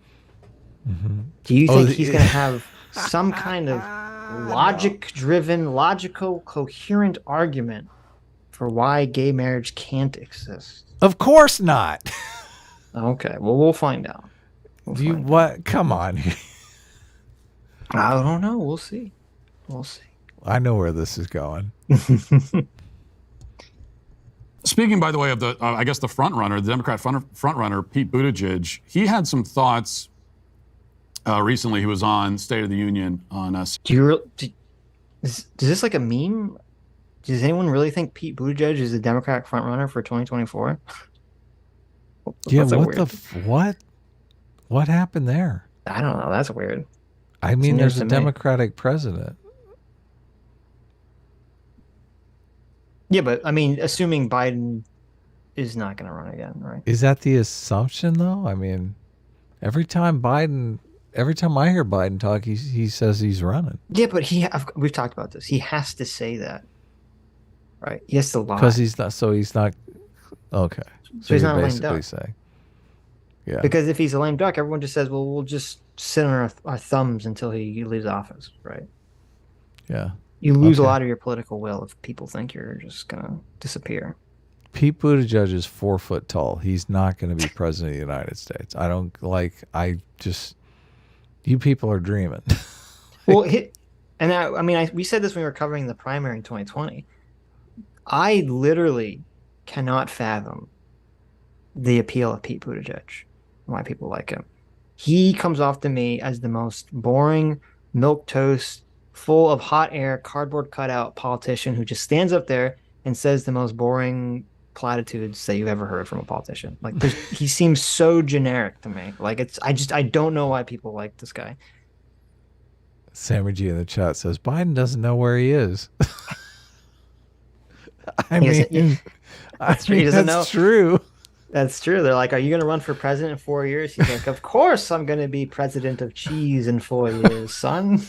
Of course I'm going to be president in 4 years. Yeah. Yeah. Oh, that's so anyway, hilarious. So yeah, I don't understand the appeal of Pete Buttigieg like at all. But yeah, Pete Buttigieg, I do understand it. It's they see him. They got a big victory with Obama, the thing that they've been wanting forever, the first. So now they're like, we really need to milk this, the first thing. Our destiny is the first. And what do you think Pete Buttigieg is? Yeah, I know they're like, oh, first gay president. I think they want. That's all they see before they want a gay. Okay, that's all they see, though. Don't you think they want a woman before they get a gay guy? Yeah, but they're like, let's just shoot for both. Yeah, but they don't have both. Not in Pete Buttigieg. No, but I'm just saying they're like, right. Well, he's the backup. If we can't get the first woman this time, we'll get the first gay. I don't know. I see. It's funny because if Pete Buttigieg like ran and won for president, you understand that the feminist would throw that in our faces for all time. They'd say, "Oh, we live in such a sexist country that they'd rather elect a gay man than a woman." Yeah, that's true. They would say that, but who cares? Are we in the? I'm wondering if we're in the Trump bubble. You know how a lot of people were like, "There's no way Trump can win." That seems like I feel we're that far away from Pete Buttigieg. Well, wait a minute. I never said Pete Buttigieg couldn't win. I said I didn't understand the appeal to him. He has some appeal. Oh, really? Yeah, I mean, in 2020, people were talking him up like crazy. Bubble, then. People kept talking him up like crazy. And I'm just like, I don't understand what the fuck you're seeing in him. To me, this is horrible empty suit. Unless it's, as you said, it's literally just well, he's gay and we want the first gay president, which maybe that's motivating a lot of people. No, it I don't is. know. Yeah, that's all it is, I think. But I can't imagine a world where Pete Buttigieg, I mean, just on face alone, he's not, I can't see him being president. Right. He just doesn't look like a president. No. Yeah. I'm a firm believer in it. I know it seems superficial, but I saw this study where they looked at people were basically guessing whether or not a person would win an election based on face alone, and they were remarkably accurate in guessing who the winner of the election was. Yeah, it's so insane. Yeah, That's so sad. they did it by showing the faces to people who were not from the country, so they had no familiarity with the electoral process, and they just say, here's two guys, which one of these guys won? And they'd be like, that guy. And they won, like, it was like 70-80% they were able to pick the guy that won without knowing any of the politics of the situation. Right. That's interesting. Yeah. It makes me think, what's that make you think about money and politics? Because it's obvious, so you change the experiment. You're like, which of these guys raised more money campaigning? That guy. you have to be careful though, because you can't necessarily say, well, that proves that people just look at someone's face and they say this person looks more like a leader for whatever reason, and thus they elect them. It could also be that certain people that look certain ways are been treated differently their whole lives, and thus have been assuming leadership roles, or been more charismatic, or been more take charge their whole life, because I don't know, they look more conventionally attractive or whatever. Yeah. And thus are more likely to win an election. So it's like, it's kind of a chicken and the egg situation. Yeah. There's some fascinating studies in politics around that kind of stuff. CNN, and he had some thoughts about the Republicans who do not favor federally codifying the redefinition of marriage. Now, there are plenty of Republicans, as we saw in the House, that were on board with it, but the majority still were not. And Pete Buttigieg is very offended and personally hurt by that. And here he is explaining why. I don't know why he's saying he said that weird. He's personally hurt by something that personally affects him. Well, I mean, that makes sense, Matt, I guess. Yeah, of course. I don't know what to tell you. He's like, listen, the Republican Party wants to dissolve my fucking marriage with my spouse. How do you not get offended by that? I mean, I would be if the government wanted to dissolve my relationship with my spouse, I would be offended. Right. Yeah. Yeah. I'd be like, fuck you. So they had a bill that's passed, I believe it's passed the House already, that would codify same-sex marriage and interracial marriages. I don't know why that had to be codified, but I guess just in case. Oh my God, no, really? Holy shit. It's same-sex, and it's the statutory authority for same-sex and interracial marriages. I guess they're concerned that the Supreme Court, I mean, people were saying they're going to get rid of interracial marriages. Like, okay, maybe, I don't know. But anyway, the House. So the Democrats came up with this, obviously, right? Yes, this was in response to, because the Supreme Court is going to hear some same-sex marriage case next year. Right. And they're worried it's going to be overturned. Yeah. They don't want to be in a Roe versus Wade situation. Exactly. Right. Yeah. So the Democrats in the House, they passed the same-sex and interracial marriage protection bill. It's in the Senate right now. And it's the Senate Republicans are kind of sitting on it. And it's believed they're going to delay it until September. And we'll see what happens this upcoming September. And I said this one at the time. I said, the Republicans would be horribly stupid to pass this up. The Democrats have basically, I mean, first of all, the Democrats, from a political perspective, are really stupid to try to pass this law. They should use, I mean, if fucking Supreme Court got rid of gay marriage, this would be like a fucking boon to the Democrats. Oh my God. Yeah. They should be throwing ticker tape parades. That'd be such a good thing for them to run on. Like, look at these bigots. Look at all these bigot Republicans trying to get rid of gay marriage, blah, blah, blah, blah, blah. And you have a lot of Republicans who they probably are very mixed about this because they're like, well, I don't necessarily want to come out in favor of gay marriage and piss off a bunch of people, but I don't really want to come out against gay marriage and piss off a bunch of people. Yeah, no, the Supreme Court is doing them a favor by taking the issue off the table for them. Well, no, but not if they overturn it. Then they're doing a horrible disservice. Well, yes. This is the problem, the same problem with abortion, because it was easy for them to come out and say, listen, I'm pro-life, I'm against, abortion, but I can't, my hands are tied because the Supreme Court has done this thing. Now, all of a sudden, their hands are no longer tied, and their constituents are saying, yeah, fucking pass a law now. Right. So they're actually forced to do something. Right. And so the Democrats, I think, kind of stupidly, gave the Republicans such an easy out by just basically codifying gay marriage. Yeah, they could pass the bill, and they only need I don't know, a very minority of Republicans in the Senate to sign on to this. And then you have the same situation where the Republicans sit, someone says, well, how do you feel about gay marriage? And they're like, I respect the law. They don't have to give an opinion. Right.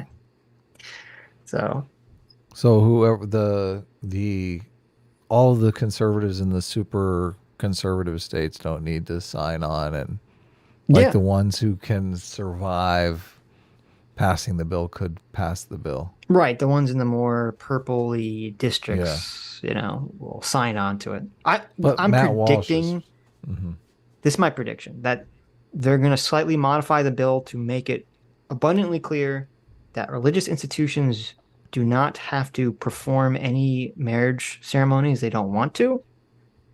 And then, they'll have, and I'm fine with that. Everyone should be fine with that.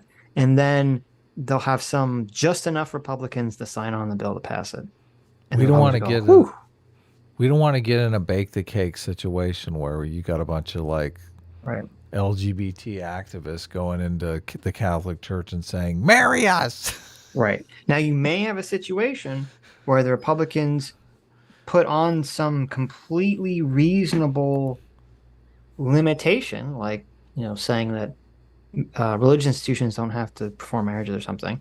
And some Democrats in the Senate refuse to sign the bill because of that, either because they disagree with something completely reasonable, or just because even if they agree with it personally, they just want to be able to go in the news and say, the Republicans don't want to have gay marriage. They're all a bunch of bigots. They want to call them homophobes. So that's definitely possible. So I'm very curious to see how this all plays out. But we know what we know Matt Walsh's position. Yeah, he's completely against gay marriage. Obviously. Right. It's so weird. It's so authoritarian. I don't. Well, he's not a libertarian at all. No, I know. Really, really to a lot of people. It's certainly important to me. I started my day as The Chiron says, Marco Rubio, bill codifying same-sex marriage, stupid waste of time.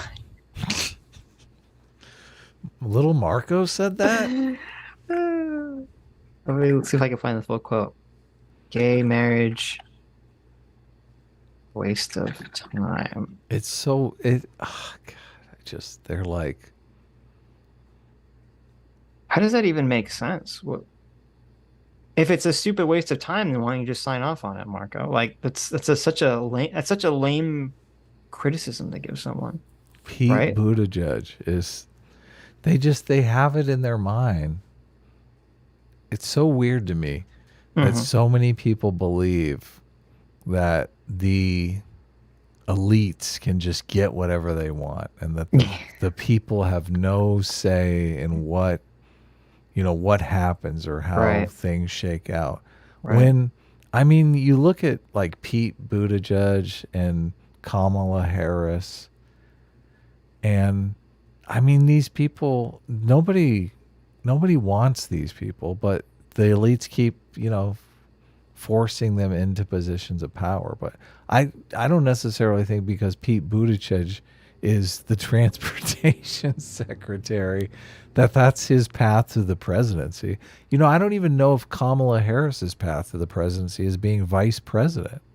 I think vice president has upped her profile so much that people are now certain that they don't want her to be president. I think you're correct. So the double-edged sword. Right. Throwing these people into, offices like this to try to keep them in the public eye. Like the public will, will warm up to them. I don't think that's true. Right. Or a good strategy. I remember, it's funny because this is literally the same thing that some of the Democrats in Florida were saying about like the DeSantis anti-woke legislation. They would say, I'm not going to vote for this anti-woke legislation that says you can't be racist against white people because you already can't be racist against white people. So it's a waste of time. And then I'd say, well, if it's such a waste of time, why are you voting? Just vote yes, and then you'll be done with it. What's the point of voting no? Just because something's a waste of time doesn't make any sense. Like it's like the time spent on the bill is going to exist and happen regardless of whether you vote yes or no on. So how does this make any sense? It's just a cop-out.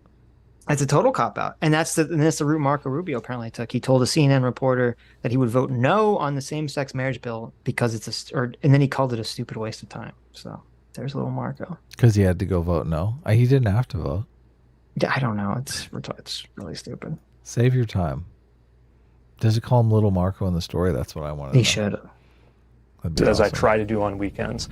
I try to give Chasten a little bit of a break and do breakfast with both of our twins. That alone, that's no small thing, as every parent of small kids knows. It was one of those days where the tray table wasn't quite fitting into the high chair, and I'm trying to make sure that they're busy enough with their little cereal puffs to give me enough time to chop up the banana and get the formula ready. And it just, I don't know, that half hour my morning had me thinking about how much I depend. Just what I want. President Mom. This is exactly what I think of when I think of president. I think of chopping up the bananas and getting ready with the formula. That's exactly that's what I want for my president. Mm. Oh, a nuclear disaster on the front? Oh, I'm busy right now with formula. Can you call me right back? It's just so depend on and count on my spouse every day. And our marriage deserves to be treated equally. And I don't know why this would be hard. Look, he's almost crying here. I know. This is so embarrassing. Who's this? This is Jake Tapper, right? Yeah. Jake Tapper has just the ultimate. This is very serious. This is serious journalism going on here. Well, I mean, listen, that's what Buttigieg is trying to appeal to. He's like, trying to be very solemn. And look, maybe he's being sincere, maybe he's not. I don't know. Maybe this is a completely cynical, I'm an American just like you. Maybe not. Maybe it's a sincere situation. I don't know. I'm so glad I laid my gay marriage stance on the table before any of this, because I must sound like a giant homophobe.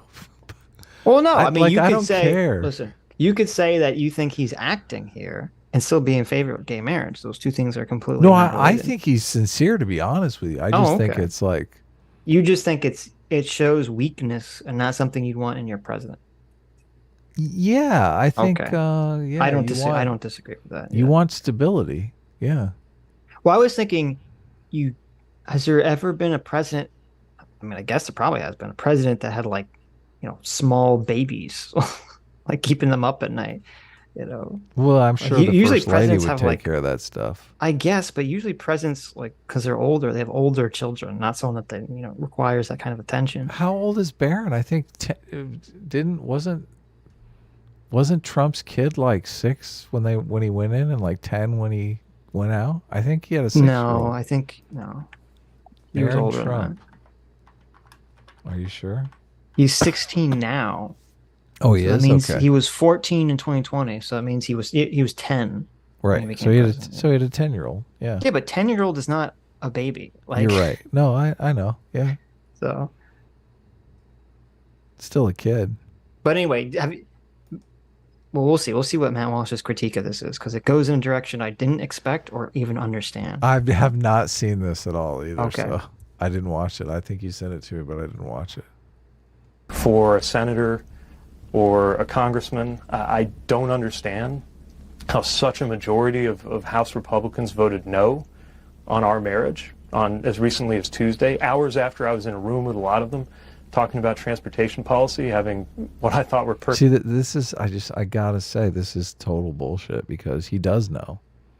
He's like, yeah, dude, I have constituents, and those constituents don't want me to vote yes. And I would like to get reelected, so. Like, doing the right thing. Like, what's the subtext of Dictator's Handbook? Why bad behavior is often good politics. Right. Yeah. It rings true. Well, I'm sure some of them, their politics align with that anyway. Yeah, but even if a senator or congressperson is in favor of gay marriage personally, and they know voting for gay marriage is going to hurt them in their state, and they're likely going to get kicked out of office, they're going to go against their own preference. Yes, most of them would do that. Yes. Yeah, but that's I would consider that weak. And they would look Pete Buttigieg in the eye and say, I mean, it's politics. What do you want? What do you want from me? Like, I would love to live in a world where you could be happily married, but yeah, but you understand that's a very bizarre experience. Situation? Yes. Where you are interacting with people who you're friendly with, and they just basically voted to not allow you to get married. Like, it's a super weird situation. You're like, I don't know how I feel about this, regardless of the rationale for that vote. You saw the video that was going around about with Dave Rubin and Ben Shapiro, right? Yes. How he was like, yeah, no, I don't think your marriage is like Ben Shapiro didn't condone his marriage. Right. It's totally crazy. But he's kind of cool with that, though. Dave Rubin is. I don't think he is. Right, but he doesn't make a big deal about it, because he doesn't see. I don't know. My impression of that video is that Dave Rubin is actually like really upset by this, but he's like faking it for his career. That's kind of how I read his emotional state in that video. I could be projecting that, but that's what I looked at when I saw that video. Yeah, because I thought Dave Rubin seemed pretty surprised when Ben Shapiro said that. I think that's a fair assessment of the video. I don't. It's hard. Obviously, it's hard to say. Neither one of us are mind readers. Yeah, we're doing some mind reading, yes. But I think that's a fair assessment. I do. I concur. This is kind of the opposite of that, because going with his natural emotions actually works in his favor with Pete Buttigieg. Yeah. Of course. Where Dave Rubin is the perfect opposite of that, where going with his feelings wouldn't have been in his interest. Right. So he didn't. Right. Exactly. But it kind of makes the point that the politics really win out. They really do. They won out in the Dave Rubin situation, and they're winning out here. Yeah, they definitely can. That's true. Perfectly normal conversations with many of them on that subject, only for them to go around the corner and say that my marriage doesn't deserve to continue. If they don't want to spend a lot of time on this, they can vote yes and move on. And that would be really reassuring for a lot of families around America, including mine. A couple of things here. First of all, this guy's such an egomaniac. I mean, they all are, but especially this guy. What? Shit. Oh, shit. Matt just comes out and like punches him in the face. What did anything he have to do with ego? Yeah. You heard my reaction. Like, did I say anything about ego? No, you're like, oh, he looks weak. Meek. Oh, this is politics. Yeah. Meek. Meek, yeah, meek. That's a better word. Yeah. You don't want a meek president. Ego? Yeah. What is he talking about? Egomaniac marches out and said, I was chopping that fucking banana and I was getting the formula together. Like, he didn't come up. I don't know. It's just so weird. You have an issue that directly affects you personally. Yeah. And people are voting for it in a way that harms you, and you talk about that. And then someone's like, "Oh, you're such an egomaniac." You're like, "What? That's what tough. the fuck?" The entire point of politics is passing legislation that affects you. like, and how you interact with the world and in this country. Does that mean like anytime anyone votes for something that directly affects them, they're just an egomaniac? Like, this is such a weird take. Well, Matt Walsh feels that this issue affects him as well because he doesn't want gay marriage to be a thing. Right. So he definitely has a political position on this. No, but like he could say, I disagree with Pete Buttigieg. I don't think gay marriage should be a thing. You know, he can make some argument. I'm just saying like that he perceives this as ego is so weird to me. I heard that. I'm like, what the fuck is he talking about? Yeah, I'm assuming he's going to elaborate a little bit here. We'll see. What he means by egomaniac. Let's hear. And it's rating with him because there's just... Sorry. Couple of things here. First of all, this guy's such an egomaniac. I mean, they all are, but especially this guy. And it's even more grating with him because he has... I wish sorry to pause it again so soon, but they all are? Like, is he saying... Are they saying all politicians? I hope he's saying all politicians. Saying all politicians, all Democrats, all gay people. I'm all not sure. Gay. I hope he's not saying like all gay people. I don't know who the they is. Yeah, I don't know. I mean, Daniel was an egomaniac, so I mean that true, checks out. But there's just no basis for his ego. Like it has nothing to rest on, no accomplishments to rest on at all. It's like a small town mayor who runs for president, fails spectacularly, and then is given an appointment, a cabinet appointment for no reason other than the fact that he checks a couple of identity boxes. Well, to be fair. He wasn't given a cabinet position for no reason. He was given a cabinet position because didn't he drop out on Super Tuesday? Yeah, that was probably the arrangement. So, I mean, it wasn't for no reason, Matt. There was a reason for it. Now, maybe you don't agree with that reason. Well, and I would say they're grooming him for higher office. I don't think they care about that, but... Look, they do. The Democratic Party wants Pete Buttigieg to be president one day. You don't think so? I mean, I thought we were. Oh no, he dropped out before Super Tuesday. Okay. Oh no, 2 days. So he dropped out 2 days before Super Tuesday. Okay, well that's close enough, right? Because remember all the lefties were whining. They're like, well, they didn't want him to take votes away from other candidates. They're like, oh, Bernie Sanders is going to win because all the people are going to stay in and split the moderate vote. And it's like, well, all the other moderates dropped out. So obviously Biden is going to reward them for doing that. Yeah. So. Yeah. But okay. But wait, how do we get the ego? He hasn't said yet. Yeah, he hasn't said it. And so that's it. He's the transportation secretary. But he says, oh, they voted on my marriage? No, they weren't voting on your marriage, you egomaniac. That's not what the vote was. There wasn't a bill on the docket. What do you think of Pete Buttigieg's marriage? What? This is so ridiculous.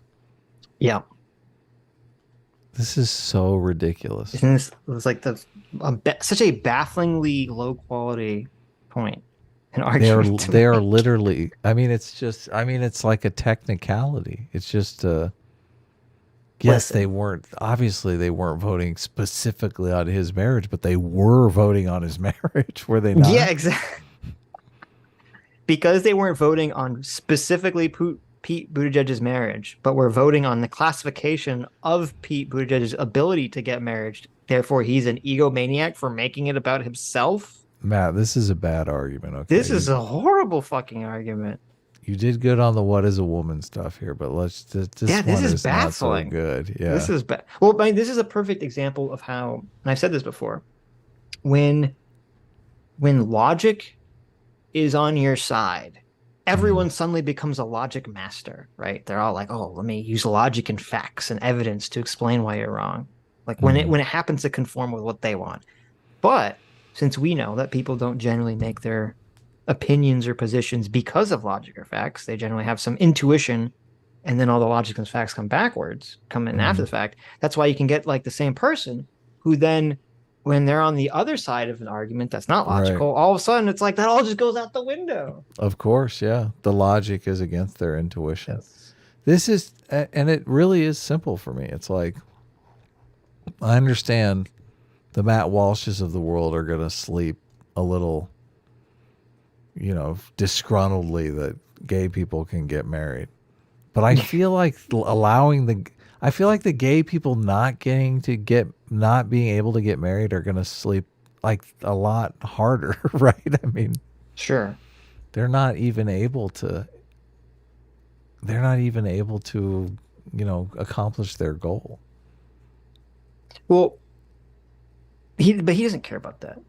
And that's why I'm saying the argument. I think he does. I mean, he does to some extent. He literally doesn't give a fuck about gay people at all. You don't think he gives a fuck about gay people getting married? No. He thinks what's going on here then? He thinks these people are acting within sin. Yeah, but that's why it bugs him. And that's why, yeah, I mean, when I say he doesn't care about gay people, I mean, he doesn't care if gay people are upset and having problems in their life because no, he doesn't. Like he doesn't. Yeah, he doesn't empathize with them in any right. way, shape, exactly. or form. Yeah, right. exactly. Right. But that's what I'm saying. The argument to me that's more persuasive to people in the sort of Matt Walsh position is like, well, wait a minute. Like, don't you want there to be more conservative gay people? Don't you want there to be more gay people that are acting in society in conservative ways? It's just, this is going completely against your interest. Well, but the intuition are what's driving it. You're trying to make a logical argument when I know there is no logic to this. Yes. No, specifically, it's about should the federal government redefine marriage? Should we codify the redefinition of marriage on a federal level? That was the question that they were answering. And dude, they're still using the redefinition of marriage argument. Yeah. I thought that argument has kind of been struck down. Well, no, he's going to bring it up. What do you mean? He's got this. Well, I thought the Supreme Court basically said no, marriage is defined as two people. Mm-hmm. I don't know the specifics of the law, so. Yeah, but what is this bizarre? Like, this is like one of those. The Civil War wasn't about slavery; it was about states' rights arguments, and you're like, well, no, it was about the states' rights' ability to have slaves. Like, what the fuck are you talking about? Like, this is such a shallow. This is a Vosh level.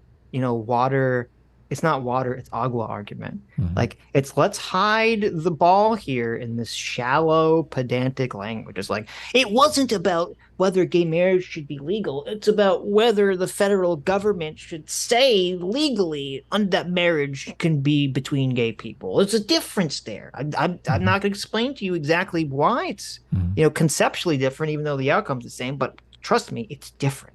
Well, generally, Matt Walsh is one of the few people who's willing to come out and just be a giant homophobe. So I feel like at least you know where you stand with Matt Walsh, right? Right. So I'm expecting to see that in this video, right? Maybe, I don't know. I haven't seen it, so. You'll see.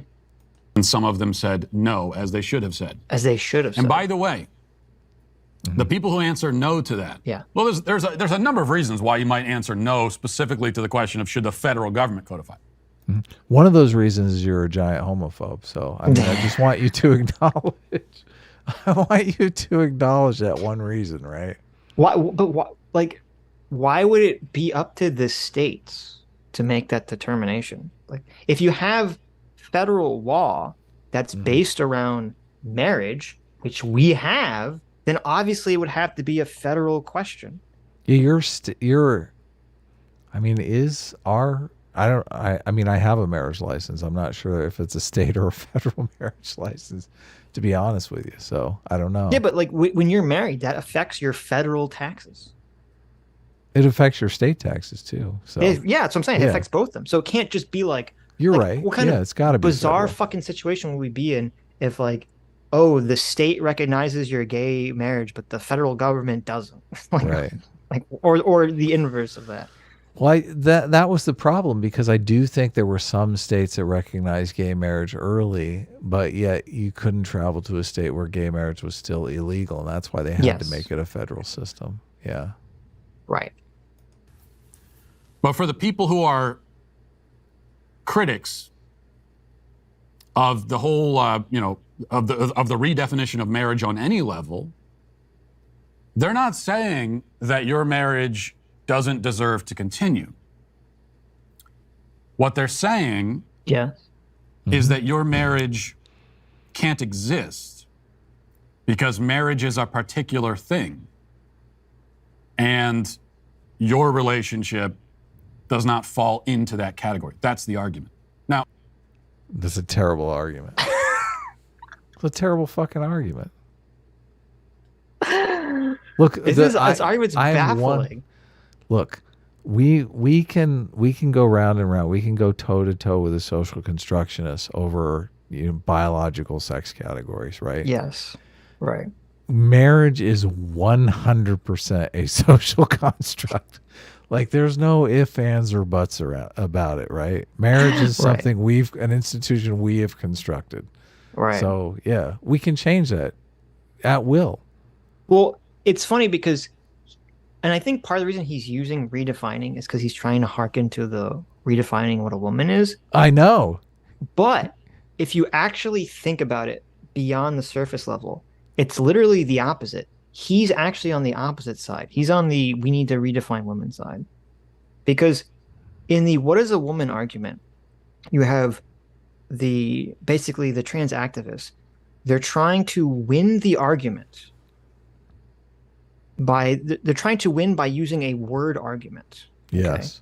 Okay? A word argument is when someone doesn't make an actual point. They just try to say, the words dictate that I am correct in the situation. Right. So, like, by for definition, example, yeah. Right. So, like, for example, we saw that they tried to redefine racism to mean power plus privilege equals racism. Right. And the reason that they were doing that is because they basically wanted it to be okay to be racist against white people. And so they got mad, or they were tired of whenever someone was racist against a white person, the white person would say, hey, that's racist. And they want to be like, say, well, no, it's not racist because we've redefined racism to mean something different. Right. They're not actually, like with the P plus P equals R thing, they're not giving a coherent, logical argument for why that racism should be defined that way. They just want it to be defined that way so they can win a word argument. They say, no, I'm using these words, so you are wrong.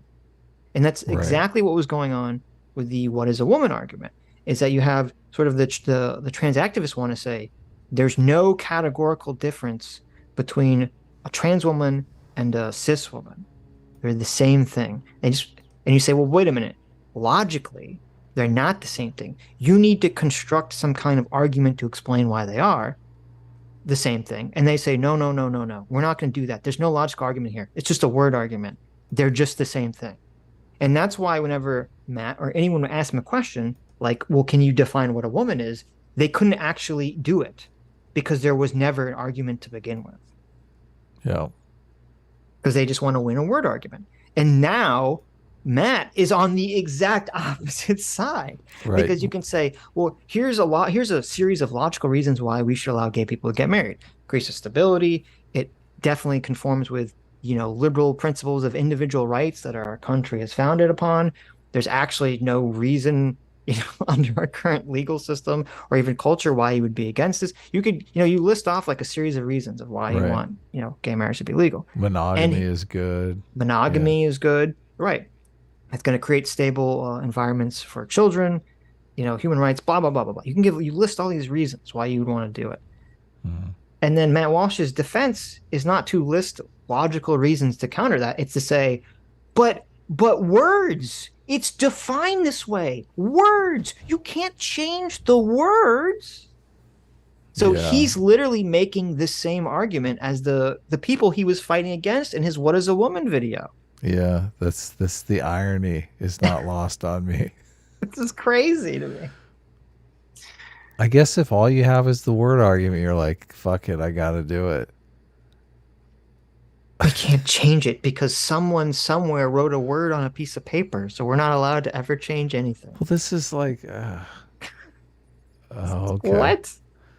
I mean, I understand the traditionalist perspective that, changing things does sometimes come at a cost, but But he's not even vocalizing that. Even Jordan Peterson vocalized that. That's Jordan Peterson's whole thing, is that you have these traditional institutions, and sometimes changing these things can have unintentional consequences. Yes. So you have to be careful when you change them. Okay. Matt's not even saying that. He's saying because words on paper said it, so it is. Like, he can't even fucking vocalize that argument. Because words. Well, come on, we're only halfway through the video. I'm sure he. Okay, I'm sure he gets to that part. Yeah. Maybe. Now, I realize that's still going to offend you and make you upset, but that is the argument, and it's actually a really important distinction. Because.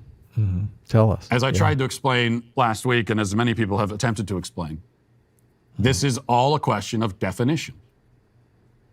And the idea for thousands of years is that marriage, by definition, is an in-principle procreative union between a man and a woman, and it serves as the foundation of the family, which serves as the foundation of human society. That was the answer. That was the definition. That's what it was. That's it. So first of all, this is such a bad argument because it's not even fucking true. It's literally not true. For most of human existence, marriage was not about love. For most of human existence. But it was about procreation, though. It was. He never said love. I understand that, but we're getting there. Okay. Okay. And he's leaving that out intentionally because he's being very dishonest. Okay. Okay. For most of human existence, marriage, the point, actually, like when you look into the history of marriage, from the earliest cultures, the point of a marriage ceremony and marriage was to specifically make sure that there was a determination for the lineage of your children, so that you could, pass down your property to your child, essentially.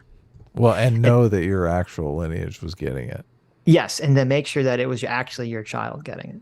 Yeah. That was the point of marriage, okay? So the point of marriage was to make sure that your kids were yours, and was so that you could give them your shit when you die. And, for most of human existence, and as you pointed this out, I think last week, you didn't choose who you got married to. Yeah. Your fucking parents chose who you got married to. Right. And so since the majority of human existence, marriage was around this way, it was totally acceptable in almost every culture for guys, not for women, but for guys to have concubines and all sorts of people that they could fuck around on the side with, because marriages weren't for love. They were just like this duty to the family that you did. Duty. That's what it was. Marriage was duty to the family. So you could fuck around the side.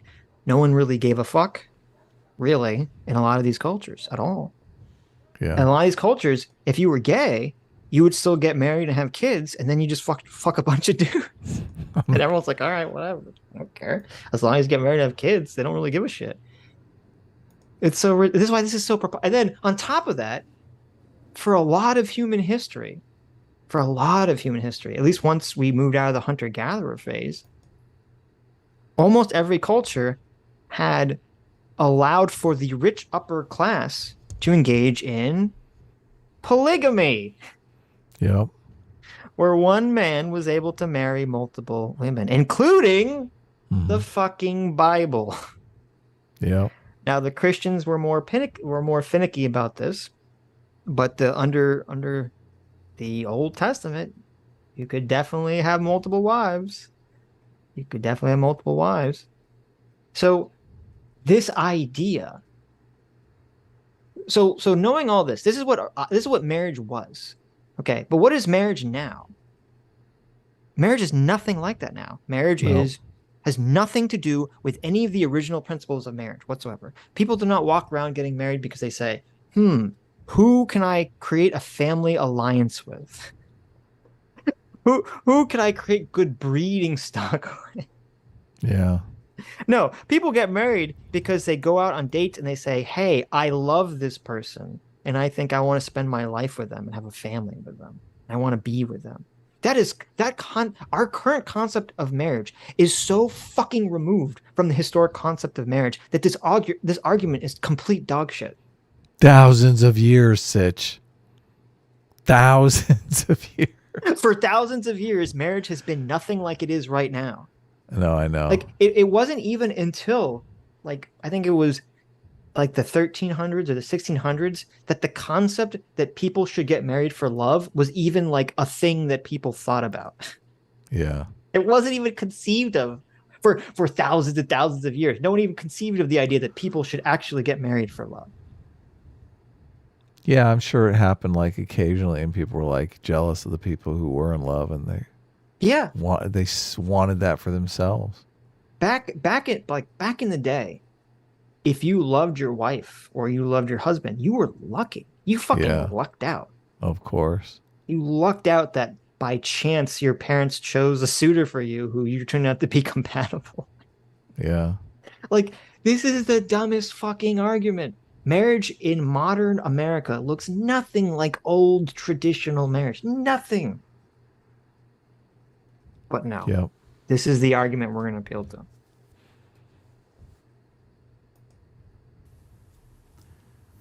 And then people like Pete Buttigieg came along and said, well, it's not that anymore. And then the question in response has always been, well, then what is it if it's not that? Well, no, see, and this is why, again, why it's different than the what is a woman argument.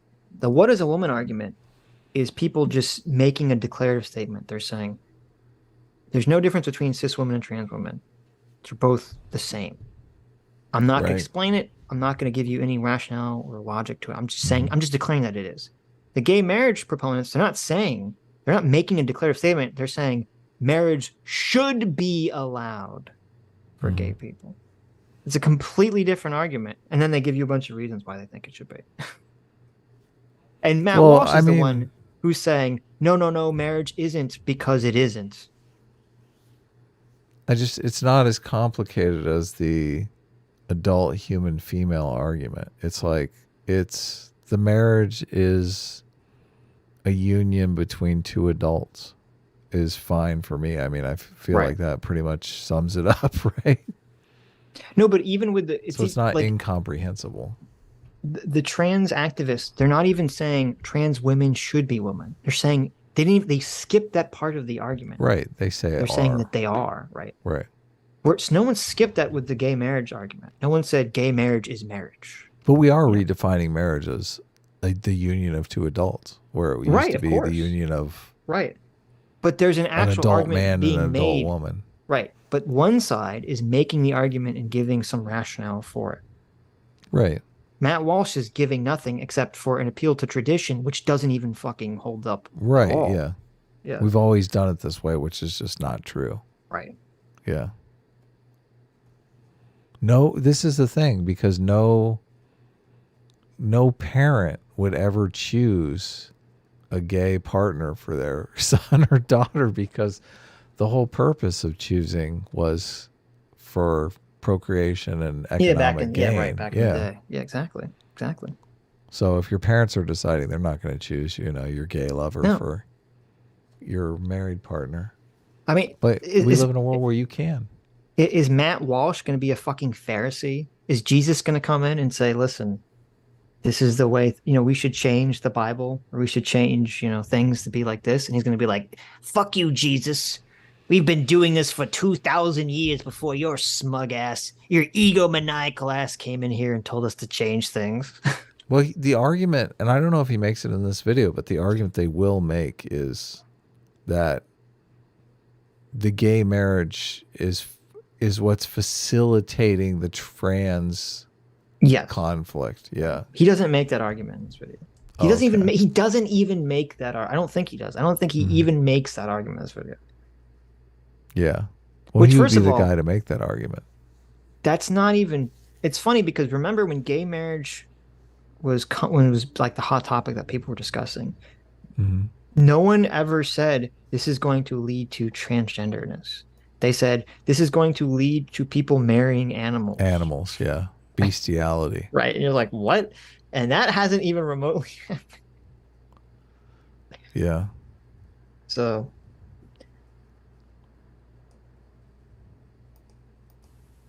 Pete Buttigieg hasn't answered that question. Wait a minute. I don't know what question he's talking about. What's the definition? That's what it was. That's it. And then people like Pete Buttigieg came along and said, well, it's not that anymore. And then the question in response has always been, well, then what is it if it's not that? Mm-hmm. Pete Buttigieg hasn't answered that question. I just answered that question. Yeah, he's literally trying to, what is a woman, the gay marriage thing, and he like doesn't understand that this argument doesn't work. It's so baffling. Can you define marriage? Yeah, the union between two adults. Yeah, that's exactly law. That's exactly what it is. Like, I feel like he pulled out the what is a woman, expecting us to stumble and not being able to answer it when it's just, I mean, it's pretty simple. Right. What is a marriage? Yeah. Yeah.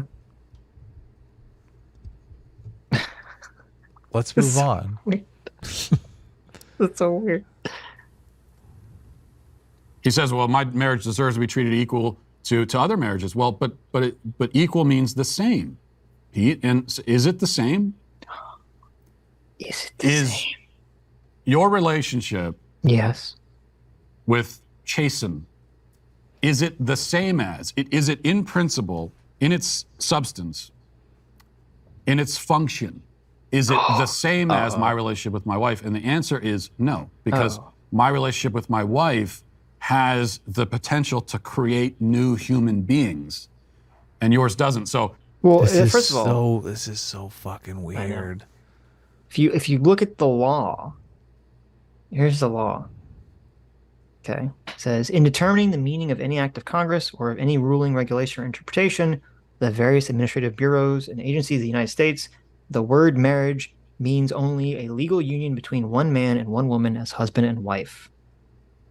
Okay? There's nothing in there about fucking having kids. There's nothing in there about any of this other shit. Nothing at all. Yeah. But no, listen. Does this mean that if someone, doesn't have the capacity to have children, are they not allowed to get married then, Matt? Yeah. What about, you got two people, they're in their 60s. Past having kids.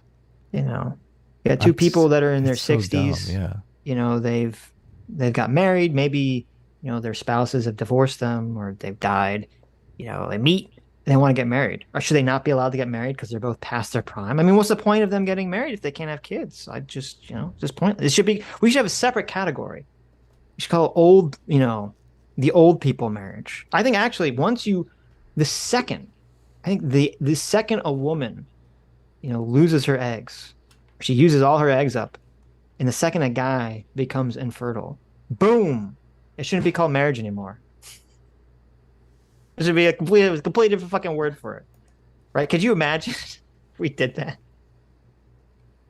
Yeah, it'd be insane. Like, this is look, I said it before we even began. It's the buddy system, man. Nobody wants to die fucking alone and depressed. Of course. Like, the reason why old people get married in their 60s is for companionship. Yes. They're like, I want somebody, to fucking die with. I don't want to die by myself in a fucking hospital bed. Right.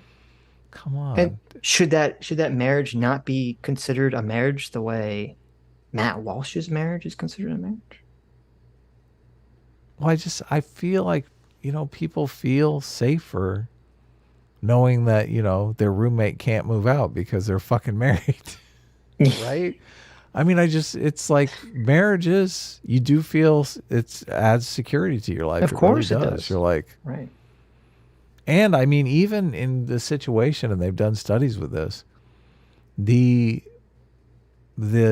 non-married cohabitating outcomes of children raised in those situations are just as bad as single mothers. It's like, it's crazy. Right. They try to make excuses, that it's the same as being married. We live together. No, it's not. Your kids don't know that it's secure just because you're fucking shacked up together. Right. When you get the certificate and hang it on the wall, the kids are like, okay, this is stable. We can put down roots here. You say it's an interesting question because you say, well, if it's the same as getting married, then why don't you just get married? They don't, because they're like, I want to fuck around and this thing could be dissolved any moment. Right. The kids obviously know that. The kids can sense that because the relationship's going to be different. Yeah. No, it's very true. And this is such I just can't believe how bad these arguments are that Matt is just giving. These are just awful. These are just dog shit arguments. Like, you could give better, more coherent arguments against gay marriage than this. This is like the dog shit tier, anti-gay marriage. He would dissolve, and this is the thing too, because he comes out all, Pete Buttigieg is such an egomaniac, but yes. Matt Walsh would dissolve Pete Buttigieg's entire family because he would not let Pete Buttigieg and his husband adopt kids either. Right. Yeah. Right. I mean, that's just ego. They might be surrogate. They might actually be their biological kids, because a lot of times these gay couples get like surrogates. They get surrogates, yeah. Yeah. I don't know. They buy an egg and do a surrogate mother, so they actually have like 2 kids that are theirs. Right. Did you know that they're going to be able to do? They're going to be able to make a zygote out of 2 male individuals. How do they do that? They're already working on it. They can create basically it's an ovum, right? They create an ovum from cells, from your cells. I don't know what they use, if they use stem cells or what, but they create basically an egg from your cells, and then your husband fertilizes the egg. Wow. Yeah. I mean, that's cool, but I would be worried. Everyone's gonna be worried that the kid's gonna be fucked up. I guess in that situation, the gay couple can only have boys, right? No, the sperm. What do you mean the sperm? Oh, the sperm. Oh, it could. You're right. It could have. Right. Yeah, because they both have X's. Right. But women don't have a Y chromosome, right? So that's what I'm saying. The sperm has the X or the Y in it, not the egg. Right. So I don't know in a woman's situation if they could create a sperm. Oh, you're saying it wouldn't work for lesbians? Yeah. Oh. Yeah, it's a good. You're right. It might only work. It might only work for gay men. It might not work for lesbians. Yeah. I didn't think about that because I'm a misogynist and I don't care about women. But yeah, you can't just throw 2 ovum together and get a kid. Yeah. It's like. Well, you could somehow, if you could. I mean, maybe someday if you could throw 2 sperm together and get a kid, I felt bad because I he called Daniel an egomaniac. Daniel is so far from an egomaniac. I was like, I hope I didn't hurt Daniel's feelings. No, he'll just draw a meme about you. I know he's the worst, but I wouldn't call razzing us in memes being an egomaniac by any way, shape, or form. Right. But so the Pete Buttigieg's children, they were not a surrogate. They were actually, a mother gave birth to twins but didn't want them. She prematurely gave birth to twins and didn't want them that day, and so they adopted them. They were just hanging out at the hospital. Well, I'm assuming not. I'm assuming that they probably wanted to adopt children. Hey, this situation, came about. My girlfriend's over here and she's had like a couple babies. She's changed her mind. You don't want to come pick them up? Right. It's like, what? There's no waiting list or anything like that. I don't. Okay. I guess. I mean, if the mother wants to turn them over, I guess the mother could pick who can adopt their kids. I don't see why not. Yeah, I don't know. I don't know how that all works. But interesting. And also, like, if you're anti-abortion, which Matt Walsh is, don't you want more families to adopt children?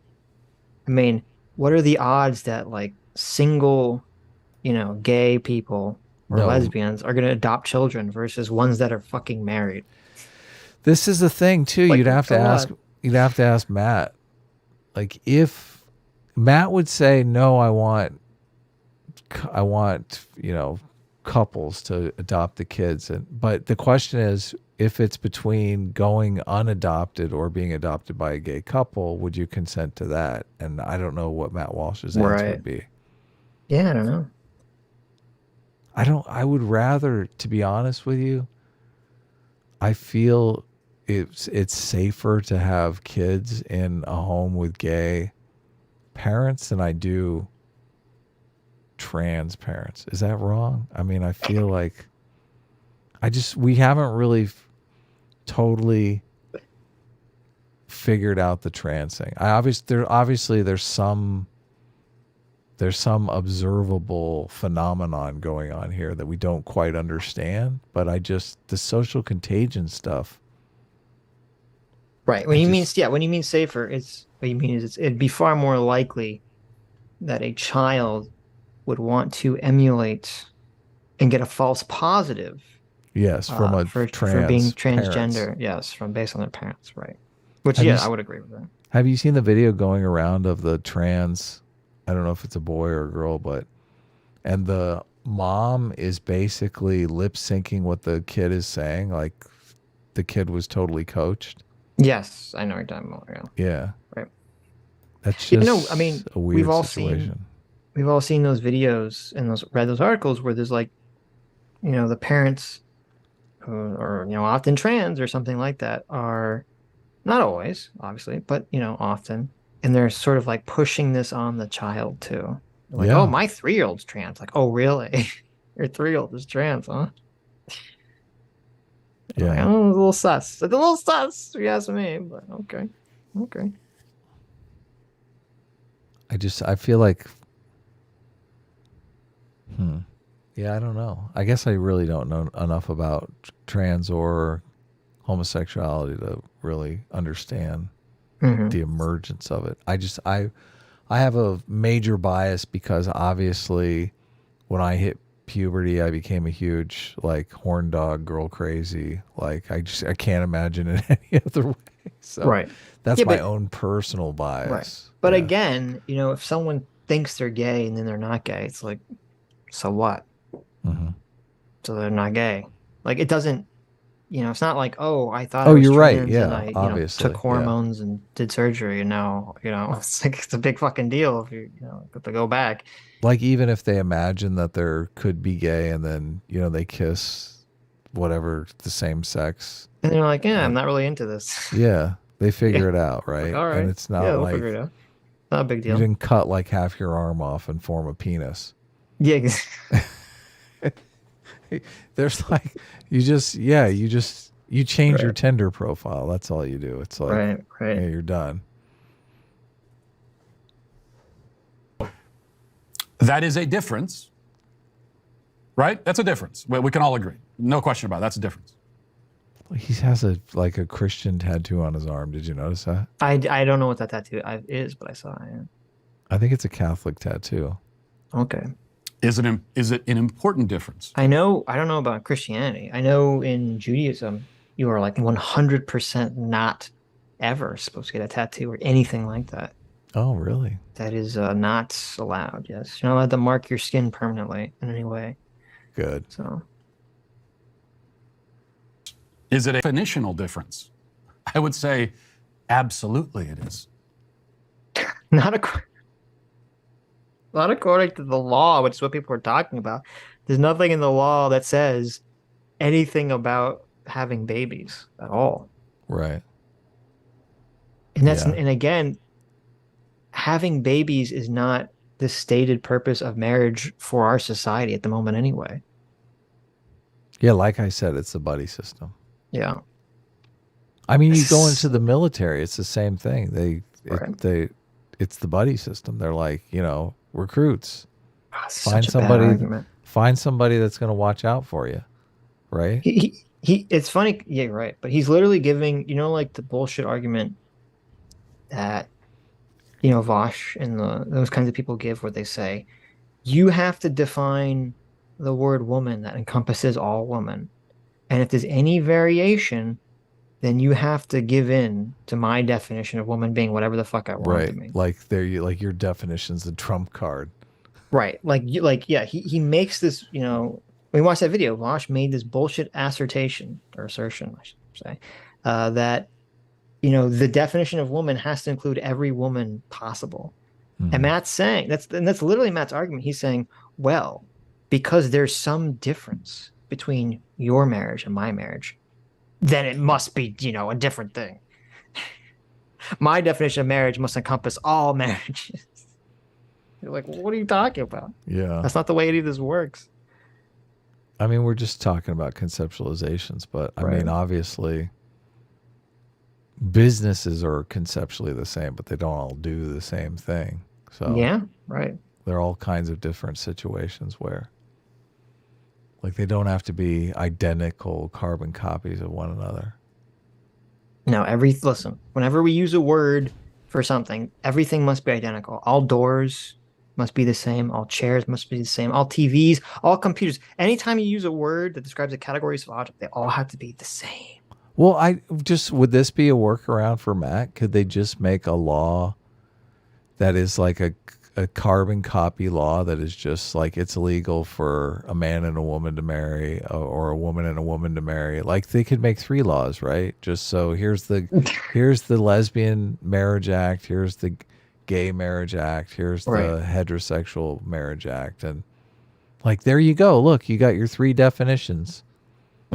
Knock yourselves out. Like, what would Matt say then? Like, well, look, we're not even married under the same law as you, Matt. Fuck off. He would still quibble because he'd say, well, you're still redefining the word marriage. Okay. Which, first of all, the whole, like, it shouldn't be marriage, it should be a civil union thing is really fucking stupid. Oh, that's the worst. Yeah.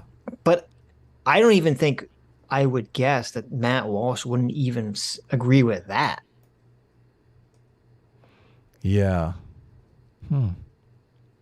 But that's the thing. If he doesn't agree with that, then him making the whole, well, you're redefining it argument is bullshit.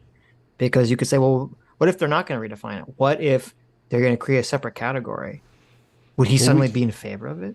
The whole idea, like, we extend perks to people that get married because marriage is good for society. That's the whole reason to extend them the perks.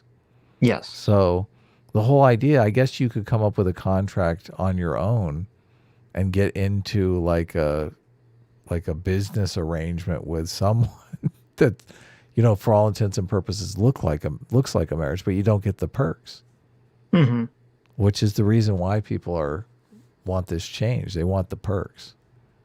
Yeah. And they should want the perks. 100% correct. Yeah. They're doing the work of society.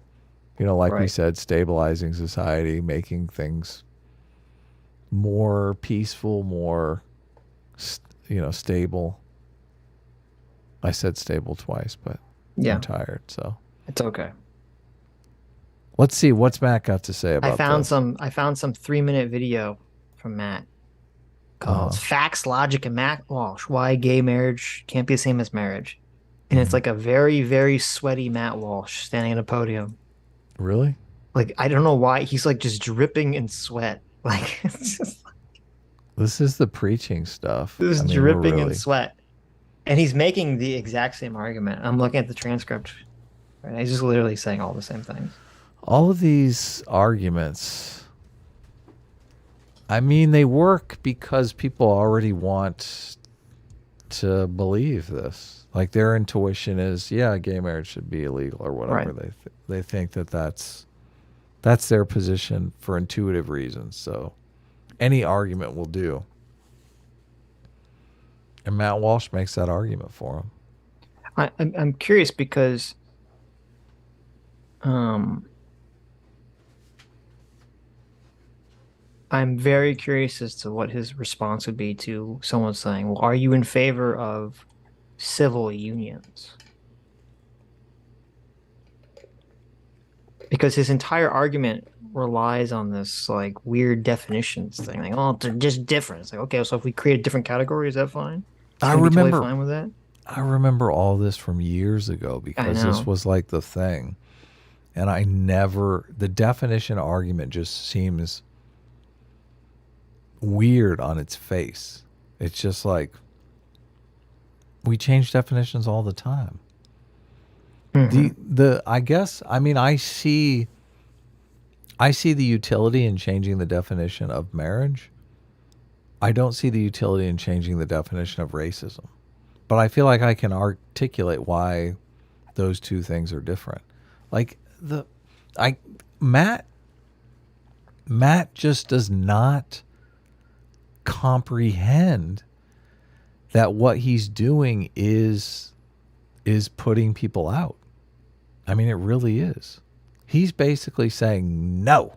He's like, you want You want to live your life this way, and I'm here to say no. No. No, God damn it. Right? Right. Like literally, God damn it, because he's saying God should damn this union. No. Right. How dare you? How dare you live your life the way you want to live your life? Mm-hmm. I think he'd probably go, there's children involved too. You're going to make these kids gay. Where's that going to get us more gay marriages? Right. He probably believes that too. Is that even... I feel like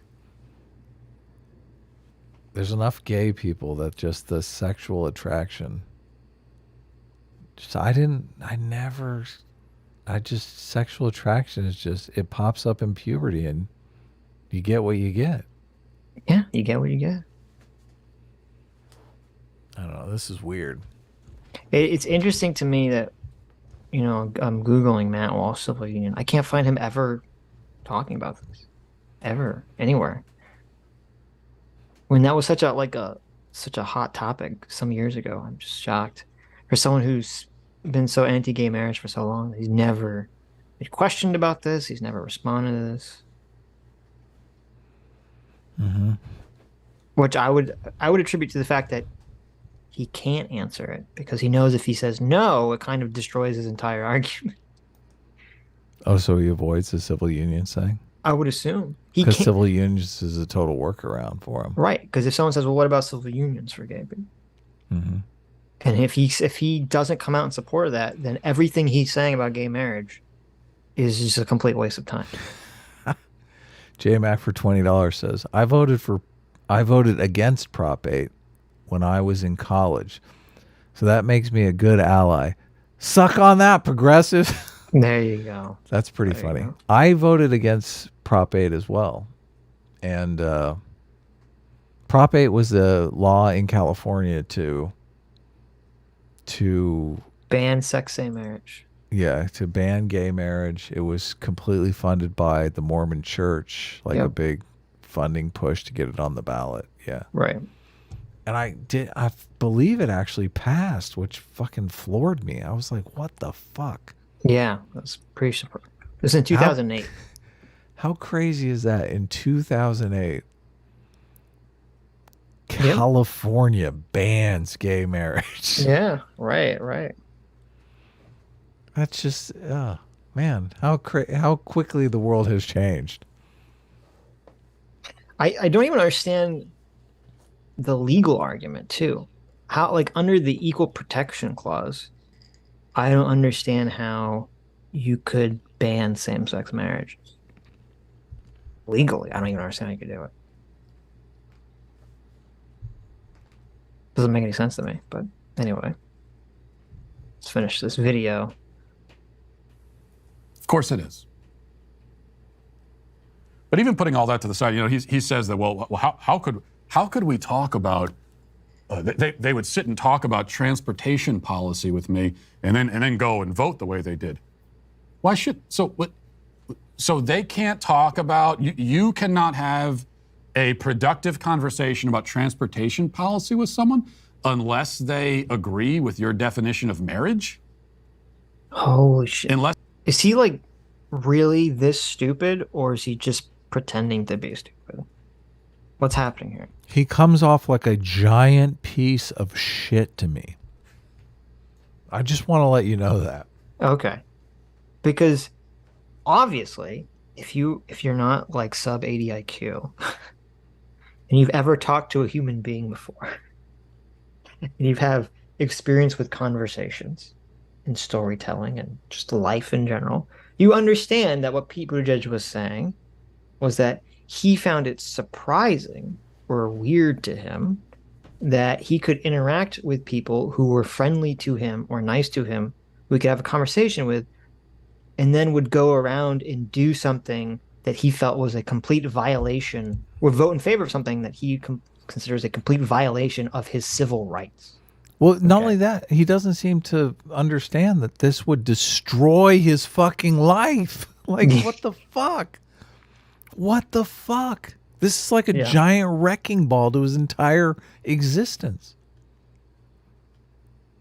Am I wrong? I mean, no, you're right. You're right. So it's just but he's like pretending like he doesn't understand. I don't know if he's pretending or he just is stupid. Like it's like I don't understand what people do. He can't talk to someone who has a difference of opinion with him. I don't understand what's happening here. It's like, oh my god. Look, I was like, could you imagine if there was, a black senator, right? And it's like, he's like, it's really surreal. I'll talk to some fellow senator about some legislation we're trying to pass. And then he goes around and he turns, the corner and he votes to say that, black people shouldn't be given the same rights as white people. Yeah. And then Matt Walsh is like, what? You can't work with him because he just doesn't view you as having the same rights as him? What's wrong with you, you egomaniac? We've decided to change the definition, so now we're defining you as property. It's like, what the fuck? Really? It's just a difference of opinion on a definition. What? I know. Look, I'm human and you're property. What's the matter? Well, and literally, why are you getting so upset? It's just a definite. We just have a little disagreement over a definition. Right. And that's the way it was. I mean, definitionally, black people were defined as property. Yes. Yeah. Well, I mean, I don't know if black people like a general all defines property, but they could be. Black people were defined as people that could be property. Not just black people. All people were defined as people who could be property. Well, I'm talking about in America. Yeah. But I mean, we changed that definition. We said, listen, you can't define a human being as property. End of story. Yes. This little thing called natural rights. Yeah. Supposedly all you guys go on and on about. Yes. Well, it's also a change of the definition. See, now that's an interesting question. You can't say you're in favor of natural rights and be against gay marriage. Right? Somehow I imagine they will, though. There's some argument. I get maybe someone can craft some argument, but how is being against gay marriage? You're totally infringing upon someone's negative rights. They would not say that.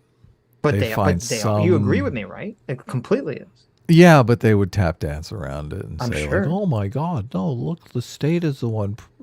Like, you have the right to get a contract between you and your other individual. I mean, you're not going to get any state perks like discount on your taxes or anything, but see, but that's the problem because we get kind of the ultimate tap dance answer. The ultimate tap dance answer is the well, we should, the state should just be out of marriage. It's like, well, wait a minute. The state isn't out of marriage. It's hard to conceive of a reality where they ever would be because we pay taxes. And also, you actually don't want the state to be out of marriage because almost everyone agrees that marriage is a societal good.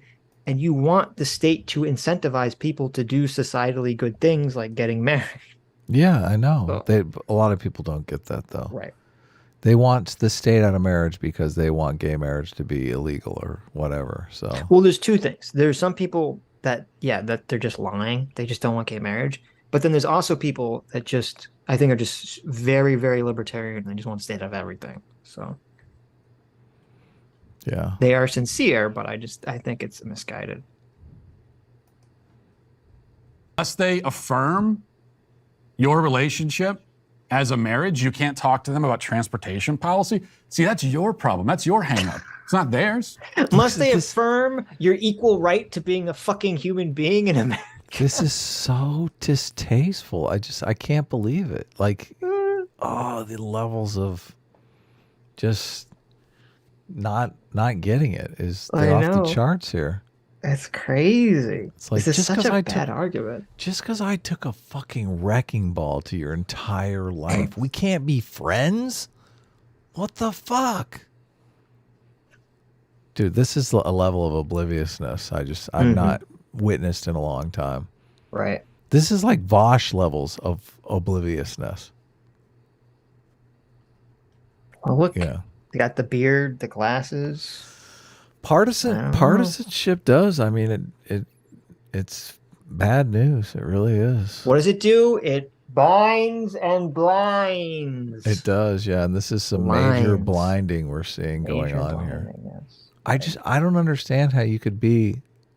I mean, maybe Matt Walsh doesn't maybe Matt Walsh isn't homophobic, but this is kind of like, I mean, the levels of indecency or not understanding the situation for gay people that want to get married is. I mean, I'm sure I could have a great conversation with Matt Walsh about pride. Like, I think like the pride situation is just like 180 degrees in the opposite direction of the gay marriage situation. Like, I'd rather these people are getting married than prancing around in the street naked, trying to encourage like the destruction of all gender norms.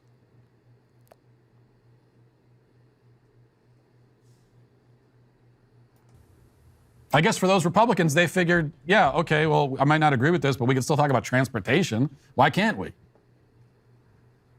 You're the one who sets down kind of the ground rules here and says, well, you have to agree with everything about my lifestyle or we can't talk about anything.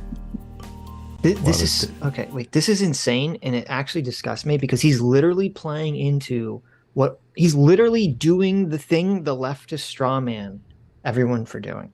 Okay, It's like insane to me because he's like, no, Pete Buttigieg is the one demanding that you conform to him. No, you stupid fucking idiot. If you live in a society that declares that you're not allowed to do something, like get married if you're gay. Okay. Yeah, you're the one forcing your aesthetic on him. Yes. Yeah. They're the ones. What are you talking about? It's literally the fucking opposite, Matt. What are you talking about? Yeah. And this is what this is what the leftists are always whining about with like majority privilege and all this shit. And like Matt's just playing into it. Like he's blindly stumbling into this. And like part of the reason I wanted to watch this video was not just the shit on Matt, but to me, this is the perfect example. This is so crystal clear of the elephant and the rider. It is. So perfect. Okay. It is. Matt's like, let me explain why a cis woman and a trans woman are different. Here are all my facts. Here's all my logic. I can, engage in this question. I can ask questions, blah, blah, blah, blah, blah. And you're like, oh, okay, he's on the side of logic and facts. And then and that's only because his elephant, before he made any decision of the issue, yeah, right, before he made any decision about trans people, it wasn't, Matt's opinion on trans people has nothing to do with facts and logic. It's his elephant says trans people, I don't like this, and then that leads him in direction, and then his rider can just pick a bunch of like arguments that conform to that. And now he might be on the right issue for a lot of, not everything, but a lot of the trans stuff. He might be on the right side of that issue. So he just ends up coincidentally being correct. Okay. As long as the facts and logic support his side, he'll make facts and logic argument. But then with the gay marriage issue, where it's literally the opposite, and the facts and logic don't support his side, suddenly that all goes out the fucking window because it never mattered in the first place. Because it was always the elephant driving everything. Yeah. How's he debunking gay marriage? It can't exist? What does that mean? Because marriage... None of that happened in this video. No, you understand that. Because marriage was defined by procreation. And so therefore, if gay people can't procreate, gay marriage can't exist. So does that mean as soon as they have the technology to make the... What's that?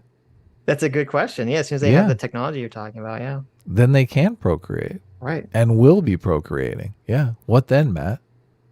Does that mean that only gay men should be able to get married, but not gay women? Oh, sorry, lesbians. Yeah. That's relatively soon. I mean, that's on the horizon here pretty quick. Right. That's going to destroy Matt's argument. He's going to be like, wait. He's going to, no, see, he'll start adding the word natural. We'll just throw it in there. Somehow it's going to change the argument. Well, they can't do it naturally, so that changes something. I fucking hate, we got to talk about movies more. Politics is just driving me batshit insane.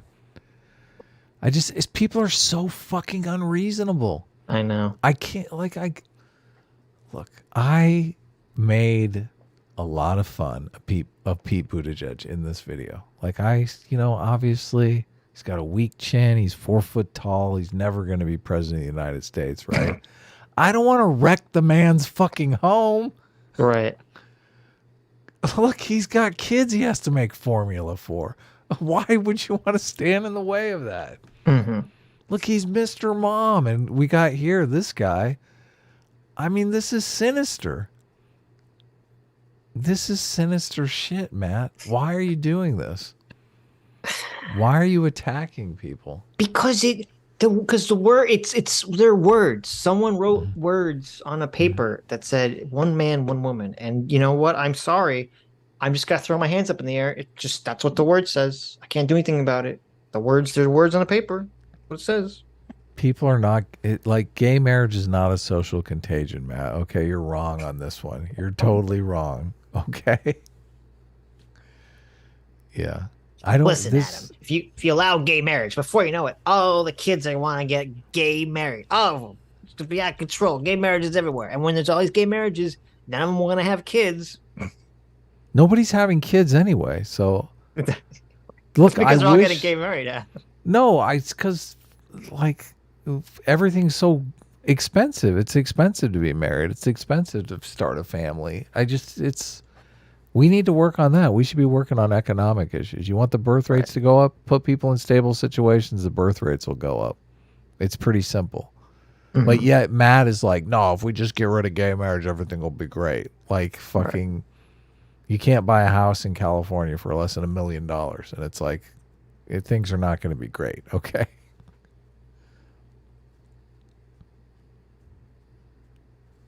Are we done? All right. That's your problem. That's your problem. That's you deciding to do that. No, he's so bitter. Fuck. I know. That's so bad. Well, I hope you enjoyed that clip from Matt. I did not enjoy that clip, Matt. See, this is. You didn't enjoy that? This is why I was saying it really sucks that Matt Walsh is the guy that did the "What Is a Woman" video, right? Because it has zero persuasion value because it's got his face all over it, and he's the fucking wrecking ball, right? Well, and that's part of the problem too, because now, if anyone could use if he makes some good argument about some other issue, they say, yeah, but he hates the gays, so I could just dismiss everything he says. Which then they will, Which they will, yeah. Sad. Yeah. It's getting harder and harder to protect your kids these days. Daniel the Bruce for $20 says, a few people have told me to tune in on this Matt Walsh gay marriage thing, but I'm busy with my husband of 10 years. Yeah, see. There you go. There you go, Daniel. Thank you. Daniel, happily married. That's the way to be, man. Everyone wants to be in a stable relationship. Marriage is the best thing. It really is. Find yourself someone to love. Right. One Armed Biker for $20 says, been a while. Congrats on 200, guys. Great show. Did you guys see Sam Hyde's call out to Hassan? Really wish he would take that up and get his dumb face pummeled for a bit. Listening to your book recommends good stuff. That's cool. Yeah. Thanks for the super chat. I did see, Sam did. I don't know. Did Sam Hyde win his fight? I think he might have. I don't know. I saw that he fought. But... I saw that Andy Worski got knocked out in 26 seconds. Which, I mean, he was definitely a good sport about it. I saw you posted something on Twitter. Comedian Sam Hyde will quit YouTube boxing if Hassan Piker turns down call out. Sam Hyde versus THMPSN fight, UK start time. Walks for YouTube fight. What? Did he? KSI fight results from YouTube boxing. Did he fight KSI or? I don't fucking know. Who's Sam Hyde supposed to fight? I'm so not interested in the whole YouTuber boxing thing. It's just I love it, to be honest with you. Like, I don't why? It's just so silly to me. It gives them something to do though. I mean, it's cool. It's kind of cool. That's so weird. It's like, oh, I'm a YouTuber. Let's go like box. You're like, okay, I guess. Comedian Sam Hyde baffles TikTok star ahead of heavyweight boxing fight from 2 days ago. Well, who won? Sam Hyde calls out Hassan with bizarre boxing challenge. I'm going to kill you. Who won, chat? Candy fell. Sam won his fight. Okay. So we have different of opinions here. I'm kind of interested in this. Jake Paul got a broken nose, and it was great. I guess that's true. Really? There you go. That's good. Sam won. Okay, well there you go. Yeah, there you go. When is Stuck for Josh says when is Sitch gonna box Sargon? Yeah, I don't think I'm gonna be box Sargon boxing anytime in the ring soon. of the mind. Okay. Yeah, who is the I Am Thompson guy? I've never heard of this guy. I saw Sargon in the chat on the EFAP 200 show, but he didn't come on. I guess he's busy right now. Yeah, he couldn't. He had some other engagement, sadly. But where's Sam Hyde fight? I'm just searching to see if we can find something in the watch together. What does this says? Sam Hyde. Let's see. So Sam Hyde called out Hassan. Yeah, you got anyone you want to call out in the heavyweight division? Oh, you're not. Okay, here I'll bring. Here we go. Here it is, guys. We'll find out. We'll see it right here. If I can find the window. Here we go. Yeah, you got anyone you want to call out in the heavyweight division? Oh, you know it, lad. You know that Hassan Piker? I'm coming to kill you in Los Angeles at your house. Oh, shit. Or in the ring. No, in real life. I'm going to... Holy shit. Holy... This is hysterical. No, in real life. Oh my God. Sam Hyde is insane. That's so funny. That is comedic genius. The commentator, the referee is like, you mean in the ring, right? He's like, no. No. Oh my God, this is incredible. Oh my God, I gotta go back. Yeah, you got anyone you want to call out in the heavyweight division? Oh, you know it, lad. You know that Hassan Piker? I'm coming to kill you in Los Angeles at your house. Or in the ring. No, in real life. I'm going to stalk him and become obsessed with him and wear his makeup and his dresses and use his skin as a coat like the ancient Irish did. Well, that's your winner, Sam Hyde! Oh my God, that's so hysterical. I'm gonna wear his makeup and his dresses and his skin like the Irish tradition dictates. Sam Hyde is not Irish, is he? I mean, I don't think. I saw his documentary with iDubbbz. iDubbbz, yeah, exactly. Yeah. Did you watch it? I did. It's really interesting. It was pretty funny, yeah. Yeah, it's really good. I thought he might be trolling him, so good troll though. No YouTuber has like a fucking team of 6 people working like 5 days. Yeah, I would assume not. Yeah, that I felt kind of silly, but maybe it wasn't. Who knows? Who knows? But there you go. Very funny. Great. Amazing. I mean, there's no. I would imagine there's no way Hassan is going to accept. Hassan doesn't box anyone, right? Well, I already saw a bunch of memes going around on Twitter. People saying. Did he react to it? Well, there's a bunch of memes that are like making fun of Hassan. Mm-hmm. Because Hassan, I saw one meme that was hilarious. It was Hassan basically screaming, punch Nazis. And then like Sam Harris calls him out and he's like, I believe in Sam Harris. Hassan. Oh, not Sam Harris, obviously. Sam Hyde calls out Hassan Piker. Sam Hyde, Sam Harris, you know. No, they're basically the same. Yeah. Well, I guess, I mean, he's... I don't know if Sam Hyde is a racist or anything. I mean, I think Sam Hyde's done some spicy memes and stuff like that. And I don't know if he's legitimately like. I'm always uncomfortable calling people racist because I feel like it's really overused and it's kind of like the nuclear take these days. Oh, Hassan replied, yes. Put a link. I don't know if you can put a link in the chat.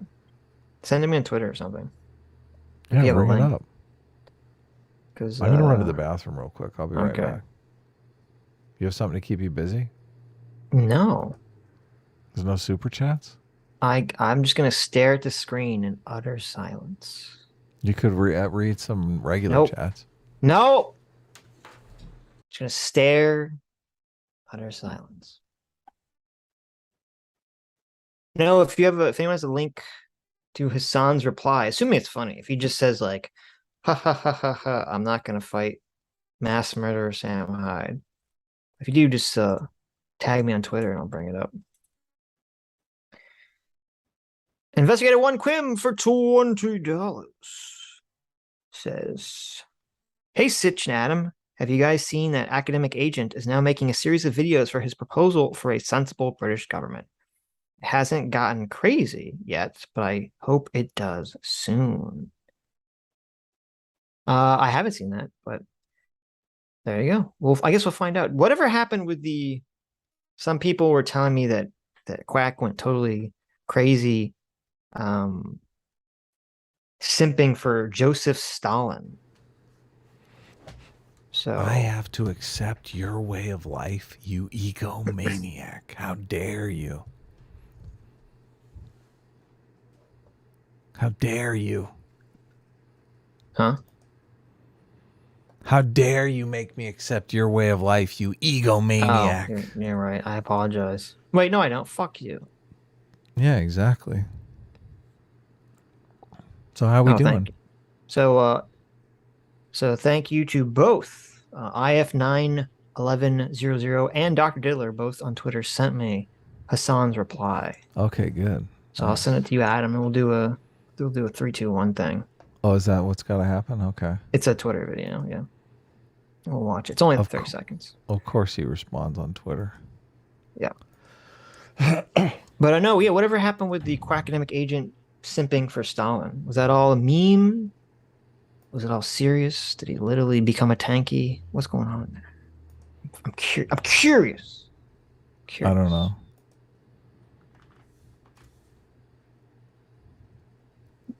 Do you have it up? Dude. Yeah. You have it up. I'm getting it. I'm working that. Getting it. Just Sitch is an egomaniac. I mean, listen. A little bit. Am I an egomaniac if I'm just correct about how great I am? Like, then it's just being truthful, right? That's not being egomaniac. That's just being accurate to reality. Come on.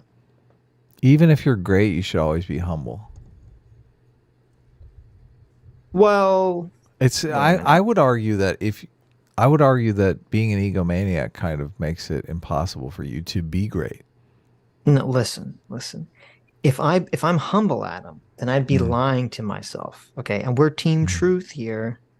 I thought, so I have to be honest with how amazingly great I am. Right, Sitch is always right. Sitch's ego. Thank you. CT says Sitch's ego is earned. Thank you. Okay. Chatachi disagrees, but listen, that's because she's an A-team simp. Okay, she doesn't understand. She hasn't seen the light. The light of the truth. Don't call Chatachi a simp. She's an A-team simp. This has been very. This is. Sitch has no clothes. How dare you? I see. You got it up?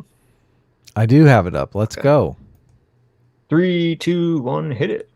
Dude, if you see a mentally ill Nazi, okay, on the internet, be like, I'm going to kill Hassan Piker. Okay, I'm going to come to his house and murder him. And you go, oh, this is some information that he should probably watch. Like, he should watch and address this. Okay? Then, honestly, just don't post. And get the fuck out of the community. Just be normal, dude. Dude, if you have... Oh my God. That's not a response. What a bitch. Look, it's obvious. What a bitch. That was one of the funniest things I've seen in a long fucking time. Yes. Does Hassan literally think he's going to come to his house and kill him? Right. Is Hassan fearing for his life? Come on. Hassan, that was hilarious. I like that Donovan says, Hassan Piker is weaker than my entire broken-ass disease-ridden body. That is the weakest, because what Hassan is saying is he's saying, first of all, he's taking the threat like it's a legitimate, serious threat. Mm-hmm. Obviously, it's a joke threat. Obviously. But secondly, he's saying it in a way like, he's saying, don't post this video. Don't send me this video. Don't post this video. If you're going to post this, get out of my community. Like, he doesn't even want to address it. Like, listen, if he just says, I don't want to box someone, just be honest about it. I don't want to fucking box somebody. Fuck. Like, you know, it's fine. Just say you don't want to box somebody. Shit. But be like, no, you can't. Yeah, don't even bring it up. What's wrong with you? How dare you even bring this up? This is a crazy Nazi trying to kill me. First of all, if a real... His argument doesn't even make sense. How is he mentally ill? He doesn't seem mentally ill to me. Mentally ill people can't show up for the fight on time. Come on. Well, that's true. But his argument doesn't even make sense. If there was an actual person who did want to kill Hassan Piker and made a public threat to him, of course you would want Hassan to react to it. What the fuck are you talking about? Like, what? And of course you would send it to Hassan and say, Hassan, watch out, this guy's coming for you. Like, what the fuck? His argument doesn't even make sense. He's like, why would you show this to me? Why would you show this to me? So it's such a, oh my God. So pathetic. Now the Sam, I saw a Hassan Piker Sam Hyde meme that, I mean, now it's just 10 times funnier than when I saw it. I had no idea this was like the exchange. Mm-hmm. But it's basically like Hassan Piker talking big shit and then immediately shutting up as soon as this happened. It's funny that he called him a mentally ill Nazi. I mean, mentally ill Nazi, yeah. That's not very nice, Hassan. No. Let's see. Where's the thingy? Where am I looking for? Here it is. The Wooster. Wooster for $5 says, guys, is Hassan Piker going to be okay? I'm genuinely concerned for his safety. Mm-hmm. So there you go. That's what Wooster was referencing. Sam Hyde is coming to LA to kill and put on the flesh of Hassan Piker. I'm surprised he didn't say he was going to eat him too. He should have said, I'm going to consume him and wear his flesh. But there you go. I think Hassan will be okay. I think he'll manage somehow. I think he'll manage. So Sam Hyde is not going to fight anymore if... No, he said fight. I think I saw an article. He's saying boxing sucks. He hates it. Oh, really? Yes. Sam well, Hyde I mean, do you want to get punched in the face repeatedly? I mean, hell no. Yeah, okay. I mean, it doesn't seem fun to me. No. I mean, I guess it's fun if you're winning and doing all the punching, but yeah, I'm not sure I would like that. I tried to do boxing lessons once when I was, much younger. Mm-hmm. And I realized that I had two problems with boxing. The first is that I don't like getting punched in the face. Mm-hmm. The second is I don't like hurting people. Yeah, so you don't want to punch them either. I don't want to punch them in the face either. Talk about a lose-lose. I know. So I was like, that's why I like the keto and stuff, because I'm not like striking people. And I always, and this is one of my regrets, I always wanted to do jiu-jitsu as a kid. And I don't know why my mom was just not into it for some reason. I was like, can I learn? I want to learn jiu-jitsu. She's like, whatever. No. I was like, what the fuck? Because I always loved to wrestle. Wrestling was always lots of fun. And I was good at it, but punch in the face is where I draw the line. Dr. Like Diddler for Hassan 5. is blocking a bunch of people over this. Oh, I bet. I bet you every time someone sends him the video, he blocks that. There's a bunch of screenshots of Hassan blocking people up right now. Oh, really? Yeah, I bet you're right. He's blocking everyone that sends him stuff. Yep. Yep. Dr. Dealer for $5 says, A team literally reads all the prompts out loud in Gartic Phone. It eats bananas without peeling them like a freak. None of these stupid fucks could give me a heads up that you didn't have to read the fucking prompt. Listen, I literally sent you a text, but I know sometimes I never got the text, so I got it late. Yeah, after the stream was over. I know, you got it too late, yeah. I mean, Mahler told me, but he could have told me sooner. I mean, geez. Right. Whatever. Who cares? It's fine. Nobody cares. He was probably laughing the whole time I was doing it. Yes. It's okay. All right. Well, it's funny because I know why you're doing it, because I'm like, Adam doesn't like when there's something on the screen and no one's reading it. Yeah, because it's bad for the listener. But right. I didn't know so that's why I'm texting Adam like, Adam, don't worry, they can. But did it read all the prompts? Did it read the names and stuff? What did it read? It has a text-to-speech thing. It just reads whatever it says. It doesn't read the person's name, but okay. It's okay. We still love you. Listen, you were trying to be, helpful to the audience. I appreciate it. EFAP was great. EFAP was great, yes. Yeah. It was a lot of fun. I found the meme. I brought it up. You should be able to see it soon enough. Mm-hmm. You have Hassan Piker saying, "Punch Nazis, ah!" And you have Sam Hyde saying, "I'm going to kill Hassan." And you have Hassan saying, "Threatening violence over the internet is not funny, guys." Nice. Very nice. Excellent. I love it. It's so true. He was the fucking punch the Nazis guy, wasn't he? Yes. I assume he was. What a hypocrite. Yep. I'm going to tweet this at Hassan right now. Get blocked by Hassan. Oh my God. The account that tweeted this out has a picture of Carlos Maza with a Hitler mustache. It's called Adolf Hipster. Oh, that's great. That's beautiful. It is beautiful. Adolf Hipster. Gorosero, thanks so much for the $5. Says, Adam, you're right about Unforgiven. I spent $5 on that movie from Mahler's recommendation, and it was fine. Also, don't be afraid of low-hanging fruit. Sweet. I don't know what you mean by be afraid of low-hanging fruit. Did you guys talk about something like that when I left? I'm not. Yeah, I don't necessarily know what that means, but I am glad. Were you there when Unforgiven came up? I feel like you were. Yeah, I was, but I never seen the movie, so I can't comment on it at all.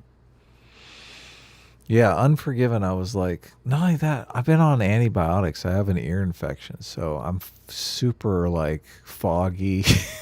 And I was very foggy yesterday. I kept messing up and saying like, what was I saying? Like I said, Broken Back Mountain or something. It was fine. I know. I kept fucking up, but who cares? Yeah. Yeah. But yeah. For Unforgiven is, I feel, overrated. Mm-hmm. There was a lot of good movies came up when we went. Were you there when we all listed our favorite movies? Yeah, we listed our favorite movies. Yeah, okay, you were there. Yeah, because you said Fight Club and stuff. I remember Fight Club, American Psycho, Shawshank Redemption, Snatch. Yeah, no, I mean everyone.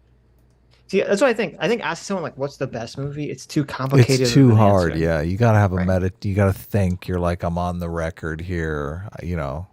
Right.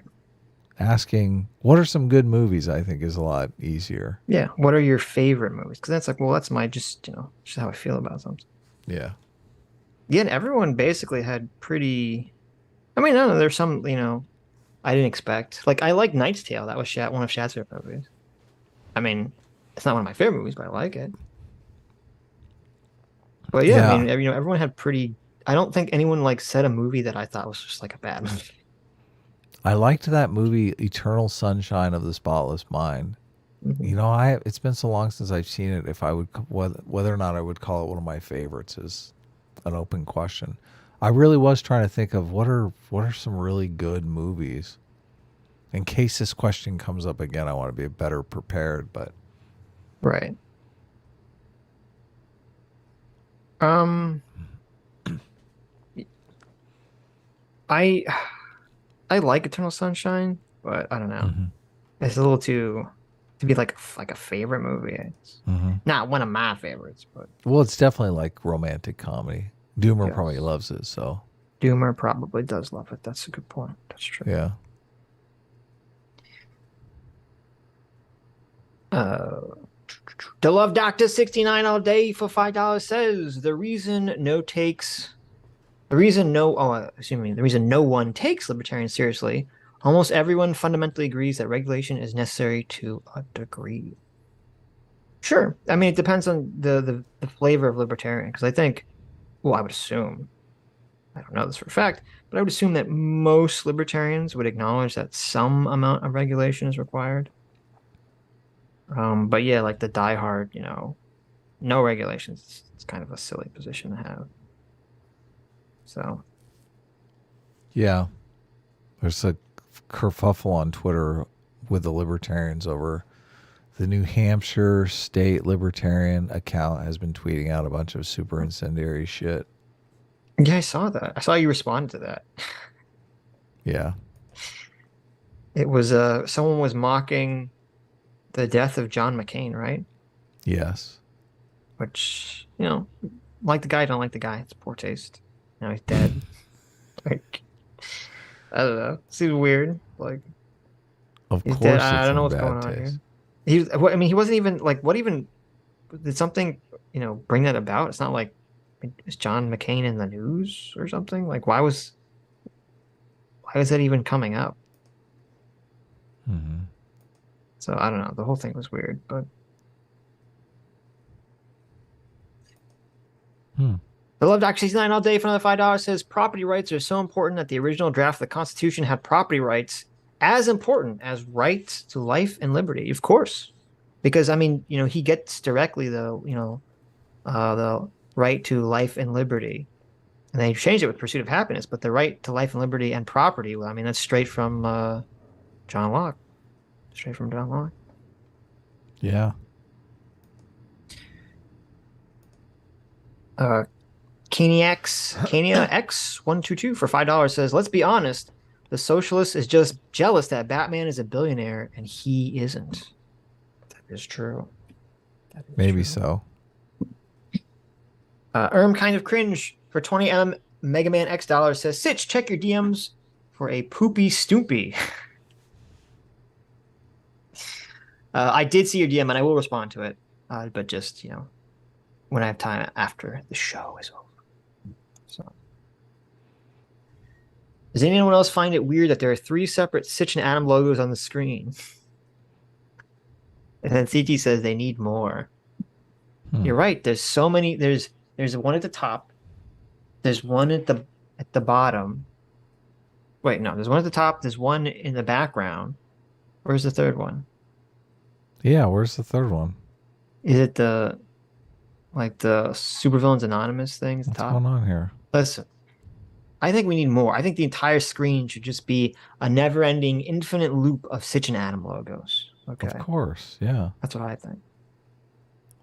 This one is cool. Did you see Doomer got voted most favorite new guest? Well, who is in the new guest category though? Who else is new besides Doomer? Look at this. Sitch immediately starts questioning whether or not, what's going on here? How is that even possible? He's like, there's got to be a new guest. Because I'm thinking Doomer. Like everyone that we went on with has been on the show before. They're not new. I think Doomer's been on more than me, to be honest with you. Right, but they mean new for like that year. Oh, okay. Yeah, so, we've been on. Right, we've been on since before because we were on 100. Yeah. Right. Were we? Yeah, I don't remember. Who else? I'm curious as to who he was up against. Okay, so I mean, because the fact that Doomer won anything is just shocking. Where is he going to upload Destiny's that intro? Oh, that's true. That's true. He won over Destiny. That's crazy. Yeah. I haven't really seen Destiny on EFAP, so it's everyone after episode 150. Destiny was on, and I don't know if they talked about the Star Wars thing again, because everyone wants a rematch on that. Just smaller, one-on-one. Well, that's true. Mauler Destiny's v. definitely not going Destiny. to win after the Star Wars thing. Right. Destiny. It was just Destiny and Chud Logic. There you go. So, Destiny, Chud Logic, and Doomer. Really? Interesting. Huh. Yeah. Doomer beat out Destiny. Wow. There you go. All right. ER. Why do you think ER was high? ER didn't seem high at all. ER does have a distinctive cadence, which I thought was charismatic. Well, yeah, I mean, it's in his videos. Oh, I don't think I've seen any of his videos, to be honest with you. Oh, he has really good videos. We'll have to And they're watch some of hilarious. them You would like them. They're very funny. Is that the real him or a persona? What do you mean? I don't know what you mean by that. Well, is that his real? You're saying it's in a video, but oh, you're saying that's really how he sounds? Yeah, I mean, he has a very distinctive voice. Yeah. Right. Yeah, no. Nagging on Peel. Okay, I'll watch. Yeah, look, I'm not even subscribed. What a fucking loser I am. Jesus. People were giving me Ring the hardship fucking because they're bell. like, when he made, the video about Halo, they're like, oh my God, ER made another video because there's a huge break between his Halo video and this last Star Wars video. Mm-hmm. And they're like, oh my God, ER made a video before Sitch. This is how you know. Oh, This is really? how you know. Yeah, people were giving me so much shit for that. They're like, oh, ER made a video before Sitch. I was like, listen. Stop Yeah, it. you do have a very similar look. Yeah, he's a fellow person of shadow. Yeah. Yep. Cool.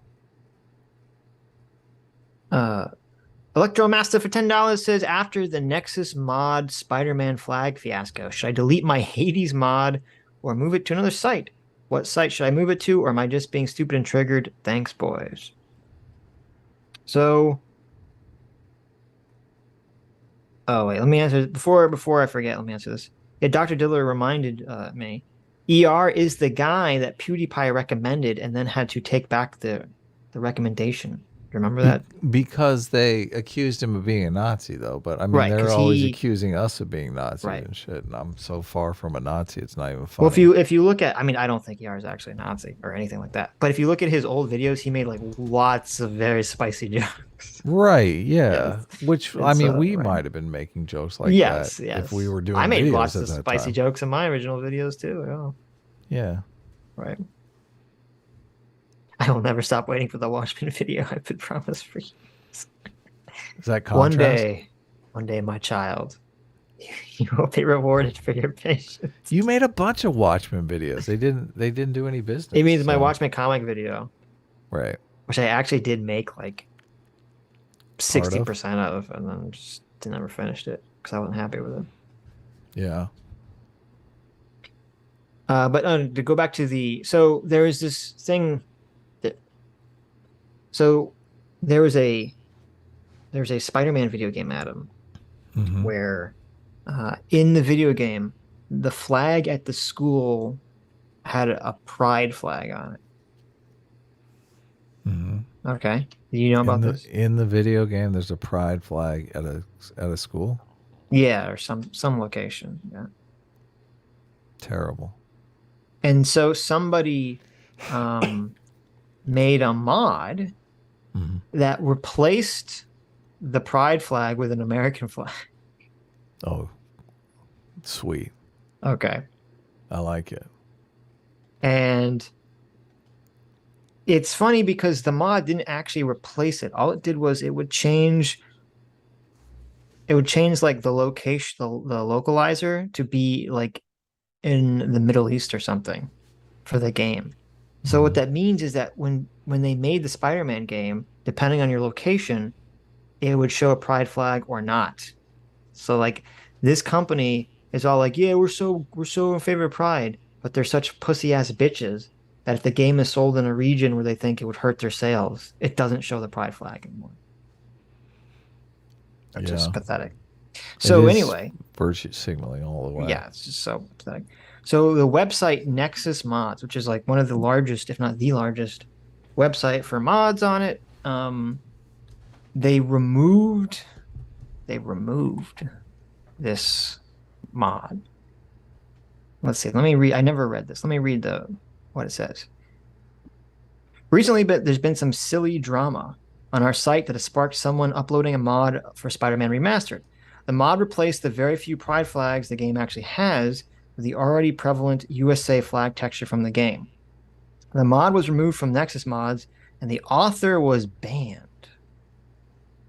To address the banning, which is what a lot of people want to focus on, the mod was uploaded by a sock puppet account and uploaded under the name Mike Hawk.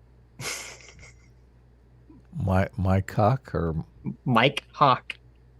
Mike Hawk? Oh, yes, Mike Hawk. Yes. Okay. It was very clearly done deliberately to be a troll mod. The fact that the user needed to make a sock puppet like a coward to upload the mod showed their intent to troll and that they knew it would not be allowed. Had they not been a coward and had used their main account instead, we would have simply removed the mod and told them that we did not want to host it, only banning them if they re-uploaded again after being warned. Blah, blah, blah. In regards to the replacement of the pride flags in the game or any game, our policy is thus. We are for inclusivity, diversity. If we think someone is uploading a mod on our site with the intent to deliberately be against inclusivity and diversity, we will take action against it. Wow. The same goes for people attempting to troll other users with mods deliberately to cause a rise. Oh, fucking lame. What is more... Well, I guess... I was going to say, what is more inclusive, the American flag or the pride flag? Because the American flag... Let's see. It's been a while since I've played Fallout New Vegas. Let's see if all the degenerate Fallout New Vegas mods are still being hosted on Nexus Mods. I wonder. Because that would be really fucking hypocritical. Wow. If that was the case.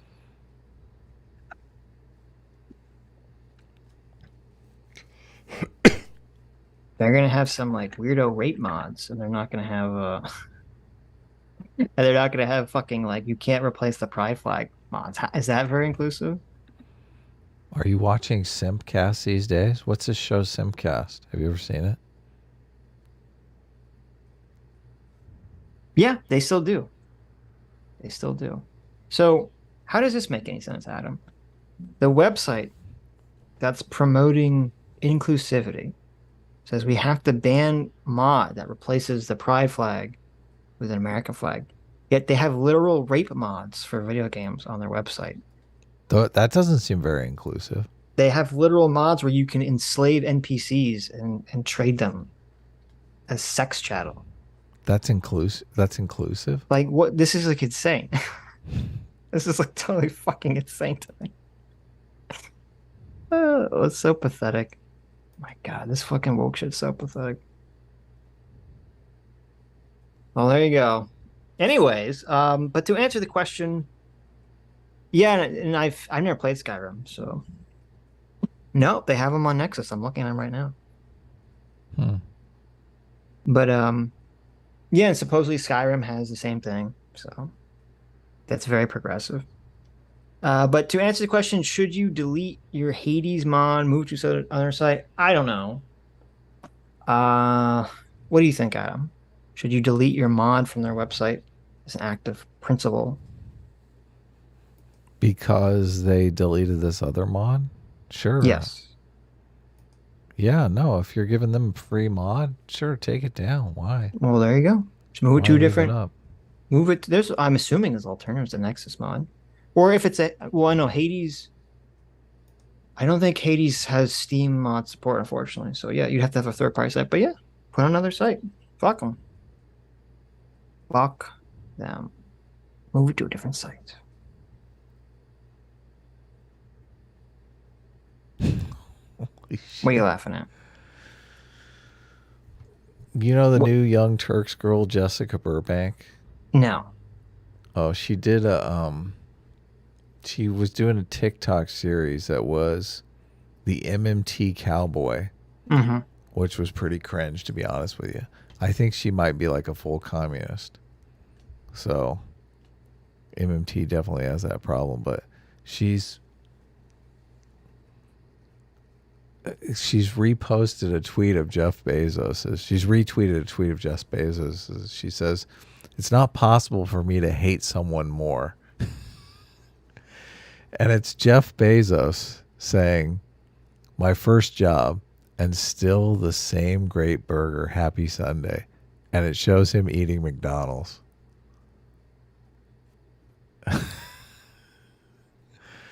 Why? Yeah. I don't understand. Jeff Bezos is basically saying his first job was at McDonald's. Oh, okay. Yeah. So? And Jessica Burbank is like, I don't know why she's saying she couldn't hate someone more, because maybe she doesn't like McDonald's, or I don't know. It's funny. Nexus is a major site. They'd be like not using YouTube. Oh, is it that big? I don't know. Just use ad block. Well, I mean, there you go. I mean, if Nexus is like the only alternative, yeah, just use ad block. So, you still use their service, but they don't actually profit from it. So fuck them. Then it's like you're skimming from them. Maybe it's better that way. I think Jessica Burbank might be the Anna Kasparian replacement. There you go.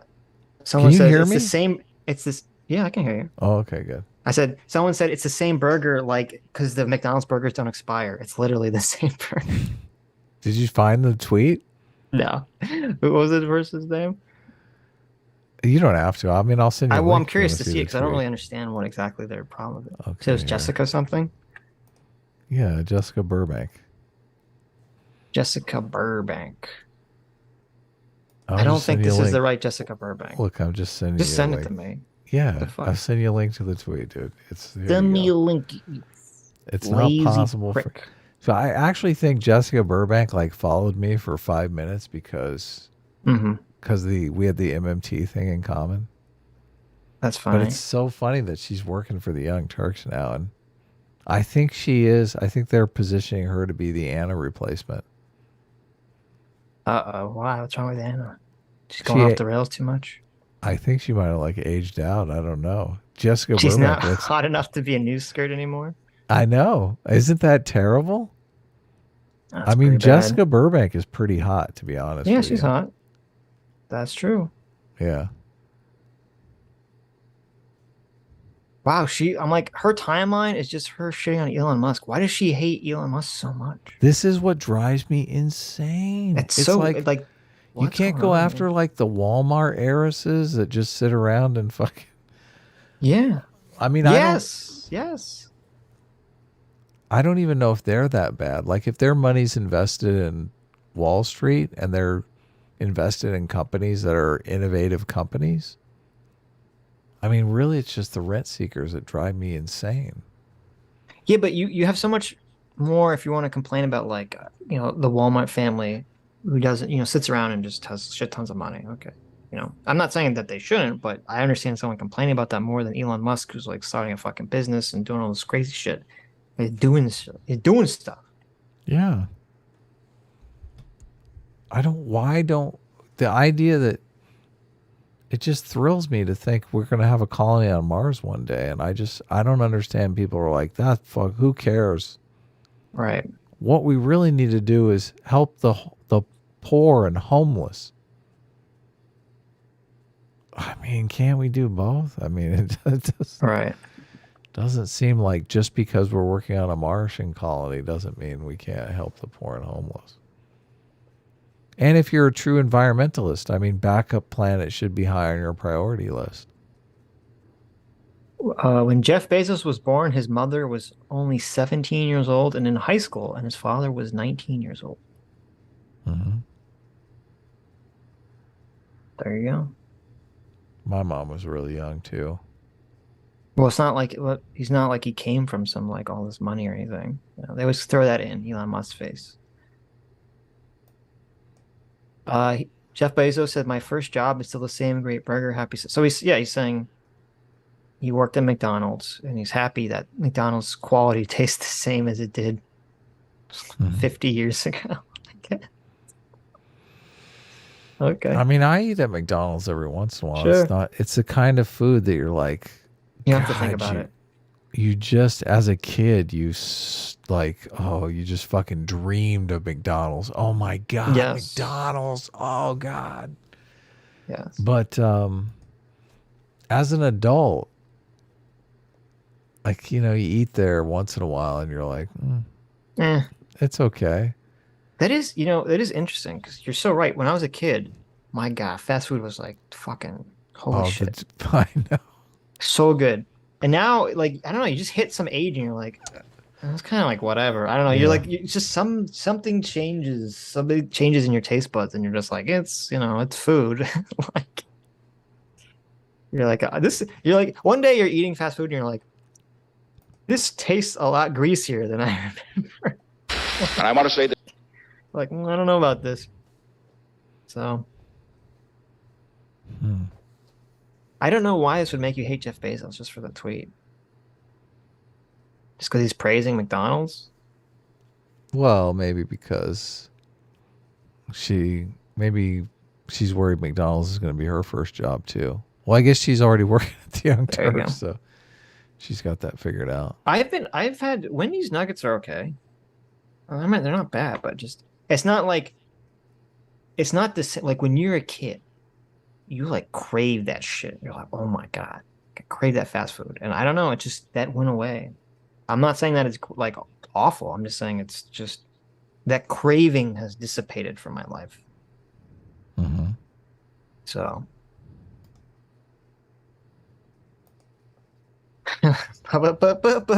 it's food. That should be McDonald's new slogan. That's pretty funny. John A for $10 says, "Who has the time to stream this much? Get real jobs." Well, there you go. There you go. Thank you, John A. Thank you. Appreciate the $10. Sitch is trying to kill me. I don't understand. We don't have to stream for 10 hours. We can. What was the White House? True. Sitch literally feels obligated to stream for like 10 hours now. Yeah, I do. Why? Why is that? Because I want to kill you. I feel no You're the one that obligation. brought up a new video. Okay, I'm reading super chats. I know you're going through them all too. You might as well. I mean, if we have time to do them all, we might as well do them all. We do. Yeah, it's Jessica Burbank. This is on that channel that. I mean, how does this channel do? I don't know. It's like got 500,000 subscribers, but I don't think the interaction is very good. It's digestible. Go. I just went to the first. I don't know what this is. It says Jessica Burbank calls out America's big sham. Mm-hmm. Okay. And Jessica Burbank. I mean, she's easy on the eyes, right? Yeah, she's cute. Not too bad. Stug says that McDonald's has degraded to pure trash within the past 12 years. I don't know. Like, I stopped eating fast food a lot. That. I haven't really had fast food a lot. I used to eat fast food all the time. I don't really eat fast food anymore for like the last, I don't know, 3 or 4 years, maybe 5 years. So I can't say the quality from them. But before that, I don't know. McDonald's seemed pretty consistent to me. The McChicken sandwiches always seemed pretty consistent to me. Did you ever wear braces? Briefly, yeah. Okay. Adult braces or child braces? No, when I was a kid. Okay. I've had both, so I'm cooler than you. But What does that have to do with when I got braces on. Yeah. In like junior high. Mm-hmm. I remember, oh God, it was so fucking painful and I couldn't eat anything for like 2 weeks. I'm basically just a liquid diet because it was so painful. And like my first meal, I wanted to eat McDonald's so bad. I was like, oh my God, I want McDonald's so bad. I just want some I want some real fucking food. Right. Yeah, and I went, That's and I still interesting. remember that burger to this day because I was kind of tortured to eat because I was still kind of in pain. But I was like, I'm good. I'm doing this shit. That's hilarious. Yeah. No, It's so funny, fortunately, I guess I was just well.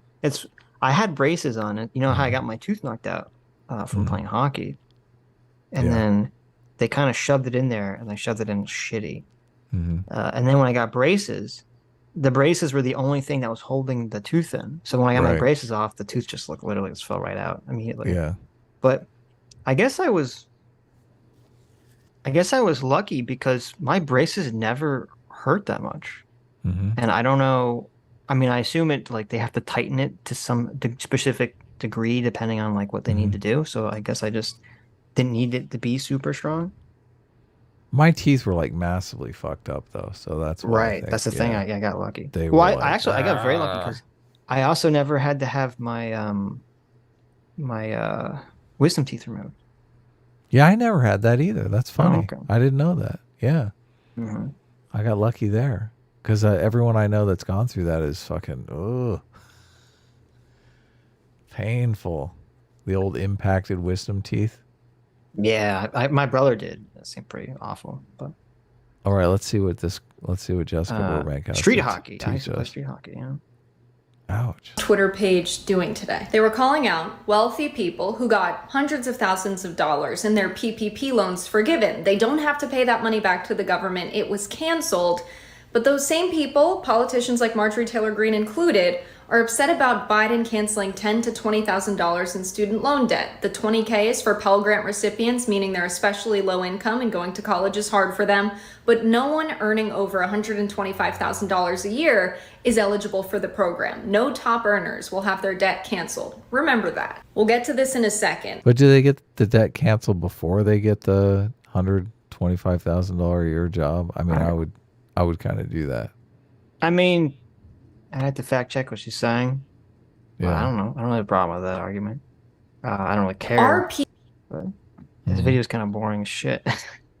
You really want to watch Look, this? she's cute. Come on, just continue to watch. I don't like this like green screen aesthetic.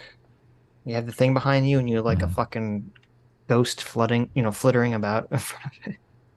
This is a very popular aesthetic. You need I to know, chill. I hate it. There's fucking kids. All you kids nowadays with your TikToks where you fucking hold your phone vertical because you're pieces of shit. Hold your phones horizontal, you fucking asshole. I hate it. But this is supposed to be set up for like a shorts thing. I'm certain of it. I know. This might even be a shorts. It's a TikTok video that they're just putting on a YouTube short. Okay. PPP loans comparable to student loan debt cancellation? I would say no, because student loans have to go to tuition and fees. Paycheck Protection Program loans, as the National Bureau of Economic Research found, were not as heavily regulated. 75% of those loans that were supposed to cover payroll, were supposed to be paid out as wages to workers, never did. Wealthy people just pocketed that money. $748 billion in PPP loans were forgiven, and 70% of PPP loans went to the top 20% of earners, to people who already... Dude, all this fucking math, you're just driving me insane. Also, I didn't want to watch this video. None of this is sinking in. Like, who is paying attention? I don't know. Have money. This is when workers were struggling to put food on the table and your tuition and be fine. Let's talk about what shifted. There was an economic advisor, Roger Frias. They didn't want the working... Blah, blah, blah, blah, blah. Okay, anyway. We can move on.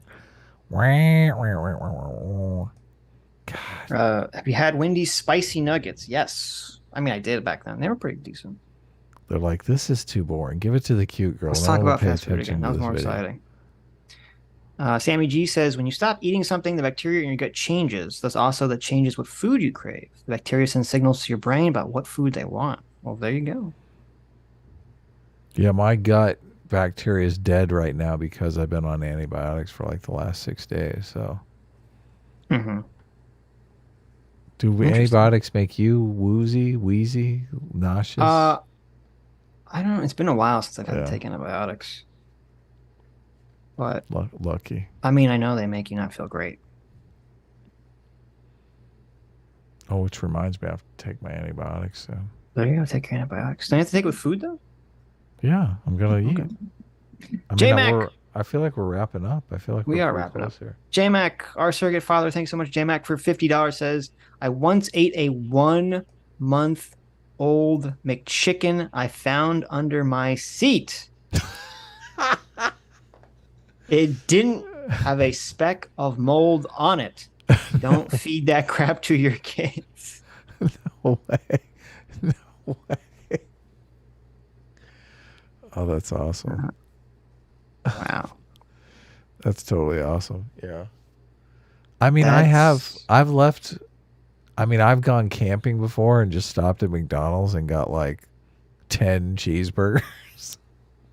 That's pretty fucking weird. And just ate just ate them over as treats over the camping trip. Yeah, that's pretty So I mean, creepy. I've literally eaten a cheeseburger that has not been refrigerated that I bought on like Friday on a Sunday morning. So yeah, no, you can do it. It's awesome, actually. Yeah, but there's a difference between like he said a month.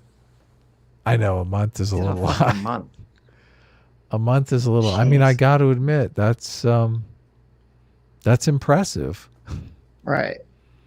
Oh my God. That's heroic, even I would say. Why would you do that? Why would you do that, J-Mac? Why would you? Oh my God. Come on, bro. Father. Dad. What are you doing? You pull out a month-old sandwich that goes in the trash can. I mean, it had no mold on it. I'm like, this is super. What is this? What is this? This isn't food if it doesn't have mold on it. Even the germs won't eat it. Then, yeah. That's kind of true, right? That's scary. Oh yeah, antibiotics can fuck up your gut bacteria. So I don't know if you want to take. Who said that? Sammy said that, and really, that's true. My doctor said that a bunch of times. Yeah, so I don't know if you thought want to they take. did. I don't know if you want to take probiotics after. Did get she off say your can antibiotics. fuck up your or can't? Yeah, it can. Yeah, that's no. Yeah, it totally does. That's why you feel Right. sick. Yeah, woozy. Yeah. So. But I have an ear infection. Well, it's annoying because like almost every doctor that's told me or a family member like, oh, to give you some antibiotics. None of them ever talk about that. They never say, oh, these antibiotics will like fuck up your gut biome. By the way, so you need to do something about that afterwards. They never tell you this. What do I? They don't what even do think I, about it. What do I take? Probiotics. Yeah, there's some probiotics. I don't know what specific ones you want to take, but So I just go to the grocery store and get some fancy I don't know. yogurt or something. Sammy, what should Adam take? Mm-hmm. You know these things. Give me the DL. Yes. Probiotics and more vegetables are always good if you're on antibiotics, but most probiotics get destroyed in the stomach acids. Gotta get the right amount and more vegetables. Mm-hmm. There you go. Vegetables. Oh, God. No, right? Disgusting. Why you gotta ruin my day? Right. Look, I want some cheesecake. That's what There you go. If you take antibiotics and probiotics at the same time, doesn't that mean they cancel out? I don't know. God, No, I'm it means you thinking maybe explode. a The antibiotics and the probiotics touch each other, they will explode. I'm thinking a nice, maybe like Snickers, Butterfinger cheesecake. Nicely. J-Mac says he was living in his car at the time. Okay. Listen. Well, that makes sense. Okay. Must have been pretty hungry. Sometimes you do what you got to do. I guess. Stug for $5 says, Matt Walsh is correct. Gay marriage is not possible. Quote, the gays can't get married. Newton's fourth law of motion. There you go. True. Well, they can get married and evidently are getting married. Right. I mean, Danimal said he's been married for 10 years, so good for him. I think I tried to drink. What's that probiotic drink called? Kombucha? Copper Grasshopper says, yeah, Adam, take cocaine. God, that would... I don't think that's going to help your stomach. Wouldn't that be biome. great? Is that how I restore my biome? Please tell me it's true. Yeah, I tried to drink that kombucha stuff. Everyone was like, it's so good for you. And oh my God, I could never find one that didn't taste like shit. I could never find one that didn't taste gross. Mm-hmm. I never got into it. Code 5601 for 5 Canadians says, Adam, if it's just union between two people, what kind of union is it? What is it even uniting? And why is the marriage even necessary for it? Well, I mean, it's a buddy system. That's literally what the law just says. It just says that's literally how the law describes it. It says it's a union between a man and a woman. That's all it says. Mm-hmm. So, I mean, if you have a problem with that definition, that's a definition that Matt Walsh wants to protect. I drink kombucha and it helps me so much. I mean, that's what everyone says. Everyone says it's like so good for you. I haven't been able to find one that doesn't taste like ass. All right, I found a new tweet. Contrast says kombucha sucks. Drink Yakulk. What is Yakulk? This is a dairy product. I can't drink this shit. Trying to kill me, Contrast? This is a Japanese sweetened probiotic milk. Oh, there you go. I got some probiotic coffee from those mushroom coffee people, so see if that's any good. I mean, it tastes fine, but I don't know if it does anything. Wouldn't the probiotics die? I mean, it's in like boiling coffee. I don't know any of this stuff. I don't understand how any of this stuff works. Sammy, will the probiotics die if it's in coffee? I feel like they should die if they're in coffee. Dilute the kombucha in water. Oh, that seems so obvious, and I never thought about that. Click the link. What link? I sent you a link on Twitter. Jessica LaBurbank nails a short history of Elon Musk's scam career. Okay. This could be good. Yeah. Quit complaining about my video pics. Well, I got it up whenever you want. 3, 2, 1, go. Yeah, I think it could be like a reverse causality situation where because his father is this way, Elon ended up this way, right? Like if he had the love and support he needed growing up, maybe he wouldn't end up being this guy who says he founded a company that he bought, right? Tesla was founded by Eberhard and Tarpanen. Elon brags that he's self-made. We know he started his first business with seed money from his father. He said raising $50 million is a matter of making phone calls. Everything was handed to him for him to get where he is. And even still, Tesla is making the majority of their money in the few quarters they were profitable selling carbon credits, right? When other companies reduce their emissions or go over their cap for emissions and Tesla reduces theirs, Tesla sells theirs to those larger companies, which means the net progress from having EVs is pretty much zero when you're doing that. And so the self-driving feature is the main thing that he's focused on, right? That's the one thing he says needs to have happen for Tesla to be successful. He's still pretty far away from that. He's now being sued by Dogecoin because, he said, I don't have cash on hand. All of my money is Tesla and SpaceX stock. If they went bankrupt, I would go bankrupt as well. He said that directly. And then he tweeted all about Dogecoin, made a bunch of money off of it, and now they're suing him for inflating the price of that stock and using his public presence to do so. And so maybe it's rooted in childhood trauma, and now he's the richest man on earth and is scamming people and taking a bunch of money from the government. It's a bad situation. I agree that all parents should be nice to their kids because look what could happen. What a bitch. My God. You think they'd be happy that like that guy that they even know how carbon credits work? That's my big question. Right, but I'm saying you think they'd be happy that the guy who is pushing electric cars, which they're all supposed to be in favor of. Yes, exactly. Yes, yeah. The guy who's doing something about climate change that nobody fucking else is doing. Do you know how the carbon credits work? They're I didn't know that companies could sell them to other companies. I didn't know that part of it. Well, they're able to do that because they have greener factories and their products are greener. So they have available carbon credits to sell to companies that are dirty, I guess. Right. There's some. Interesting. I guess there is a carbon tax. I mean, this is the first I've heard of this. So. Yeah, there's something. But the thing that people were going for was a carbon tax. Like that's the way to solve. Even in that book that I'm reading, the Born Lomberg book, he says, carbon tax is the only way to get us through this. Mm-hmm. Yeah, I mean, well, I don't know if it's carbon taxes. There's some regulation that's probably like companies can only have this much carbon. Yeah. So. Yeah, but it kind of defeats the purpose to me in my mind if a company can sell its carbon credit to another company. Isn't that Why? going to defeat the purpose? I don't know. It doesn't make a lot of sense to me. But Well, you want to control you want to put some sort of price signal on pollution.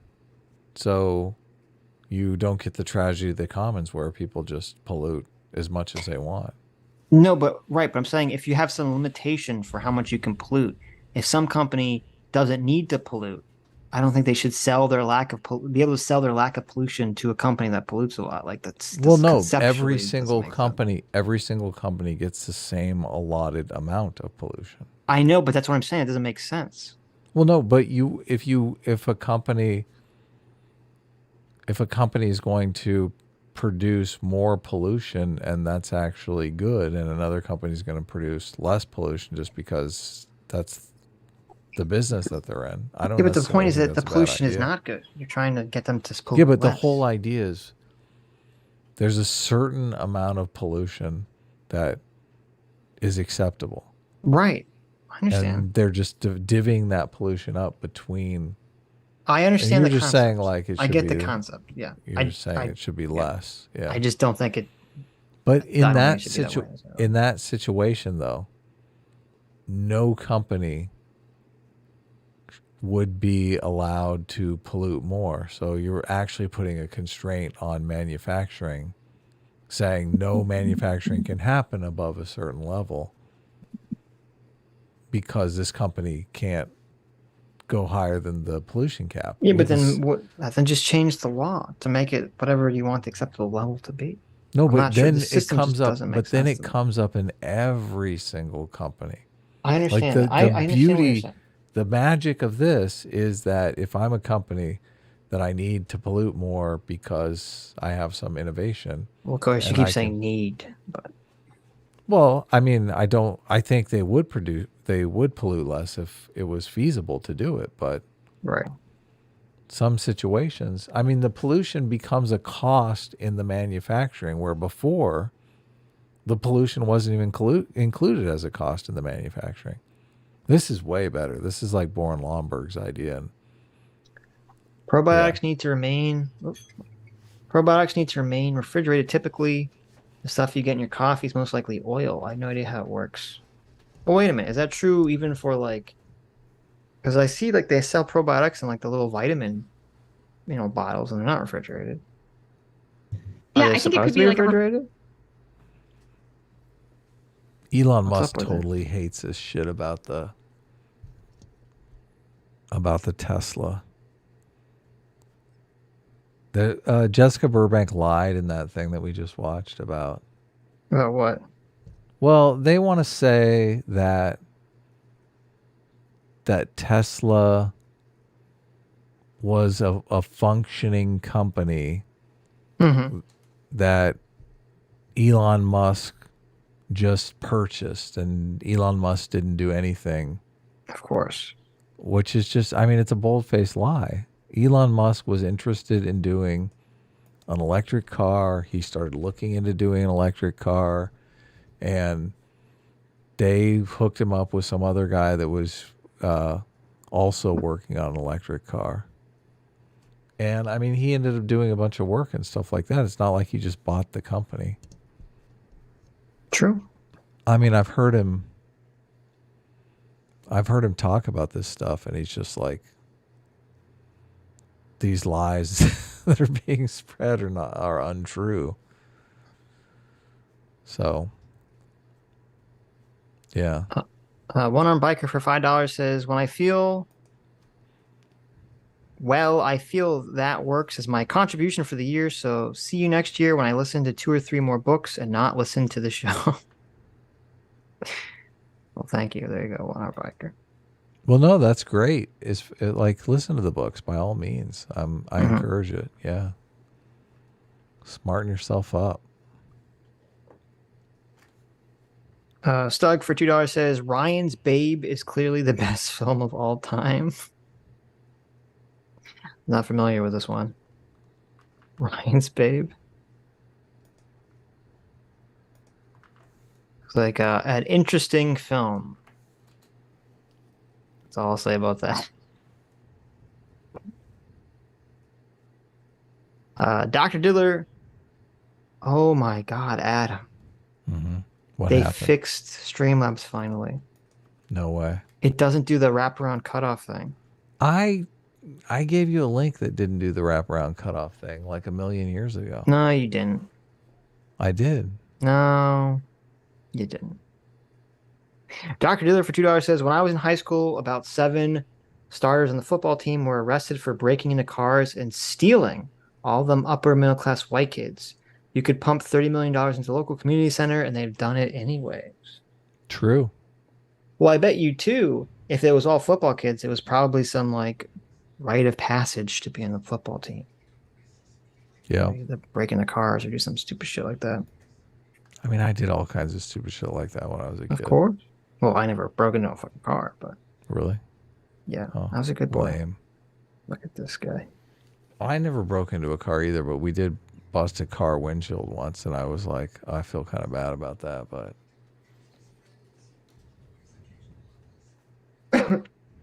Oh, there was some Streamlabs I missed from last week. Good. Harker's proud Jewish parents for $1. Says, Harker, the Alexa won't talk to us anymore, but we understand why you watch this internet movie now. This is so nice. This sweet little Jewish boy is streaming with this rabbi. So wholesome. Anyway, we need to fix the Alexa. She tells us how to bake pies. Thank you. Thank you, Harker's Jewish parents. Yeah, that was awesome. Harker's proud Jewish parents for $1 says, your ethnic friend is right, Harker. Make sure you're eating enough. I like that you called me your ethnic friend. We warned you if you didn't eat your veggies, you wouldn't grow up big and tall. And not to say I told you so. But get some carbs in you, honey. Ouch. Nice. Is that did I read aimed at this you one? or Harker? That's from Harker. Right. Being too I short. thought it was Harker's Jewish grandmother or something. Yeah, talking about Harker. Oh, okay. Jarl Benjamin for $2 says, Adam, Jarl Benjamin. This is Carl Benjamin's twin brother, Jarl. Says, Adam, my God, it's 3 a.m. in the morning. You can't use my house to catch the dragon. Stop asking. Stop DMing me. It's not happening. Can you stop DMing Carl's brother at 4 in the morning, Adam? Of course. Okay. Thank you. It would be nice. Okay. Done. Dr. Dealer for $1 says, for the record, I do not appreciate you raiding my stash of 2-dimensional meme glasses, Adam. Stealing is wrong. Stealing from me is wrongest. I Yeah, how got dare these you? fair and square. How dare you, Adam, steal meme sunglasses from one S-class general, Dr. Diddler. Dr. D. Diddles. Okay. No answer. Do you hear that? Oh. Oh, what? What was I supposed to hear? I was knocking my headphone against the microphone, but maybe you can hear it. I didn't hear it. Zoom cut it out. They said, nope. So weird that Zoom does that. What a bitch. I mean, you're right. I think Zoom should just cut out everything you say. It'd be so much a better experience. Let me see. Is there if there's a setting here for not cutting out my stuff? Dr. Diller for no $2 says, it should say something about these idiots that Marx, the founder of the fucking philosophy of Marxism, and his most honest disciple, Trotsky, both predicted capitalism would lead inevitably to communism, and they were both ignored in favor of more radical, violent action. It's a naked philosophical power grab that none of them attempted to disguise. There's no competent philosophy here. It's literally just grabbing power, but they've replaced the justification of divine right. Very true. Very true. Double D for another $1 says, what was your first impressions of meme repositories special drawings? Which ones? He had some special ones. He had some special penises. Adam had a special penis drawing. I mean, I was guilty of doing the penis drawings as well. I mean, Adam had some very impressive penis drawings. It was just funny. I actually I sent you one. You should bring it up. I noticed that you'd saved one. You'd I saved one. memorialized it. It was pretty good. It's it looks like Adam masturbating in an open window. It looks like Madam. It looks like Madam. Looks like Adam looking out a window while masturbating. Mustard. Do you remember the prompt though? You didn't cut the prompt out. I didn't because it was funnier that way. You silly Billy. It's like, why did Adam draw this thing? Oh God, it's hilarious though. What are you talking about? It is funny.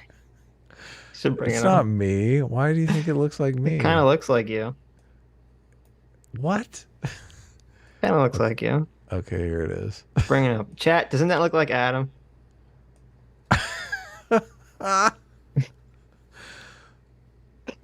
Adam, why would you go on a good, wholesome Christian stream like EFAP and draw such a deranged looking thing? Oh man. How would you draw yourself masturbating while looking out the window? I wish I could. I wish I could remember what the prompt was. It was something to the effect of looking out the window for the cops while spraying your mustard packets all over. So that's what I drew. Look, these are mustard packets. It even says mustard right there. Sure. They say mustard. Those dead eyes.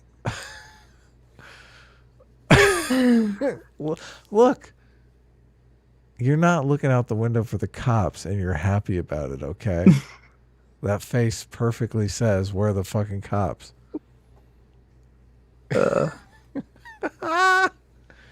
It does. That's true. That's true. This game is pretty fun. Yeah. That was fun. It was. I feel sorry for the people listening though, because it was a little quiet, but everyone's concentrating. They're like, holy shit, I have 1 minute to draw something. Yeah, you have to draw real quick. Some of the people, Marlon Rags and some of the other people. Rags is good. What good draw? Yeah, good artist. Yeah. I know this. I always feel so bad. I'm like easily like the worst artist. Rags was killing it. I cannot draw for the life of me. Yeah. Sad. You can't really do much in a minute anyway, so. That's true. You got to go for comedy. That's what's so annoying. You know, play against like CT and Harker, and Dalium and some other people, and it's like they're all getting better and you're not. They're all drawn on their tablets. It's fucking like great drawing. Oh yeah. I'm like, oh my god, fuck you. Fuck you. Okay. I did use the tablet. The tablet was like key. Fringy does a webcomic. Yeah, there you go. Oh, he does? Oh, nice. Look at CT. You're great, Sitch. Look at I don't need your CT. I don't need your patronizing me. Okay. Your pity. Yeah, I don't need your pity. Go to sleep, CT. Get out of here. Go rest. Dr. Dealer for another $1 says this Matt Walsh video is great. Is a great go-to example for ad hoc rationalization. He has a moral intuition and he's laying down tracks of pure bullshit to cover for it. True. Exactly what I said. Very true. Dr. D for another $1 says, hey there, Adam. You should play Gartic Phone in the Discord with us. Absolutely none of the crustiness of fellow YouTubers. And you get to interact with the horrible people that watch your stream. What's not to love? Well, it's fun. I'll definitely do it sometime. There you go. Yeah, we were trying to get you to play Gartic Phone in Discord before. Now I know the routine. Yep. Dr. Diller for another $1 says, for the record, dear listeners, I usually send these super chats saying the same thing as Sitch does before he says it. I tend not to donate money, so I repeat something off. That's true. Listen, that's why Dr. Diller's S-Class General, because, you know, he understands. Okay, we have a connection. We have a deep mental connection. He gets it. He gets it. Big brains think alike. That's always cool. Dill's Slippery Slope for $1 says, hey, Sitch, I heard the Matt video made you a little tense. Let me help you as I stroke your ego. Mm-hmm. that you don't have since you were always perfect and right S class is the beloved, best of all classes.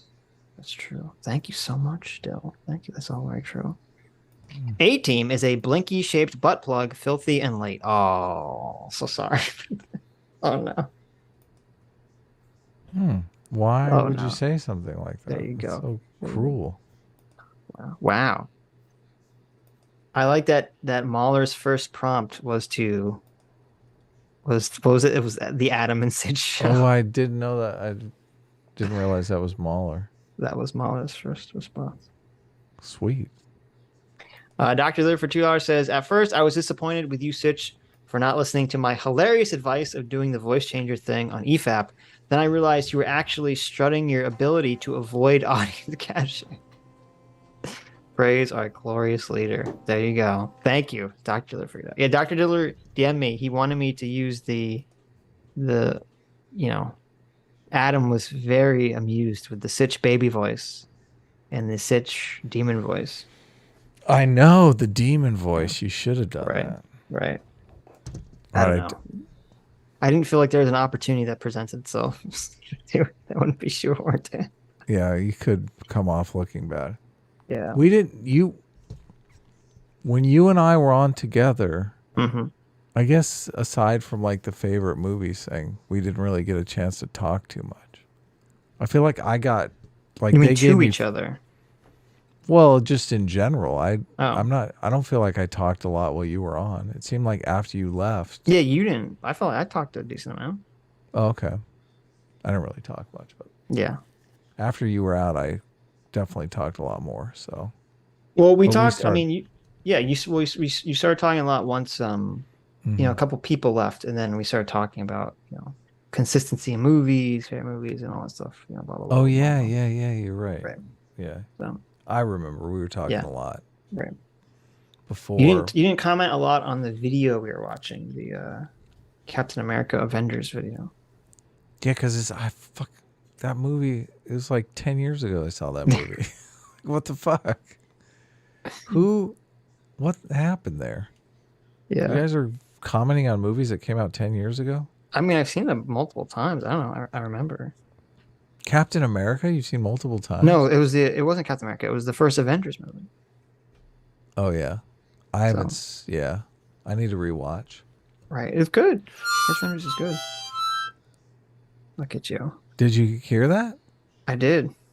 Okay, I think I might have fixed my settings. Oh, okay. Now I unfortunately have to hear the harmonica. Oh, I was so happy. Can you do it? Can you turn it back off?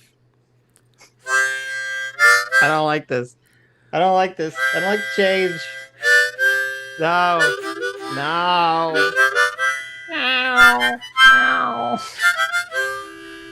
All right, let me finish up. We're almost there, Adam. I know you're dying. We're almost there. No, I'm good. The official S class, which is actually a dirty, disgusting duck liar, for $2. Says, are you sure you know who this is? It's Sitch's biggest fan, obviously. Yeah, there you go. Is that? Yeah. Ooh, that's interesting. Who do you think your biggest fan is? I know it's not the official S class. I know that's a lie. It's dirty. Though that official S class might be a different one because it's written differently. So that could be a different official S class. So who knows? Fire everything thanks so much for being a discipline equals freedom for 2 months. Thank you so much. Discipline equals freedom. Says my girl made a comment about whenever I pull up the stream, she could always tell because of Sitch's annoying voice. So yeah. So she's obviously. Come on, give me a good belt out. Let's hear it in your most annoying. So she's Sitch obviously voice. A team reigns supreme. Your voice isn't that annoying. I like your voice. Thank you. You're too kind. Yeah. Too kind, sir. You always talk about your annoying voice, but I think it's great. So tell your girlfriend. Say. Sitch says, "Fuck you, bitch." Say, listen. If you don't like the Sitch, get out. You should dump that bitch. That's Be like, hilarious. you're Don't fired. do that. Come You're on. fired. I'm going to slap her in the face. Say, Don't you're do fired. Get out of here. Get out of here, bitch. How dare you? How dare you? Be nice to your girl. Make her your wife. No. Get out of there. That girl's a problem, okay? That girl's a problem, child. Maybe we need a harmonica emoji? I don't know. Thank you. See, CT agrees. Yes. Thank you. Anyway. Oh, nice. That's it. Look at this. I actually get to do some eat relaxing. and go to sleep. And oh, wait a minute. There's one more. There's one more super chat, Adam. Okay, let's hear it. It's from you. No way. Adam friended for $1. I don't remember super chatting, but maybe I Adam did. says, I'll come. Mm-hmm. CUM. Okay. When are you gonna come, Adam? You could have told me this. You could have told me this after stream. You didn't have to pay for it. Maybe later. Okay. We'll see how I feel. Promote her to single. There you go. Say, listen, we're not breaking up. I'm just promoting you to being single. Like that's good. So evil. That's such a good line. What's different than you and Matt Walsh? Jeez, homewrecker here.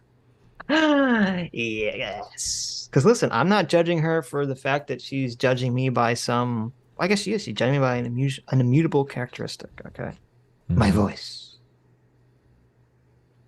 I mean, you could talk differently. You don't have to use the same voice all the time. Just talk a little differently. Don't annoy people with your voice. I'll talk like just the way you were doing, just there, right now, for the rest of the stream.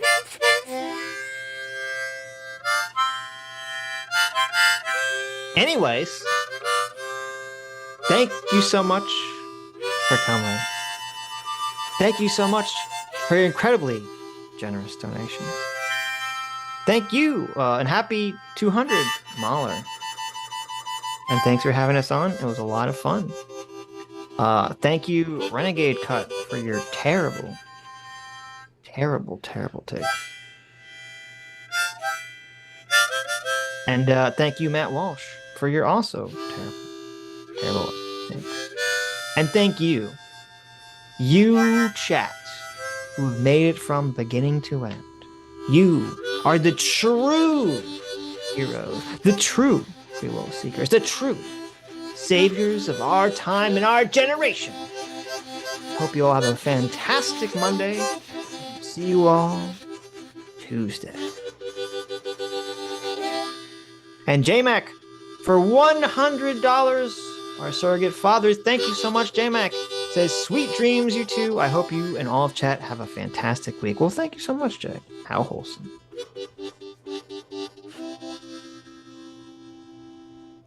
Bye-bye! Oh my God.